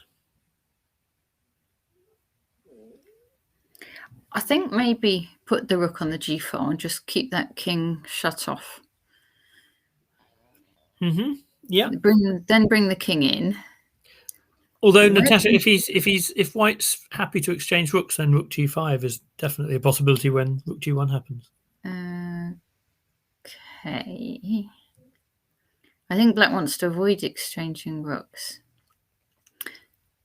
Well, for example, if you play h6 to be able to play rook g1 without rook g5, does that is that weakening in any way, or is that sensible? Okay, I mean now might be a moment because White's threatening bishop takes h7, so Black needs to attend to that anyway. Yeah, I think h6 looks like a good idea because then you're off the white square and you can get your rook on g4. Yes, maybe he's putting his rook back there so that he can meet rook. Eventually, rook g1 with rook g3. g3. Rook g3, yeah. As long as he doesn't meet rook e5 with rook g3, then it should be okay.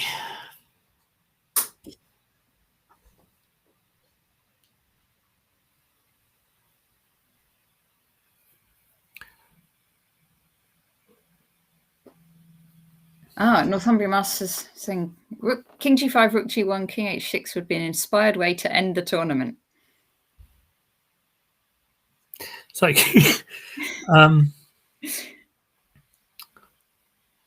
that might be that. I think it's a previous position. Oh, and do you do?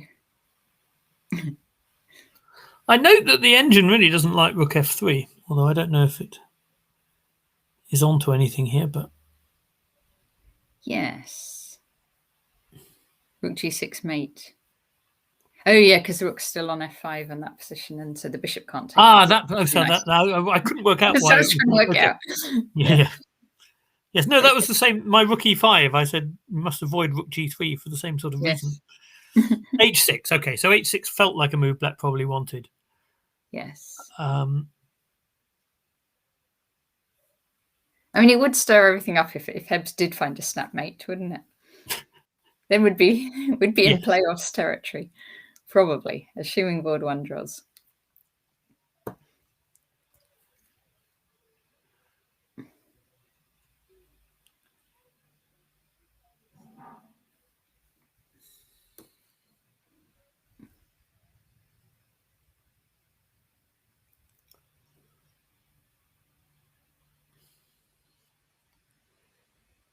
Yes.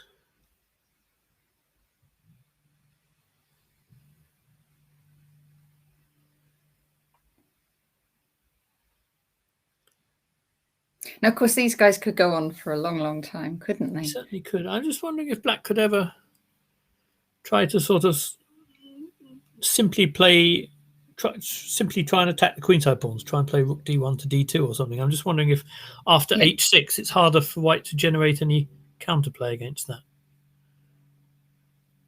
But I'm sure there is a way to do something.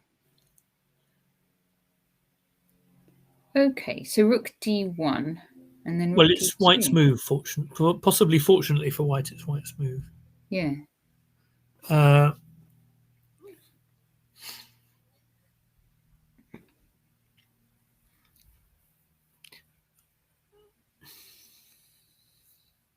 not quite sure what White's pieces can kind of unite to achieve here. It's not easy.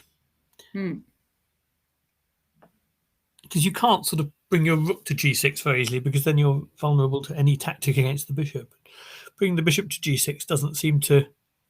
Yeah, I'm just trying to use the move h6, but it doesn't seem to contribute very much. Okay, it can drive the king away from the h-pawn with a view to bringing the bishop back and then bringing the rook into g6, which is fairly slow compared with what Black might be doing at the other end. I can't see if the knight's pretty nice. I just was noticing that knight's pretty nice because, well, the knight, that white rook can't get in ever. No, this was exactly why I thought this is the way Black was playing it from the point where he took on f3. I kind of thought this is his target position. Yeah. Some kind of endgame where he has knight against the bishop and he's just trying to show that he's stronger on the dark squares. And, maybe, I thought it was not a bad strategy, but unlikely to be a winning one. But yeah. So what about if the rook goes into g6? Well, he has played rook g3, so... Yeah. So maybe rook d1. Let's try our rook d1, although it doesn't... Yeah, no, let's try rook d1. Why not?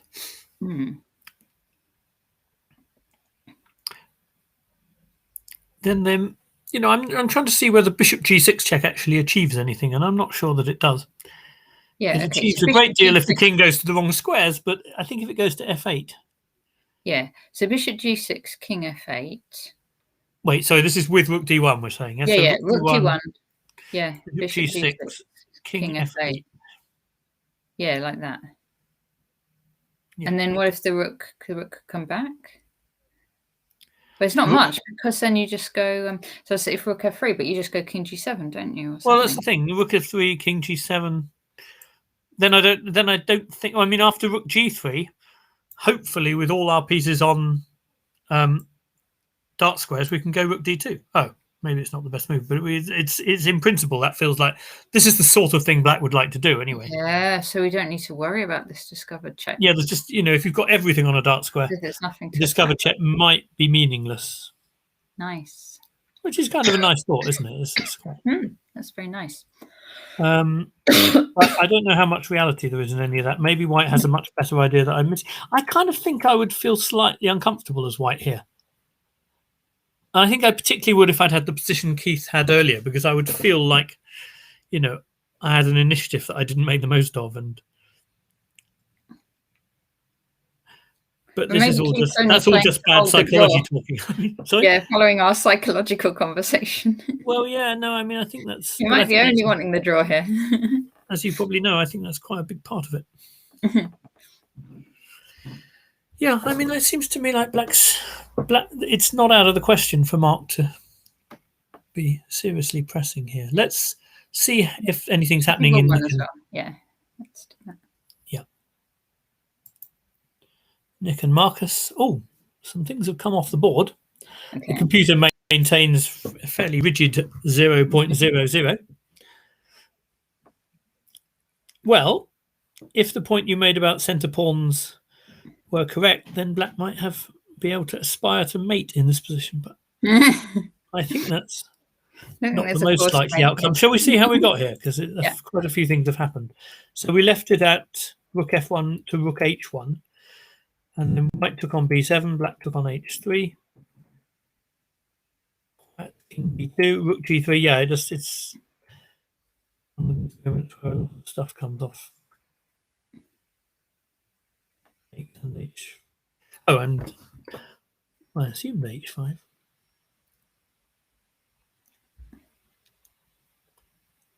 Yeah.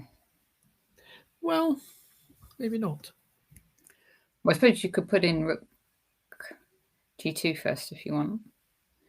Well, rook g2, yeah, you need to look at that because then you really are trying to mate. Well, no, if after king c1, king d3, for example, it's just the point you were talking about where those centre pawn... Well, the thing about the centre pawn then is it's shielding the king from checks, which enables it to support the mating threats. That's the... Shielding is pretty much the key thing in pawn. According...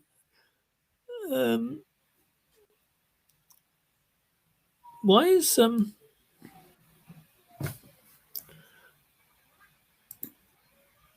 The clock doesn't seem to be moving. Is that normal? You could refresh your tab. It's possible that it's... okay, yeah. Refreshing my tab's going to go all wrong, I know. Yeah, it's gone all... Oh, no. It's gone slightly wrong, but not very wrong. Yeah, that's good. Okay. They're off to move 40, actually. So it probably is... It's okay. They'll just get half an hour added on once. Oh, I see. That's why it's done. Well, so rook g2 check is certainly a candidate. And if king c3, d4 check, king b3, then I suppose we actually have a little bit of a race. Ooh, that's exciting. Yes.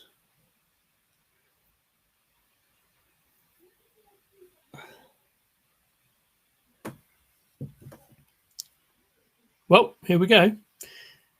It's coming. It is coming. I think I expect king c3 to b3. Because obviously if black just sort of pushes the d pawn very optimistically, then he loses the shelter for the king, which probably matters in most lines. So I do expect king c3, d4, king b3, I think. But of course, it's also true that, I mean, I'm sure it's not a winning try, but after King C1, King D3, B4, I don't think White's going to get mated. No. But Black can clearly win the B pawn by playing King C3, threatening mate and B4. But it's probably after Rook C6 check. I guess that's a draw, although not a very ambitious or tidy way of making one from White's point of view. Yeah. Yeah.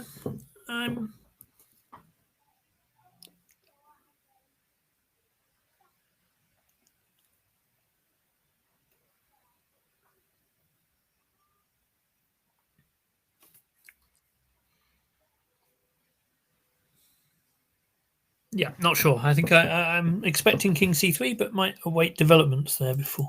Yeah. Say too Okay, much so more. Svetlana has resigned, we hear. Yes, I'm afraid that was coming. He didn't play what I thought he was going to play, I think. So where were we? We were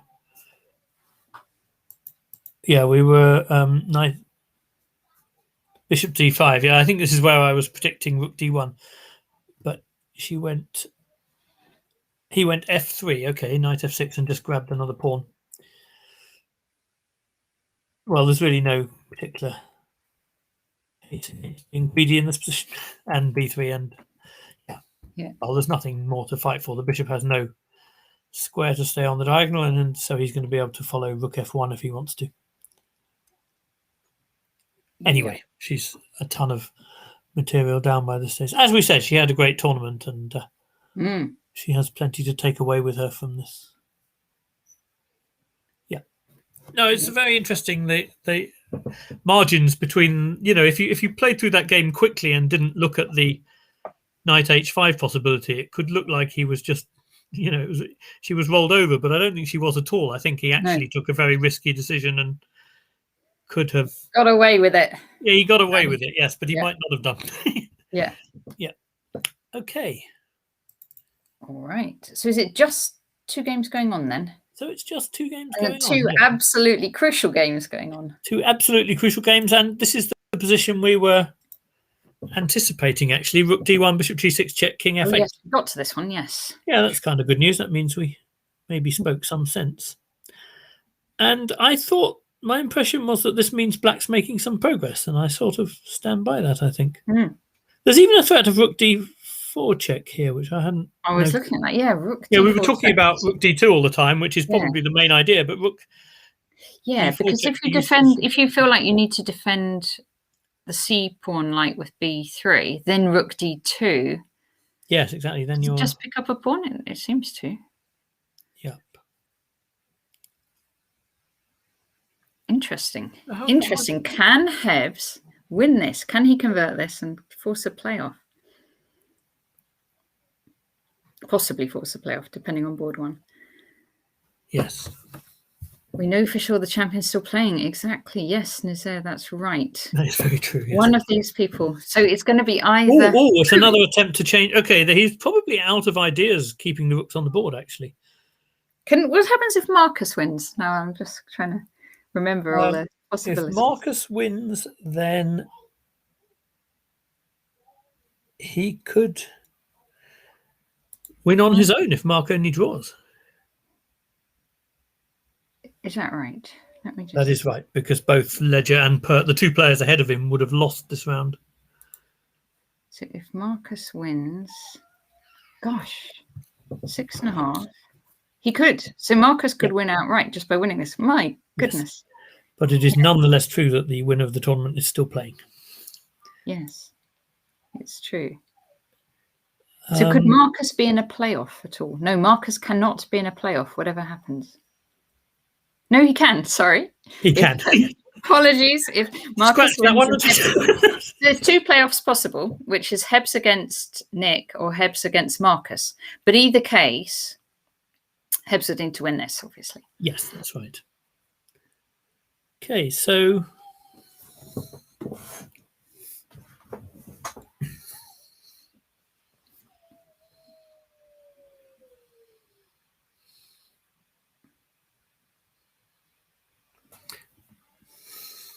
yeah, my feeling is that Black wants to keep the rook's on, but in that case, it seems to me that rook d3 is obviously a good move.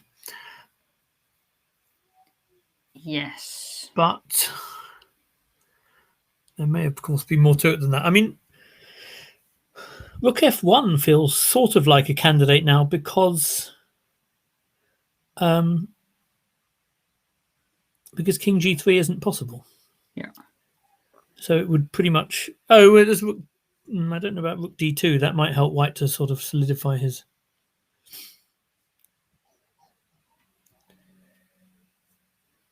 his pawns. I don't know. It's tricky.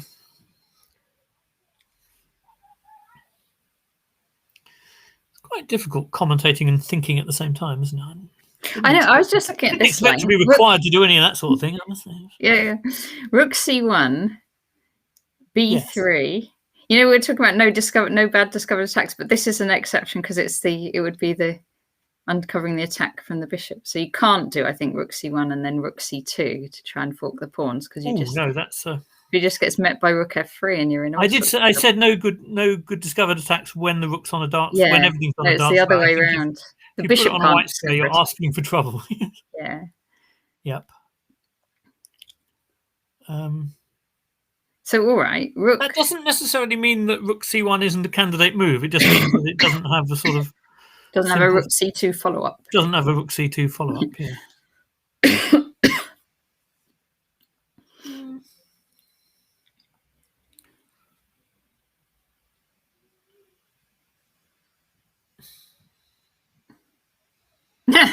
Well, Sonia knows someone who commentates and sings at the same time. Are you a singer, Peter? Certainly don't intend to now. I think that anyone who's still watching would leave immediately. Well, I know a little bit of music. I used to sing reasonably okay, but it's sort of completely gone. Well, now it would make me cough anyway, which would really see things off, I think. Tim's thinking of rook f1, rook d2, rook g1. Yes, I was thinking of that too, and then I started thinking of rook g1, rook g3, rook f1. At which point you wonder if you're thinking too much. But I did wonder whether that might be a more interesting way of doing it. You know, trying to play rook g1. Sorry, trying to play rook f1 at a point where rook d2 isn't even possible. But it is, well, I don't know, just white feels slightly more comfortable when the rook gets to d2. On the other hand, it is quite passive. Rook f1 does also, if it stops the f pawn advancing, I suppose in a sense it creates a square for the knight on e5 as well. So, you know, rook f1, rook d2, I also wonder about something like knight d7, threatening fork the bishop and a fork, sort of. Yeah. Although not very seriously threatening because the bishop can cover the fork. But you know what I mean? It's sort of, these are also ideal. But the knight's quite good on f6. Well, at least I'm sort of comforted in the thought that if it was obvious where to put the rook, Mark might well have done it already. So. Is black, you know, like black's pieces, what about that black king? Does it want to stay roughly where it is, or is it? Well, I mean, it discovered on g7 that it got checked back to f8, and I'm pretty sure it would discover the same thing if it went to e7. So I'm thinking, like, can it come out on the queen side anywhere? Oh, crikey. Well, I think you've got to be very careful. You in general, he's trying to exploit the dark square. He doesn't want to end up in a race if he's got a knight versus a bishop. Yeah. You know, if the h pawn goes, then suddenly the bishop might become something of an advantage in the position, if you see what I mean. Whereas when the only passed pawn is easily blockaded, then you see the kind of knight come into its own. So I think the king is probably well placed, keeping white out on the king side, and the rook and knight want to achieve whatever they can in cooperation. And I think they can achieve something. I just, I suspect with best play it's not enough, and obviously Keith is good at all these endgames, but he will be feeling under a little bit of pressure now, I imagine. Although Mark too, I mean, you feel under even more pressure if you're playing for the titles. Rook c1, that was on my candidate list, wasn't it? This is the one where you have the rook c2 blunder, but I'm pretty sure he's not going to do that. That would be a turn up and a triumph for your commentary, Natasha, if you played rook c2 here. But No, it would be a disaster. it would be a disaster for the tournament and the game, but it would be. But there would be a silver lining. There would be the silver lining of. Exactly. Yep. It's interesting. I sort of.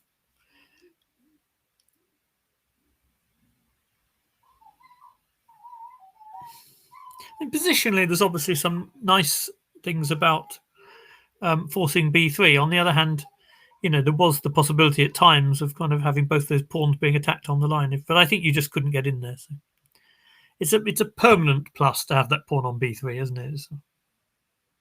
Yeah. But what next? Exit. Oh no, they're doing all sorts of puns in the chat. Oh dear. We did a whole load of eggy puns. Oh yeah, I saw. Yeah. And now Tim's calling it exit. Exit. Oh, not eggy again. Exit.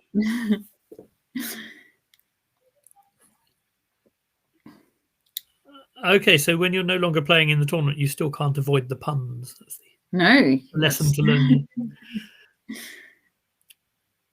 Yes. Exit.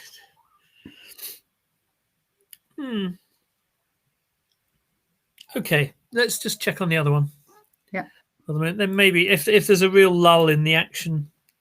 Oh, this is showing a slight advantage for white now. How did he get the king to b1? That was crafty. So he went to c1, and after king d3, he went to b1. It's not that crafty. It's just I completely forgot he could do that. This is the trying for mate. He's done it that way. Okay. Yeah, it's very hard to mate in this case. That's probably part of why he chose it. Yeah. Okay, so this is obviously. I just forgot that king h1, king b1 was possible. This is, I'm sure it's still basically fairly balanced, but this is clearly what you do in Marcus's position of really wanting to play for a win. So. Okay. So yeah, so I don't think there's much mileage in trying to push the d pawn here. So he's gone king c4. So I guess. Okay. And so white could take that h pawn now. He could, and he may well. I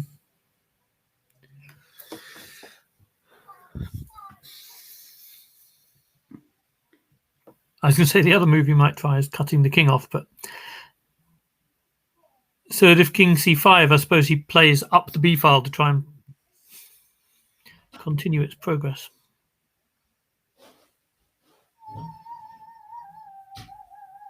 Well, I mean, he's, it's. What's the most accurate way to draw this? I wonder, because it. Yeah, because Nick will. I'm assuming Nick doesn't mind a draw too much now. I wouldn't have thought so. Then at least he's guaranteed a playoff. Yeah.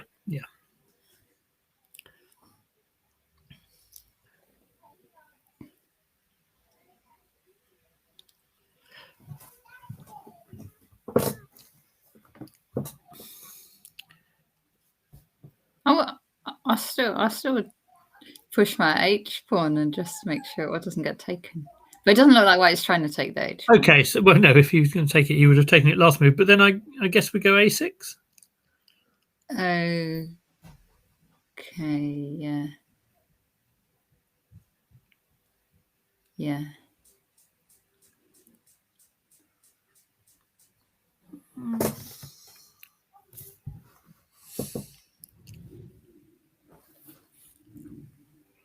Do you mind just scrolling the board slightly? Oh, sorry. To the top. You need the 8th rank. Yeah, well, I just kind of forget the white pawn's queening as well, if you see what I mean. That may mess up one or two of your more ambitious variations.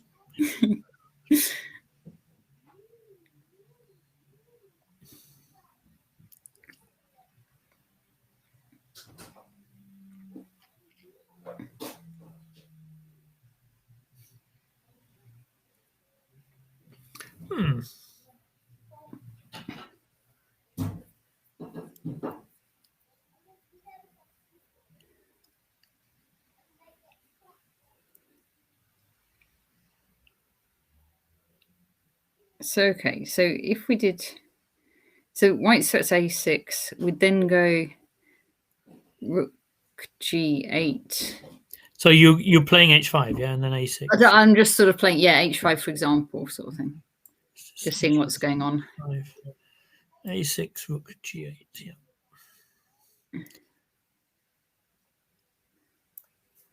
Yeah, that makes sense.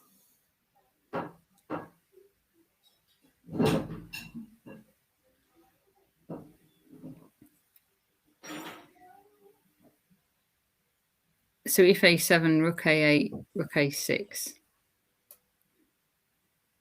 I think I was more inclined to go rook b7 to keep b7. Okay. To keep some possibility of coming back to defend against the h pawn. But actually, it just feels like black's doing fine here. Yeah.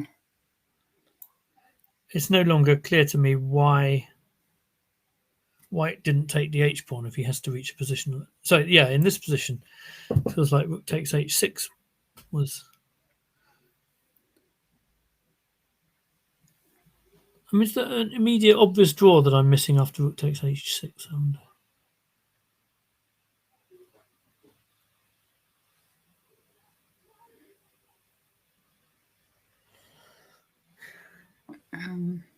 So rook takes a6, h6.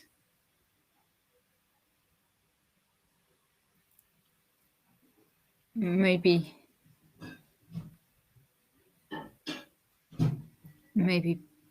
push the d pawn. Well, maybe, but I don't. That feels quite risky to me. I'd be more inclined to just try and come back and take the a pawn. So king b5, okay, a6, rook a8, or rook a7 or something. I don't know. Yeah, maybe then we throw in rook g1 check first. Yes, perhaps. Okay, something like that. But I'm not quite sure why.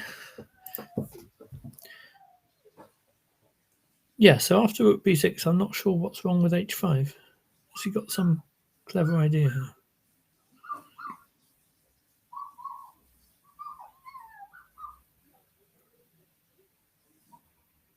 Sorry, what did we say after h5? We said just a6. We said rook a6, g8, yeah? rook g8. Yeah. Yes, that's right. Oh, sorry, I'm remaking my moves. Yeah.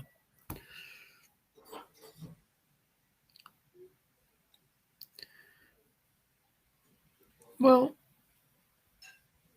in the absence of anyone in the chat screaming at how silly we're being, I'm inclined to think that's quite convincing. Okay, let's. So I'm slightly less sure about what could have happened than what did. Is Mark making any progress here, I wonder? Rook f1. Okay. Okay, yes, rook f1. That was on our list. Already know that he can't go king g3 because we've got the. We know that one.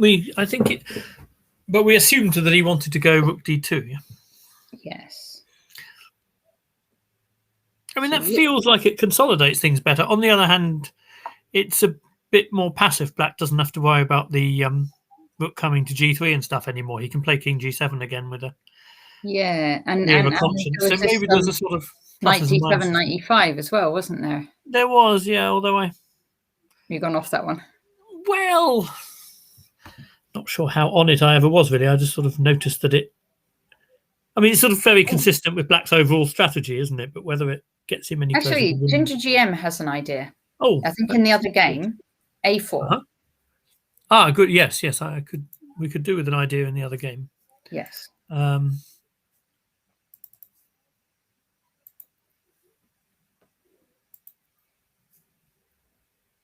Oh, this has happened. Okay, that's reassuring. Oh no, it hasn't. Sorry, we're still on. He's played h5. Yeah. Yes. What was Ginger GM's idea? Oh, a4 instead of rook f1. Oh, sorry. Oh, sorry. Sorry, I've got the wrong game. When you said the other game, what you meant was the game we're on. The game we're on. Yeah. Yeah, easy mistake to make. Okay. Hello, was that to play a4 after rook d2? Instead of rook f1. Oh, for black. Must be for black. for black. Yes, it's dots a4. So in the position here to play. Yeah. To try and sort of soften up those pawns. Yeah, it's also kind of thematic, isn't it? Yep.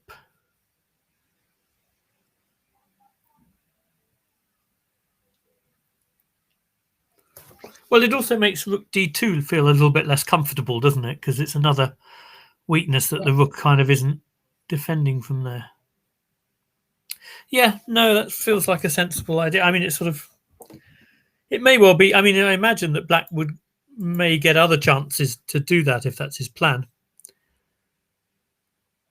Like here, for example, if king g7... Oh, bishop then probably hits the rook, but... Okay, but if black goes king g7 now... Oh, okay. Scratch that. He's gone king e7. Yeah. Sorry, I'm going to show the top of the... I'm going to show the 8th rank again. There you go. Yeah. Thank you.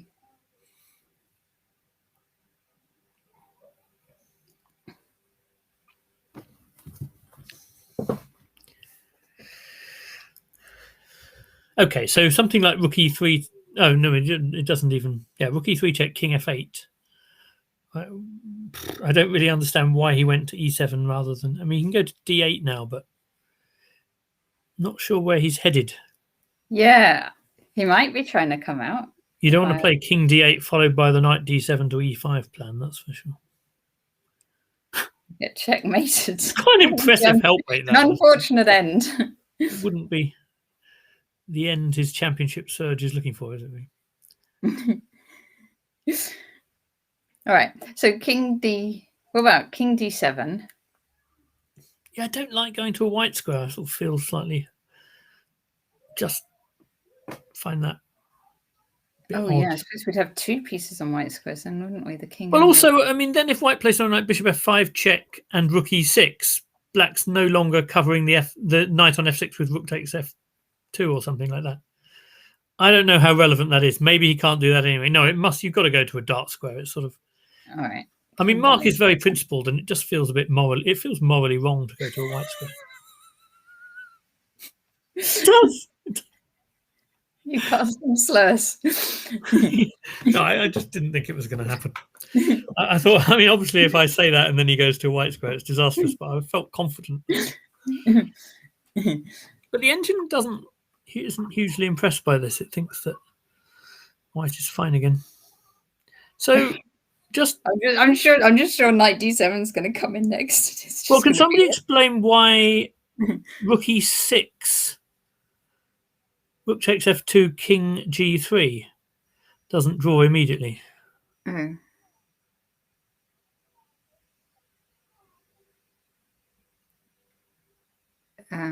With the idea of just chasing it. So rook f1. I mean, there may even be bishop d3 though, as well. I hadn't even looked, but I assume there's not. So king g2, rook f4, king g3 again. I don't see what Mark wants here.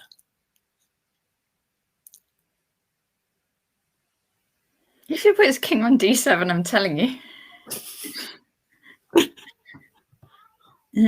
No. Are we assuming Keith is playing? We had a sort of psychological assumption that Keith might be playing for a draw to scupper. Well, I honestly think that only a moment ago he was considerably worse. I do actually think that objectively he should have and probably still should be playing for a draw. But of course, there may be. I've just noticed an issue with my fourth draw. He can actually, yeah, he probably does save the day by the immoral movement of the king to a white square. So, tell me more. Well, rook e6, king g, rook takes f2, king g3. So something like this. Yeah. I thought that white can then, if he wants to, make a draw by chasing the rook. Yeah. On the like this. But actually, at this moment, black can, of course, Zwischenzug with king d7. The immoral king d7. But actually, you see, the engine doesn't like it because it's. Oh, because white can play. Upset by the immorality of it all. So. Yeah, but white could play rook d6 at the end. Well, he could, but that's only winning a pawn back. And I was still hoping to make a claim about the dark squares. But it seems to be wanting to do something else with black, and I can't really work out what that's. Am I missing a tactic here?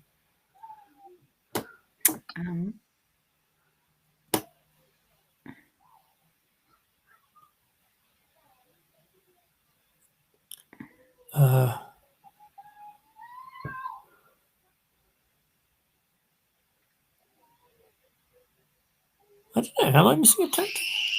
Oh, sorry. That was a scream from downstairs. I might have to wear my headphones if they're going to scream. I think you can say you might have to do something about the situation. No, it's only Just murder. wear your no, they're not alone. It's all right. At least I hope they're not. Yeah. So, rook f1. Yeah, I don't really understand why this isn't okay for white, but again, maybe white's just evaluating all his chances anyway. It is unusual to see Keith with quite such a substantial time disadvantage. Yeah. Okay. And now they won't get.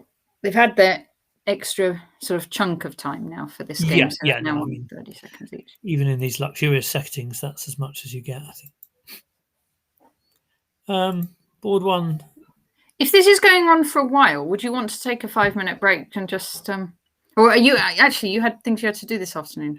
Well, that was actually linked to what you just heard. It's only a matter of Mel having to go out, so I will be sort of having to make sure that the children don't actually do anything terrible to each other in my absence. But I mean, as long as they're sort of happy enough, yeah, I can sort of child mine from upstairs. But fine. But who knows? I certainly would like a little break at some point.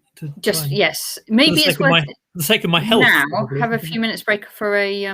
Let's just see what's happened. See how it's going. If anything's nothing's happened. It's still on H5. The moment we go on a break, of course, all the results will finish. Well, of course they will. Yes, but yes. Okay. By the way, should we just see what happened in the other sections before we go? Why not? And you can. That's an excuse for you to share for a moment instead, isn't it? Yes. Should we do that now? Yes. We have been going for 4 hours. Well spotted, Tim. Indeed. Thank you. And thanks. Let me see. Seniors. Yep. Here we go. Let's see what happened. I hope something's happened since then. We're looking at 2 boards in the over 65s and 2 in the over 50s. This was board 2 of the over 65s, and the player needing a win here was Ivan. Who was Ivan? Yeah.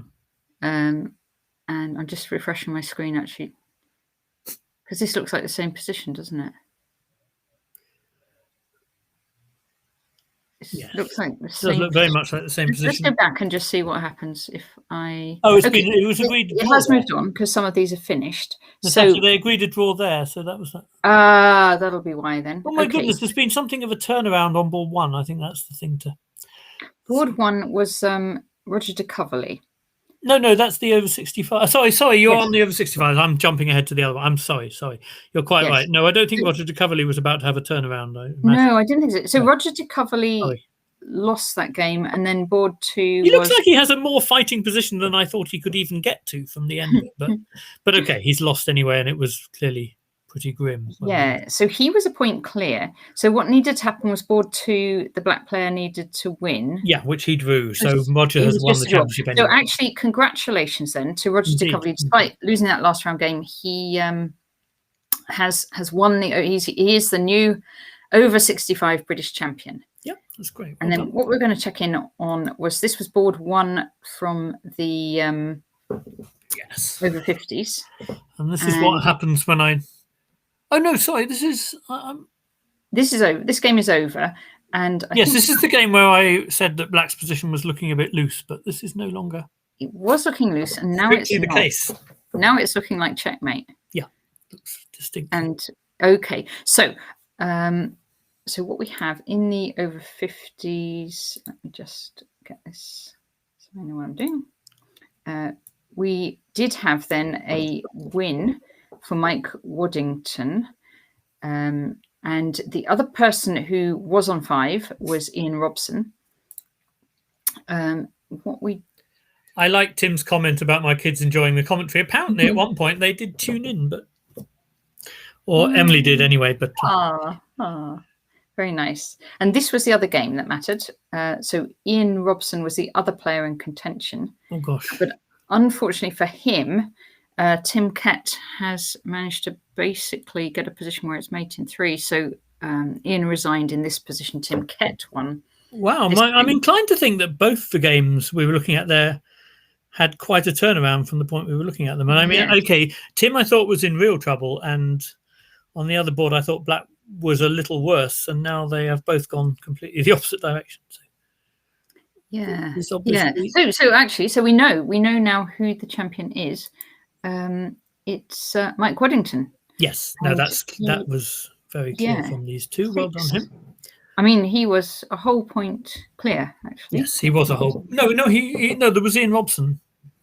Yeah, no, but Ian Robson. Oh, so he's now a whole point. He's now a point. No, sorry, he's now a whole point ahead. Yeah. Yes, that's right. And I see Don Mason has won as well, which is kind of. And Don Mason won, so he's also in equal second place. Well, I notice him because he's always a player I have a bit of trouble with when I play him. I find him rather dangerous. Last couple of times I played him, he's sort of treated me with no respect and tried to crush me in the opening, which is how rude. Well, very nearly paid off. Yes. Exactly. Okay. Yeah. Okay, so we have two new champions there. Excellent. Mike Waddington and Roger de Coverley. Okay, and shall we have It's nice, it's good to see Tim. From my point of view, nice to see Tim fighting back there. Yes. Yeah, at some point we could check out how he escaped. But right now we should probably take our break, shouldn't we, I think? Okay, so what I'm going to do is then put on the just the screen of the players. Let me just do that. There we go. And I'll try not to pause it this time. Yep, everyone's still moving around, so that's good. They're still moving. Everyone's still alive. Well, it's quite encouraging, yes. Okay, if I take that screen off, I may do that. Yeah, okay. So, okay, I'll just turn the pictures of you and me off and leave the screen going so people can see the live screen. Yes, and then we'll be back at 2:10. I thought you said a substantial, but okay. Maybe 2:15. I wouldn't mind. We'll be back at 2:15. Yes, eat something. Yes. Okay. Okay, that'd be good. We'll see you back at 2:15. Okay. All right. Thanks.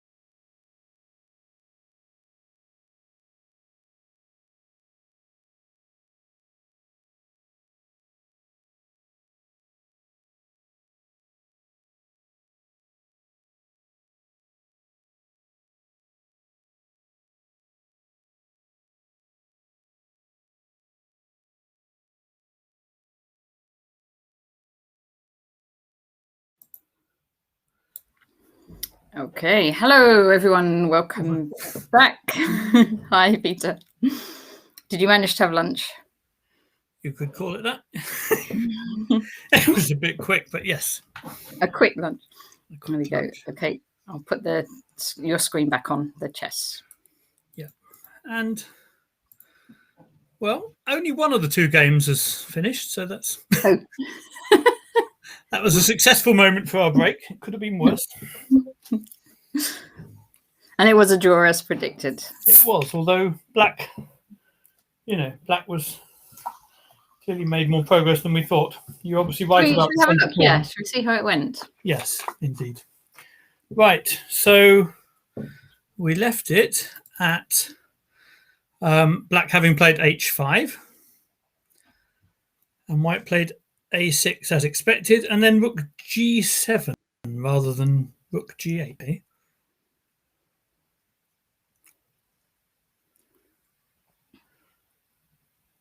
So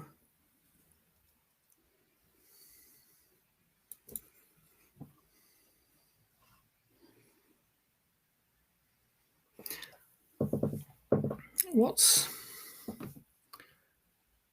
going on there?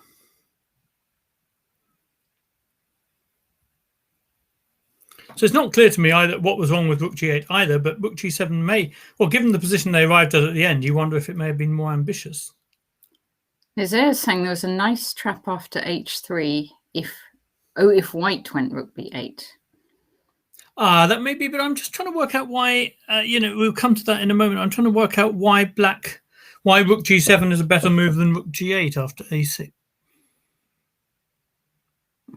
Because we were just going to play rook, we were just going to play if a7, then rook. Yeah.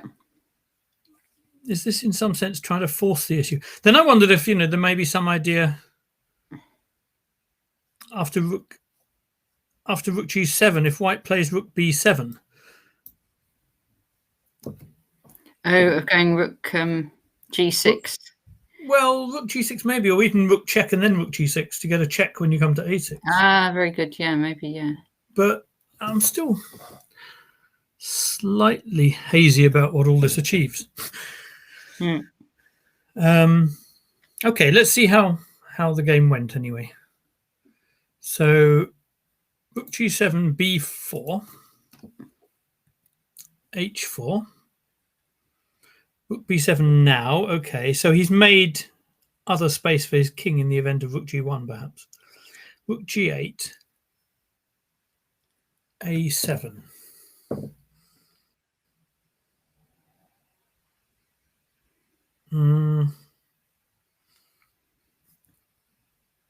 h3.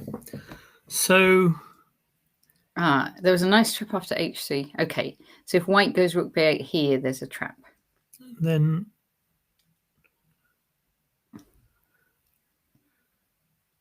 is White sort of checking on h2 and mating with king b3 when White queens? Sorry, is Black doing that when White queens or something like that? So king b3, would it be king b3? I would have thought you want to get a queen first, don't you? Because okay. rook b8.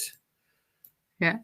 Yeah, because otherwise, if you go king b3, you're going to not queen your pawn. So h2, rook g8. Let's have a new queen. King a2, I suppose. Because if king king b2, let's say, then I assume we go queen h2 check. Yeah. And then mate somehow. So if the king goes, to a3,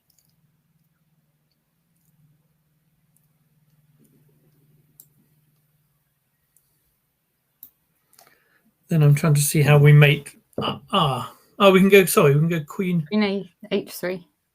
Queen h3 is probably good, isn't it? Yeah. The king has to go back again, otherwise it comes forward and gets mated to queen b3 to b4 to b5. Yeah. Yeah, and this is just going to well, I mean, we may or may not be mating, but we're also just winning the pawn by queen b3 and queen a4 check.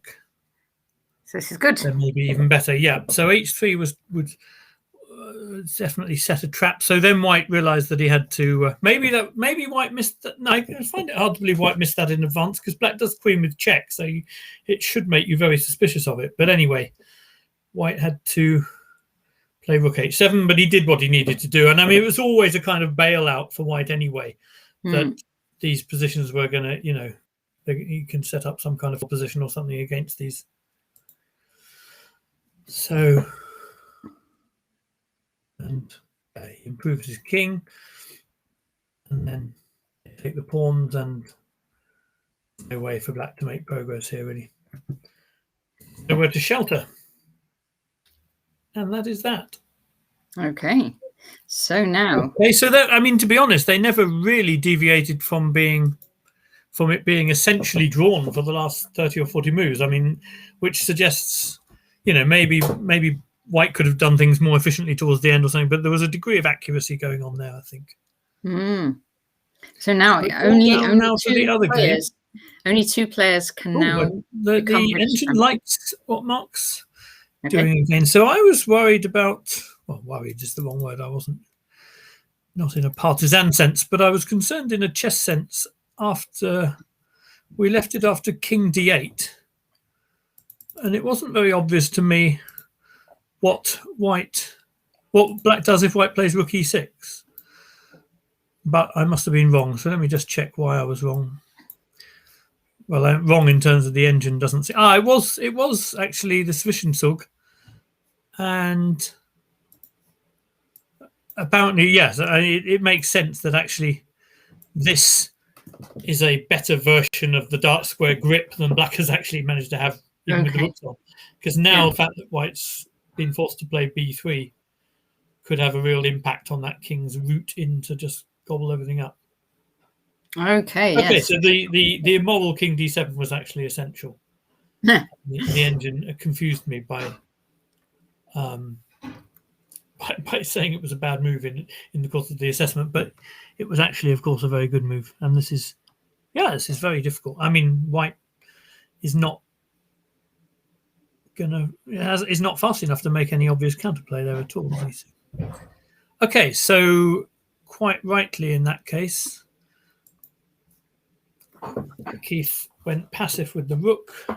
Yeah. So King G3. Now we do not want to see Hebs play knight D7. No, we still don't want to see knight D7. As I said, knight D7.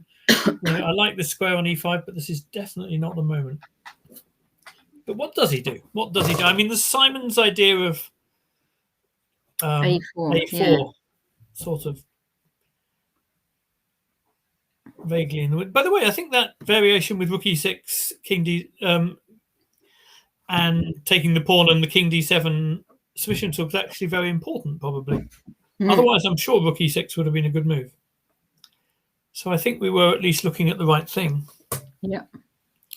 Feels pretty critical. So now we still have White feeling slightly passive, but it's really hard to imagine how black makes significant progress. I quite like Simon's A4, but again, there's a danger that after A4 takes, you really want to follow it up with knight D7. Thanks, Tim. See you later. Tim hasn't bailed out when we've been. He's bailing out. Oh, yeah. God. Good to see him. Okay, so what? He's seen it all before, Hebs and Keith. He's seen it all happen before. Yeah, well, yes, I've been there for a few as well. I've sat next to one or two of them. I mean, there's been so many of them. I expect almost everyone sat next to one or two of them. Yeah. If you haven't, you should. Indeed. So what does he do next? Let's see what he did next, because it wasn't very obvious to me what was going to happen. So this is the game, isn't it? This isn't our variation. Rook G1, Bishop C2.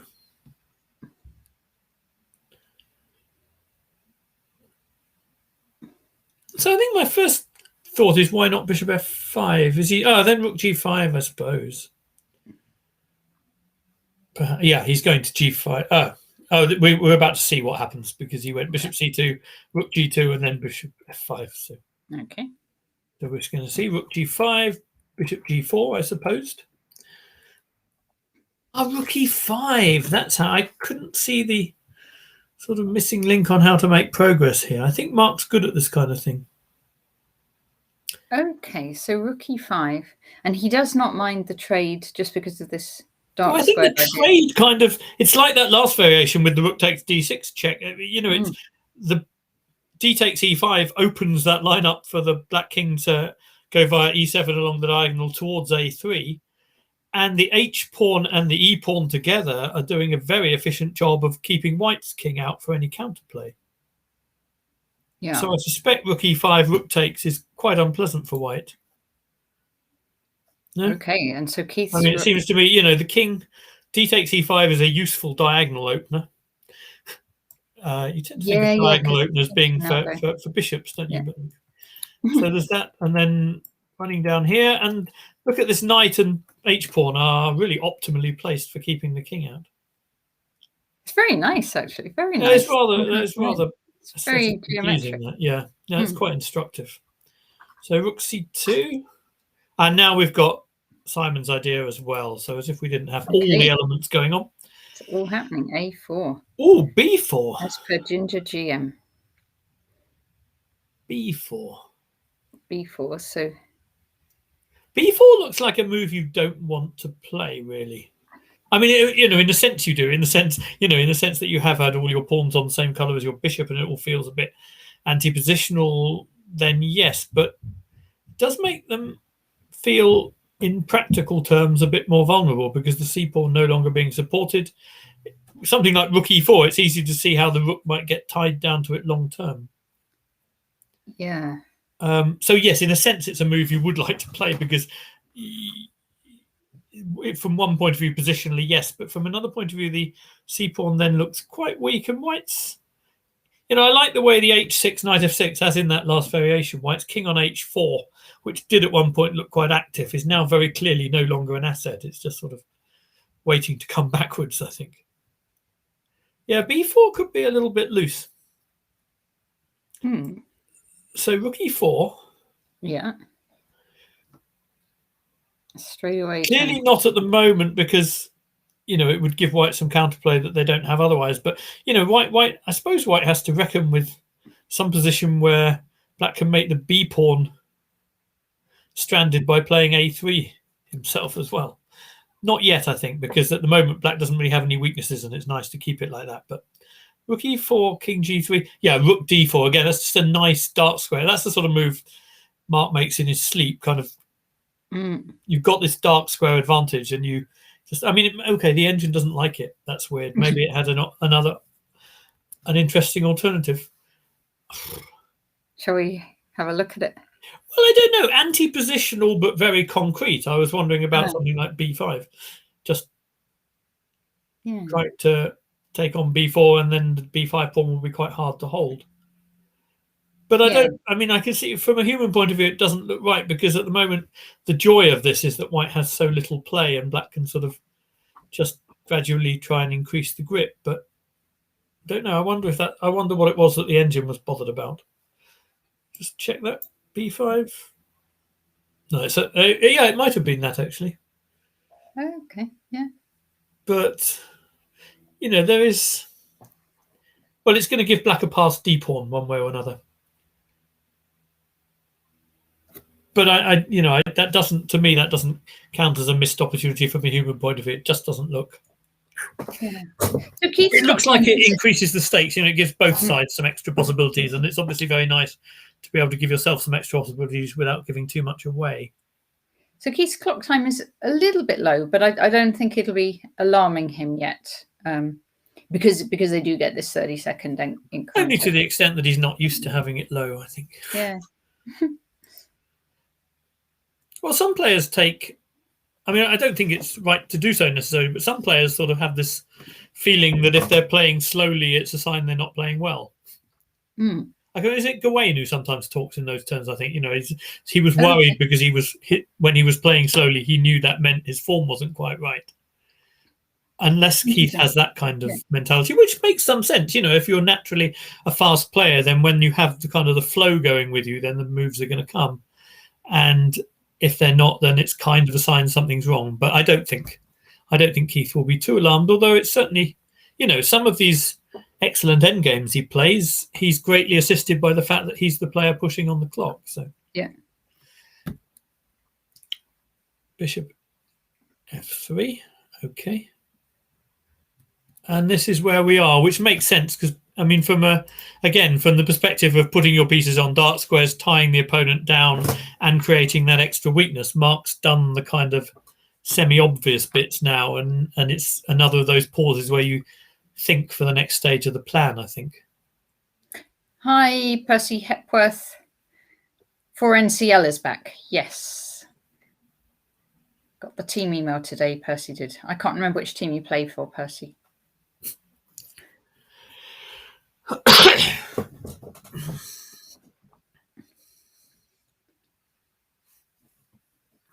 Okay, so it looks like Black's made a little bit of progress.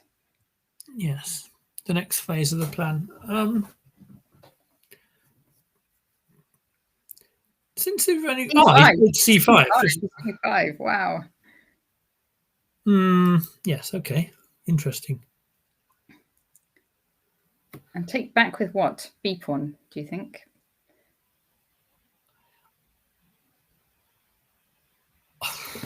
Well, the argument against the B pawn might be that there'd be some activation of the rook via B2 at some point where the bishop supports it on B7.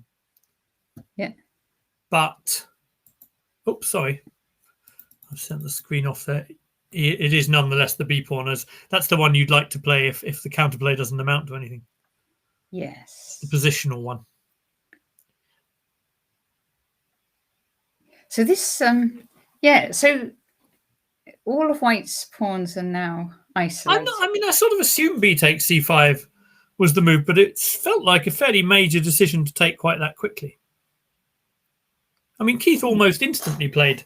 He played, according to this, he played B takes C5 in 15 seconds. Yeah. That seems, I mean, almost anything which involves a structural change. If I'm not about to lose on time, I'd like to spend a bit more than 15 seconds on it, I think. Especially in a relatively simplified position where, you know, structural changes are kind of the big events.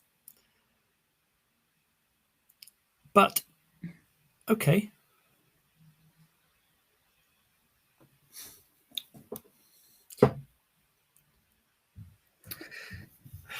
I wonder what's next. I keep wanting to get Mark's king into the action. Yeah, careful with that.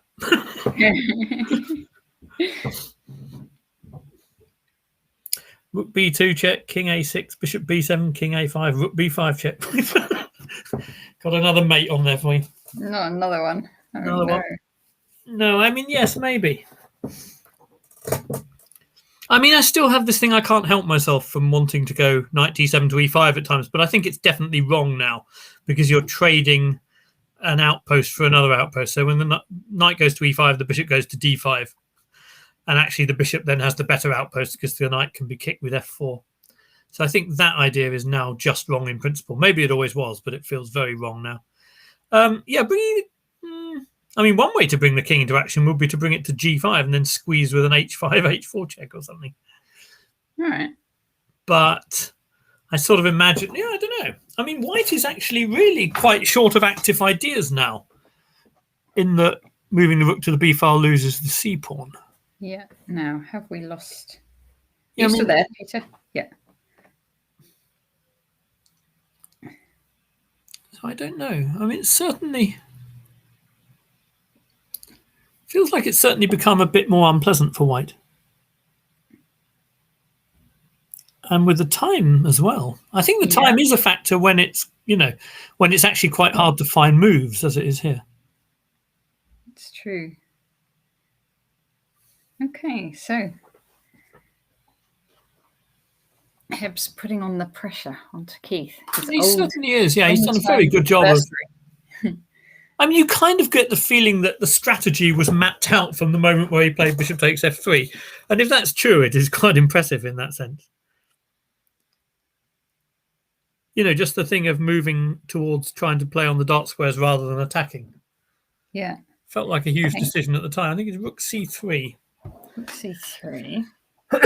That's not... Okay, so he's going after the A pawn. Okay, so that's not going directly after the A pawn, but being ready to meet a move like rook A. Well, okay, rook D2 wouldn't exist otherwise. Maybe he didn't like rook D3 coming or something. I'm not sure, but he's anyway. If Black moves the rook off the 5th rank, he can now consider rook a3. So, but Hebs might be happy to see that because now the rook cannot easily get to the b file. You want to bring your king in again, don't you? I do. I'm always wanting to bring the king in. You may very well be I have right. to stop but myself doing this, don't I? towards the king side or the queen side? Thank you, Chespionage.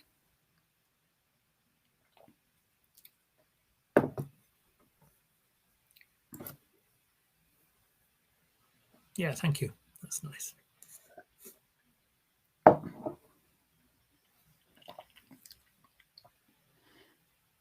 Okay. Well, because the rook's on quite a nice square already. Yep. Well, that's Black's real problem. His pieces are already all optimal, so what do you do next? It's the old lovely position syndrome. Hard to think of a good move because already everything's so nice. I mean, earlier I loved the way that H-pawn kept the king out in some of those variations we were looking at where the rooks could come off. But now I suspect if you could play H5 to H4 check and drive the king further back, you probably would. All right. So what about your plan then? King E7 well, I'm not, round to G5 and... Well, maybe. Yeah, I don't really do long planning when I've been here that many hours. I don't know. Okay, then King E7, I suppose. Here's an interesting point. After rook E3 check, do you have to go to F8 to avoid the immorality of the light squares? I think not. I think you go via F7 when all's said and done. You could go to F7 and then see if Keith is disapproving. Well, he may be, but that may not matter. We'll learn a lot about Hebs's personality, won't we, by whether he puts his king on F8 or F7 and whether he minds putting the king on a light square temporarily. We might learn more about his sanity. I don't know. I think I think I've taken the morality argument as far as it's happy to go. Okay, so what would White like to play next if it was his move? That's a way of looking at it.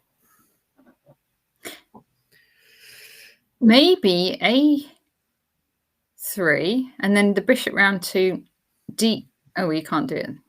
Some at C6, C6. Oh, C6 and grab the pawn. To try and grab the A pawn. And try not to lose to knight E4 check at the end. Yeah, you'd have to not do that.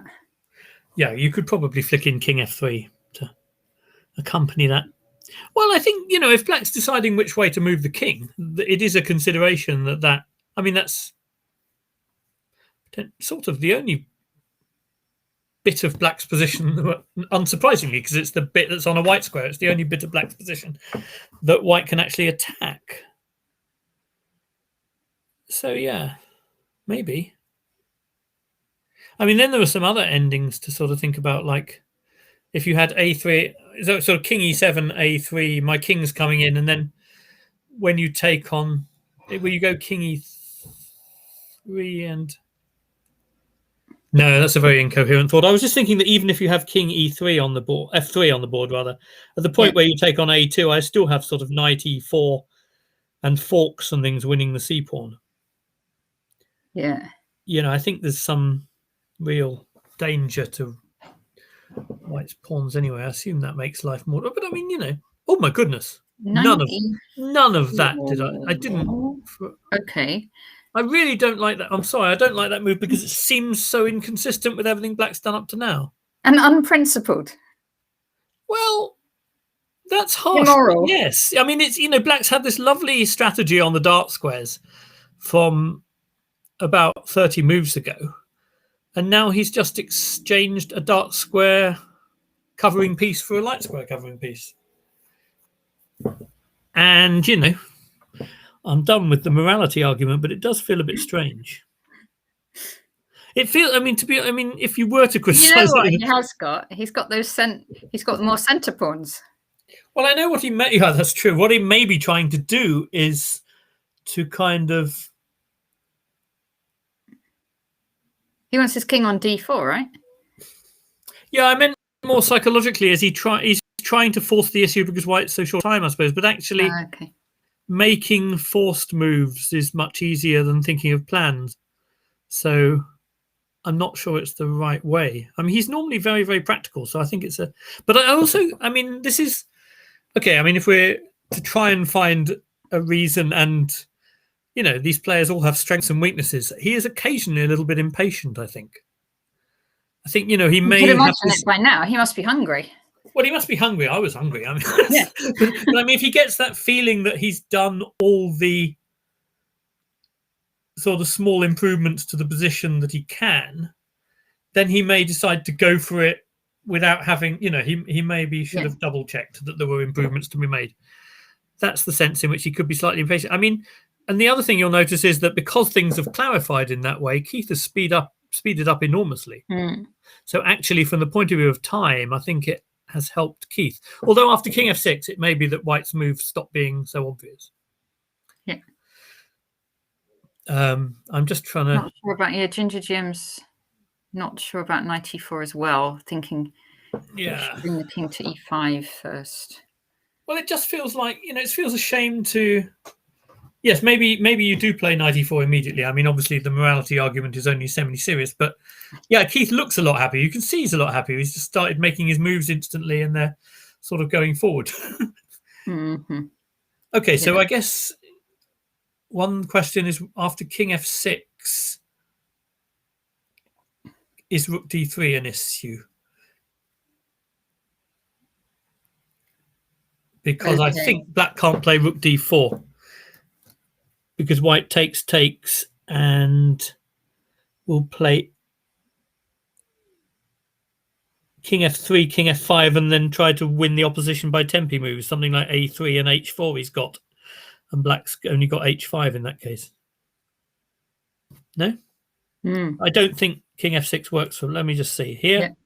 So here. So obviously Black can take on C4, but then, you know, I don't see any reason to like Black's position then. It's lost its sort of controlled thing. And now I think this is a real problem because White's winning the battle of the tempi. So A3. Yeah. Oh, the engine maybe thinks I'm talking nonsense, but you see what I'm getting at. Yeah. No, it's not totally... So H5 is met by H4. But then it's not totally simple. Maybe I'm talking nonsense because now Black has D3, so who knows? Okay. I said I wasn't going to do races after this number of hours of commentary. This is races, though. This is completely races. This is completely races, which again is a sign that someone's lost control when it feels like they had control. Unless, of course, the race is blatantly good for them. But this one isn't that clear, is it? Well, it probably is. It's just I can't count fast enough.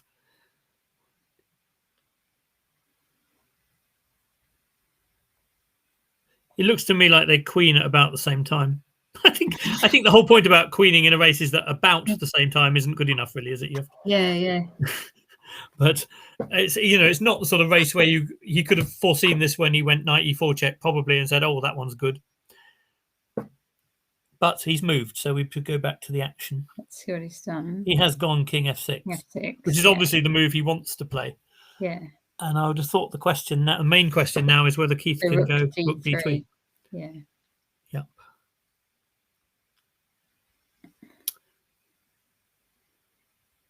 And if he does, I mean, wait a minute, sorry, there might just be King E6. Maybe I'm getting unnecessarily worried. I was forgetting that there's. Oh, that's probably fine. No, he can go Rook D3, King E6, can't he? Yes, sorry, that's there is a measure of control there. No, the race was clearly not what he wanted. So, okay, so I mean, at least he's still better in the rook ending, and maybe if he's better, then maybe it's actually a more clear cut, you know, forum in which to try to prove your advantage than the. But I just liked his knight so much. I didn't. I'm sort of with Simon on that as well. But on the other hand, I think, you know, it's very easy for us to be too purist about these things. Sometimes you have these beautiful pieces and the only way to win is to change them off ultimately. And I think those are really hard moments for some people. I'm rubbish at that. I love my good pieces and I don't want to change them off. And I think sometimes I keep them on too long. Yeah. So it's No, interesting. but It's another interesting psychological thing, isn't it? You sort of, in order to make progress, you have to give something up, and sometimes that can be quite hard. and you have to put it into a rook and pawn ending, which Keith is famous for. Well, okay, but I don't think he's famous for ones. I mean, he's very good at defending them as well, but he's less famous for ones where he's suffering, isn't he? Yeah, that's true. I That is mean, true. He does. He if usually your main fame is suffering, yeah. something's gone wrong with your narrative, isn't it? It's not what Yeah. you want. So I think he's more used to be on the grinding side of these. Yeah. Also, he can't be he's not going to be thrilled to bits with his structure, is he really? So Ginger's suggesting h5 for black. h5 check. As an Isn't idea. it white's move still? It is white's move. It is white's move. What's he thinking white's going to play first? I think it was more an idea than a. Oh, of an idea in general. No, I was working on h5 too, because you want to. Well, you either want to take that g4 square or deflect the king, and well, hard though it is to imagine, it looks like Ginger GM might be playing for mate. So Ginger's saying if white goes h4. You realise all he's doing here is pushing Harry the h pawn, don't you? Yeah, that's. So he's not and giving up the out of other his h comfort pawn. zone, is he? Yeah. So there is at least one past. Oh, by the way, he's played my rook d3 move, and the engine's deeply unimpressed. Oh. Okay, this has happened. So we're now thinking what, king e6? I think we were thinking king e6. Yeah, that was my. Yeah, I think it has to be king e6. Sneaked a peek there, but I just don't think the pawn ending is doing it for black. I think it has to be king e6. Yeah. Which probably puts an end to Simon's h5 idea. I think it needed a more neutral move for white to be over. Well, it certainly puts. I mean, you don't want to. I mean, you don't want h5 check king g5. That would be a step seriously in the wrong direction. You wouldn't do it after this, but yes. So king e6, I think. King e6, and then black is threatening this c pawn. Well, he is. Yes, that's why.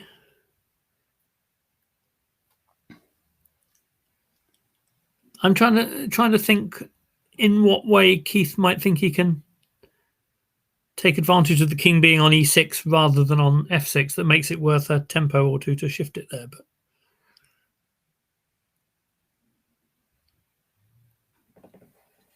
yeah, I mean, what would he do other than go back and defend the c pawn? Yes, quite. I mean, he may well do that anyway, and then he has to have some reason for thinking the king is worse on it e6, and that black to play there is not such a big problem because the king e6 is going to come back to haunt him or something. Okay, I don't understand the logic king of that. e6 and rook c3 are played. It looks like. Oh, are they? Sorry, I've got stuck on a piece of analysis there. Rook c3. Okay. Yep. Yeah. I like. Oh, Ginger's suggesting d5. Sorry, I need to centralize the board again. Yes, thank you. He's suggesting d5. Wow. Yeah. Okay, I mean, again, this is really interesting piece of giving up something to gain something. Hello. Yeah. What's that about? I suppose he doesn't need to do it straight away. Well,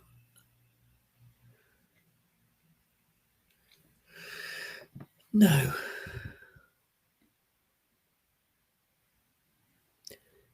No, that might be almost a quick sort of move to gain time on the clock and also to check that white doesn't have any.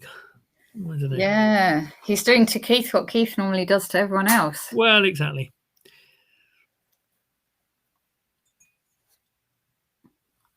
Well, I mean, it's not exactly Zugzwang territory, but white does have to be.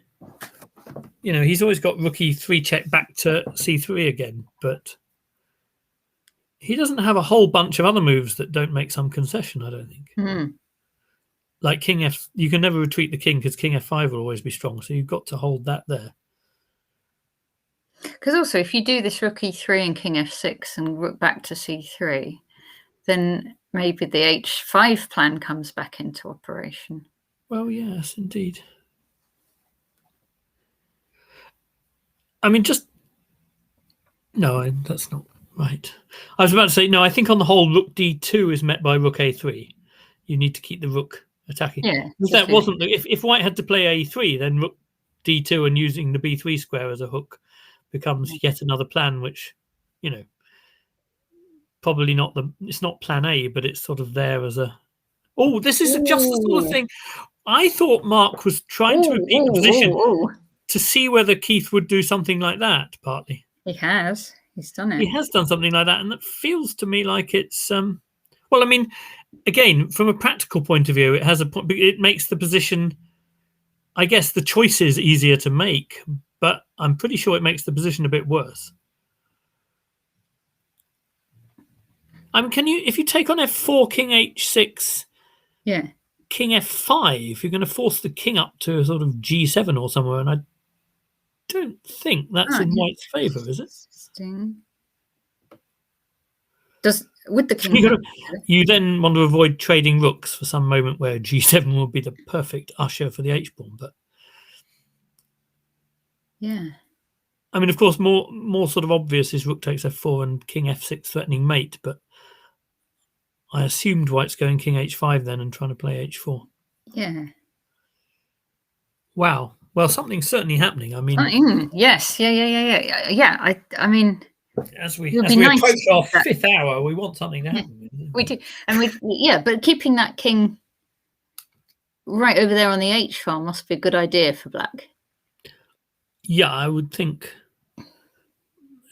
The problem is, at some point when you're going in that you won't be able to. Oh no, maybe you still will. Yeah, it's true. Maybe you still will. Now, King F5 or King F6? I wonder.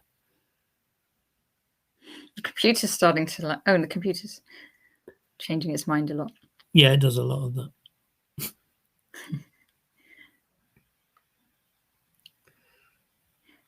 Right.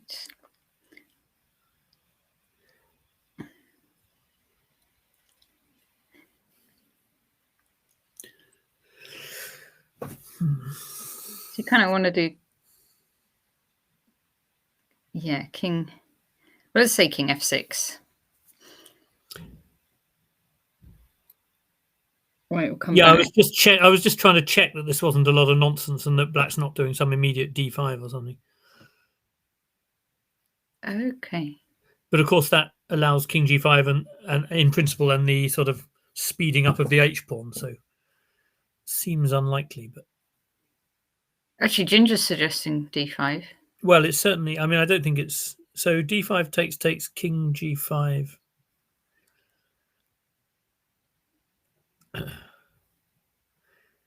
Yeah, it's going to be, from a commentary point of view, it's going to be a bad time not to do races, I think, isn't it? I think races are coming into this. Yeah, it's quite hard to avoid now. Well, one thing to say about some of the races between the C pawn and the H pawn is that it's going to be very bad news for White that there are A pawns on the board to enable Black to win when a rook gets sack free. Oh, King E5. That's slightly. I thought. Yeah, I was starting to think maybe D5 was a testing way. This one is a bit of a. It's going to get into D4, isn't it? Presumably King G5 now. Yeah. Threatening to get Harry rolling.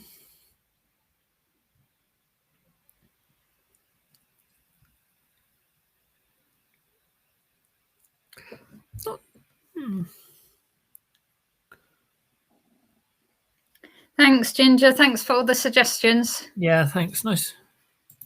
Enjoy your lunch. Yeah, I think Ginger GM's parting shot comment is well, the guessing marks at 70%. That's quite. Oh, I see. I thought you meant the roast. Oh, he's going for the roast. Oh, that's even more of a bar. Don't do that to me. Oh.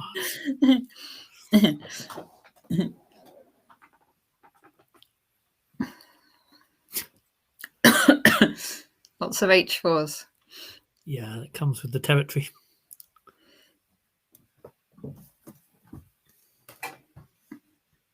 King G5, you're right. King G5, well, it's the move of play, but it may or may not be right, but just feels natural, doesn't it?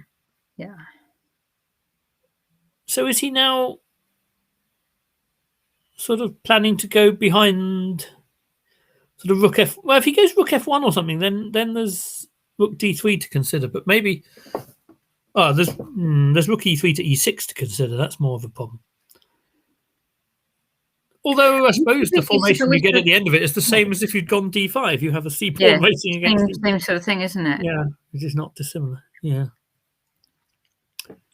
But the other move after something like rook f1, I guess there's rook d3 trying to hold black back as well. Then rook c1 again. So I keep forgetting how vulnerable that thing is. Yeah, okay. Tricky. King g5 feels kind of logical. Hmm.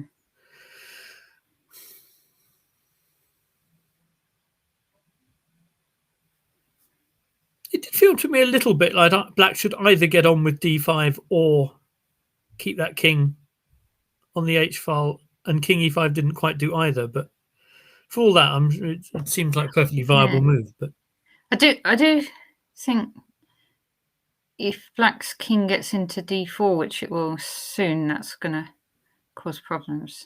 Well, okay, but where are you going with your rook? Now, I'm going on the f file, like f1 or f2. You're going forward rather than backwards. That was my first thought. On principle, that should be your first thought, shouldn't it? But yeah, rook f1. Okay, then I suppose if we and then I was a little bit worried to about e6, rook a3. I don't know if I need to be, but I suppose then there's rook g1 check, and the king has to go back to the h file. So that's not the question. If Mark's still in a strong position, I think the assumption is that he is, isn't it?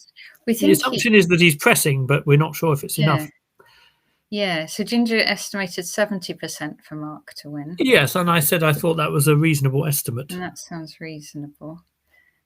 And it definitely feels like black has the possibilities, but it's the question is it enough? Yep.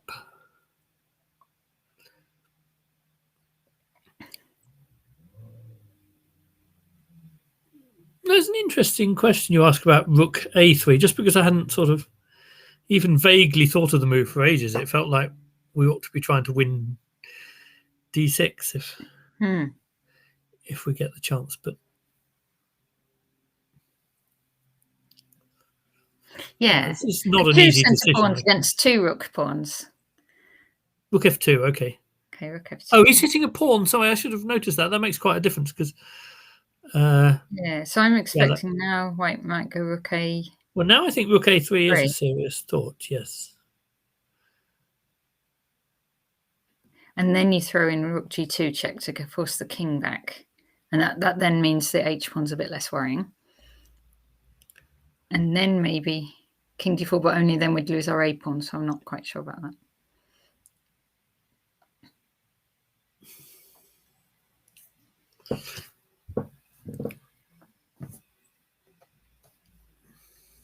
Yeah, and that's all happened. G2, the king will have to go back onto the H file.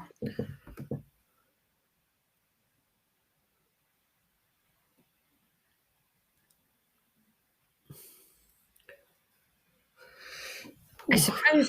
Right. What do you think of this then? If say Hebs comes into d4,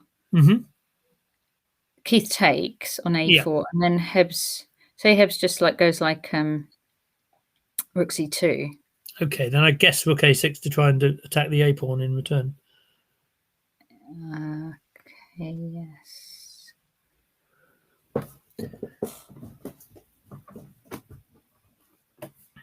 And then we can take the c pawn, they take the d pawn, we take the a pawn, and then it's rook and 1 against rook and 1. Is that just a draw? Sorry, when we take the what he was. So my theory was king d4. Yeah. Rook a4. Rook c2, rook a6, yeah. Yeah, and then I was going to go king c4. Yep. Rook takes d6, rook a2. Okay. And that rook and 1 against rook and 1. I mean, I don't think I'd call any of these things clearly a draw. It's just what sort of constitutes an improvement or a deterioration in his chances. And Isaiah said that the computer actually wanted rook f8 instead of rook f2. Oh, wow. Okay, I wondered. For mate threats. Well, I did wonder if a few mate threats might come in handy. Sort of rainy day sort of thing. I just had one other really stupid idea. Okay, go for it. Since it was a really stupid idea, I probably won't mention it. No, it's based on an inability to count, I think. No, I just noticed there was one other plan in general of playing sort of something like rook d2 to d4 and then forcing d5 by using the pin of the c-pawn. Oh, yeah. But I think we have... I mean, if we take on c4 with the rook, I think both sides probably queen together and white queens would check or something. Anyway, it doesn't look like the most plausible. Oh, he's gone for the d5, but I'm not sure. Okay. I'm not sure if this is the best circumstances or not.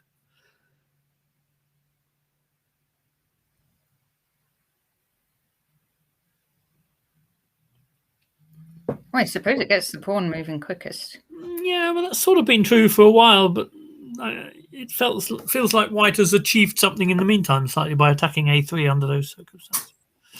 Yeah, I wondered if that was it. He's not bothering to pick it up, but okay, you can't stop white going.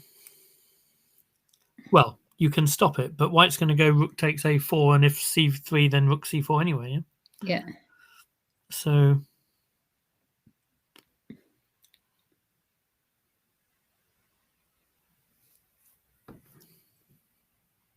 I think you want to take the d pawn. yes.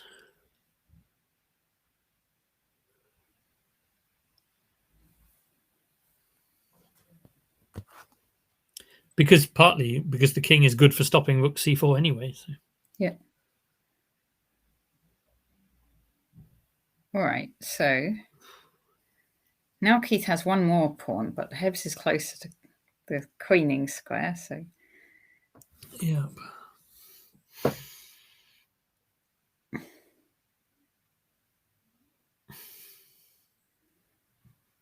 Yeah, it feels not very obvious to me after white goes behind how black's going to... Oh, wow, it didn't like that move. That's incredible. oops. Didn't like that move either.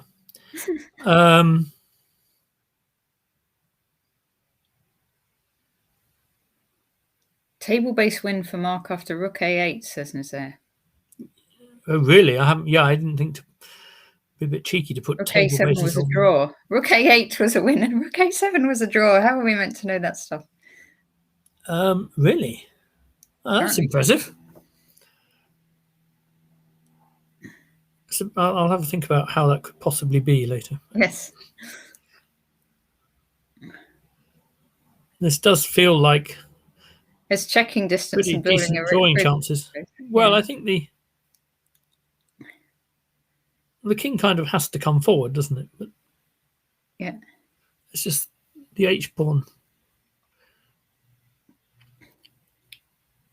Feels like it should be fast enough. Okay, so Hebs has 8.5 minutes. Oh, Keith 2.5. Keith is playing h4 that the crowd have been pasting into the chat for a while. Yes, it's lost some of its character from how it was before. But yes. I suppose Hebs should just take the a pawn first. I think if he had a win, it might be more a matter of. Yeah. Well, no, that's quite handy actually, because sometimes it threatens rook a5 to c5 as well. No? Rook a5 check to c5 is a good way of trying to yes, queen your pawn. Yeah, agreed. Go Keith, says K Hardcastle.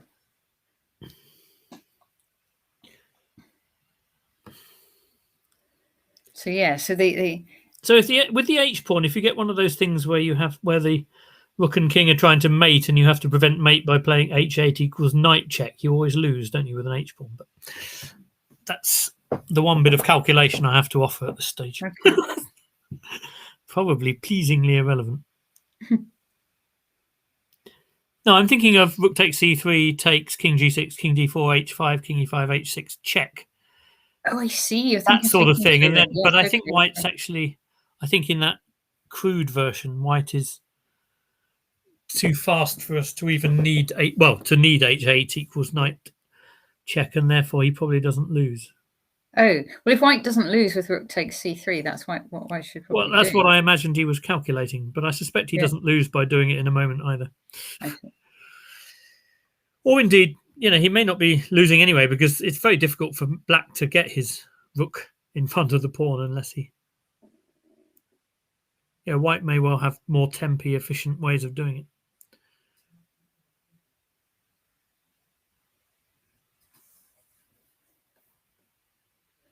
So another person who'll be very interested in this game is, of course, Nick Pertz.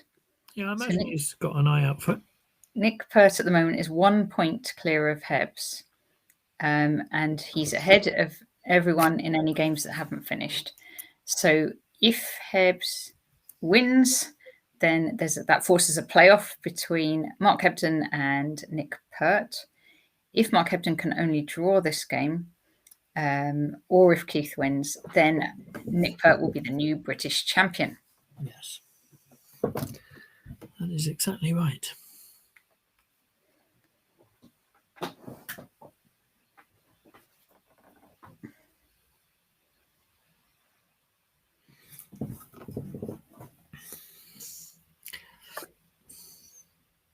Okay, Keith keeps checking.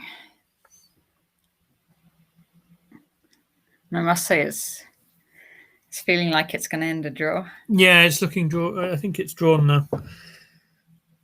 I think. Well, I think possibly Simon was right that an earlier d5 was more challenging. I still didn't really like taking off the minor pieces, but it's clear that there were still chances after that as well. You have to feel a little bit sorry for Mark at this point, don't you? Yes.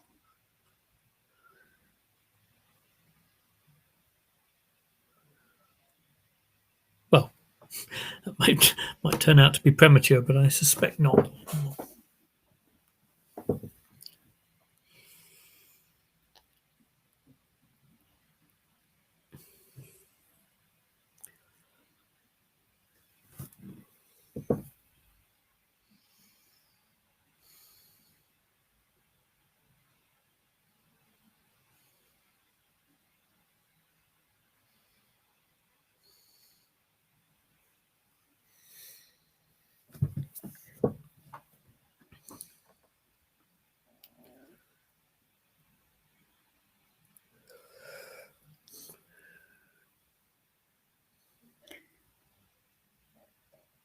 King d2. Yeah, I think he can just play king g6 now.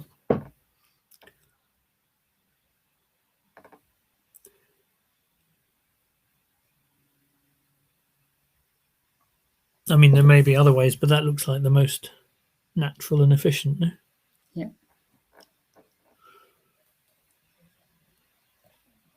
He's done it. Yep.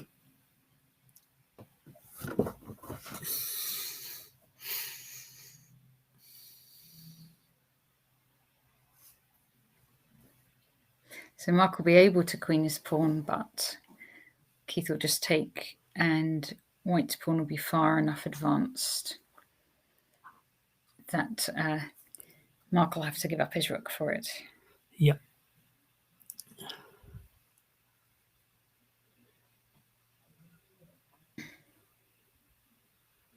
If Keith wins this match, he'll buy him. That seems a fairly safe offer of a pint.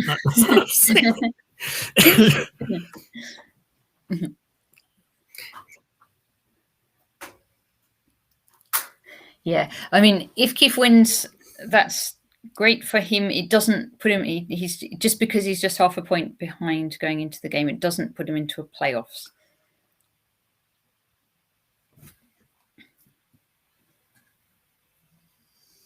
No, he would be a. No, he would. He's playing to only come up to Mark's score. In fact. Oh, is it a point? Yeah. Okay. Yes. Yeah.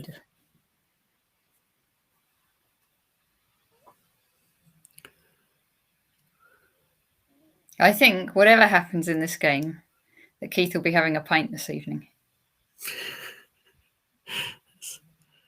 That is a very safe The assumption. question is, will English Civil War be buying the pint?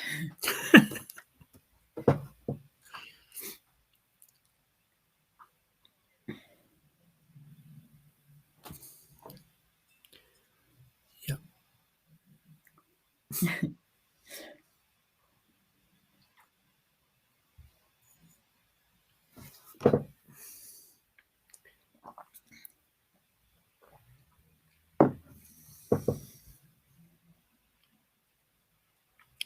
I keep forgetting to drink my coffee because there's so much action going on here. Vice Monsters. If he draws, you could buy him a half. That's nice.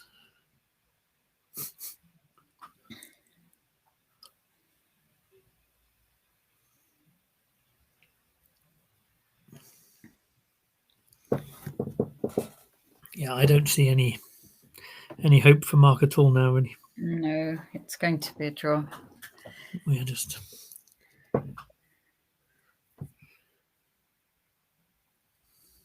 Yeah. Oh, yes, Keith. No, it will. I think that's true. I think Keith has had a fairly... Yeah, the last game going in a rook and pawn ending. It'll be his normal tournament finish. Oh, it's done. It's done. Is it done? It's all done. Okay, well, we have to say a big congratulations to Grandmaster Nick Pertz, who is the new British champion 2021. So absolutely fantastic. Well done, Nick.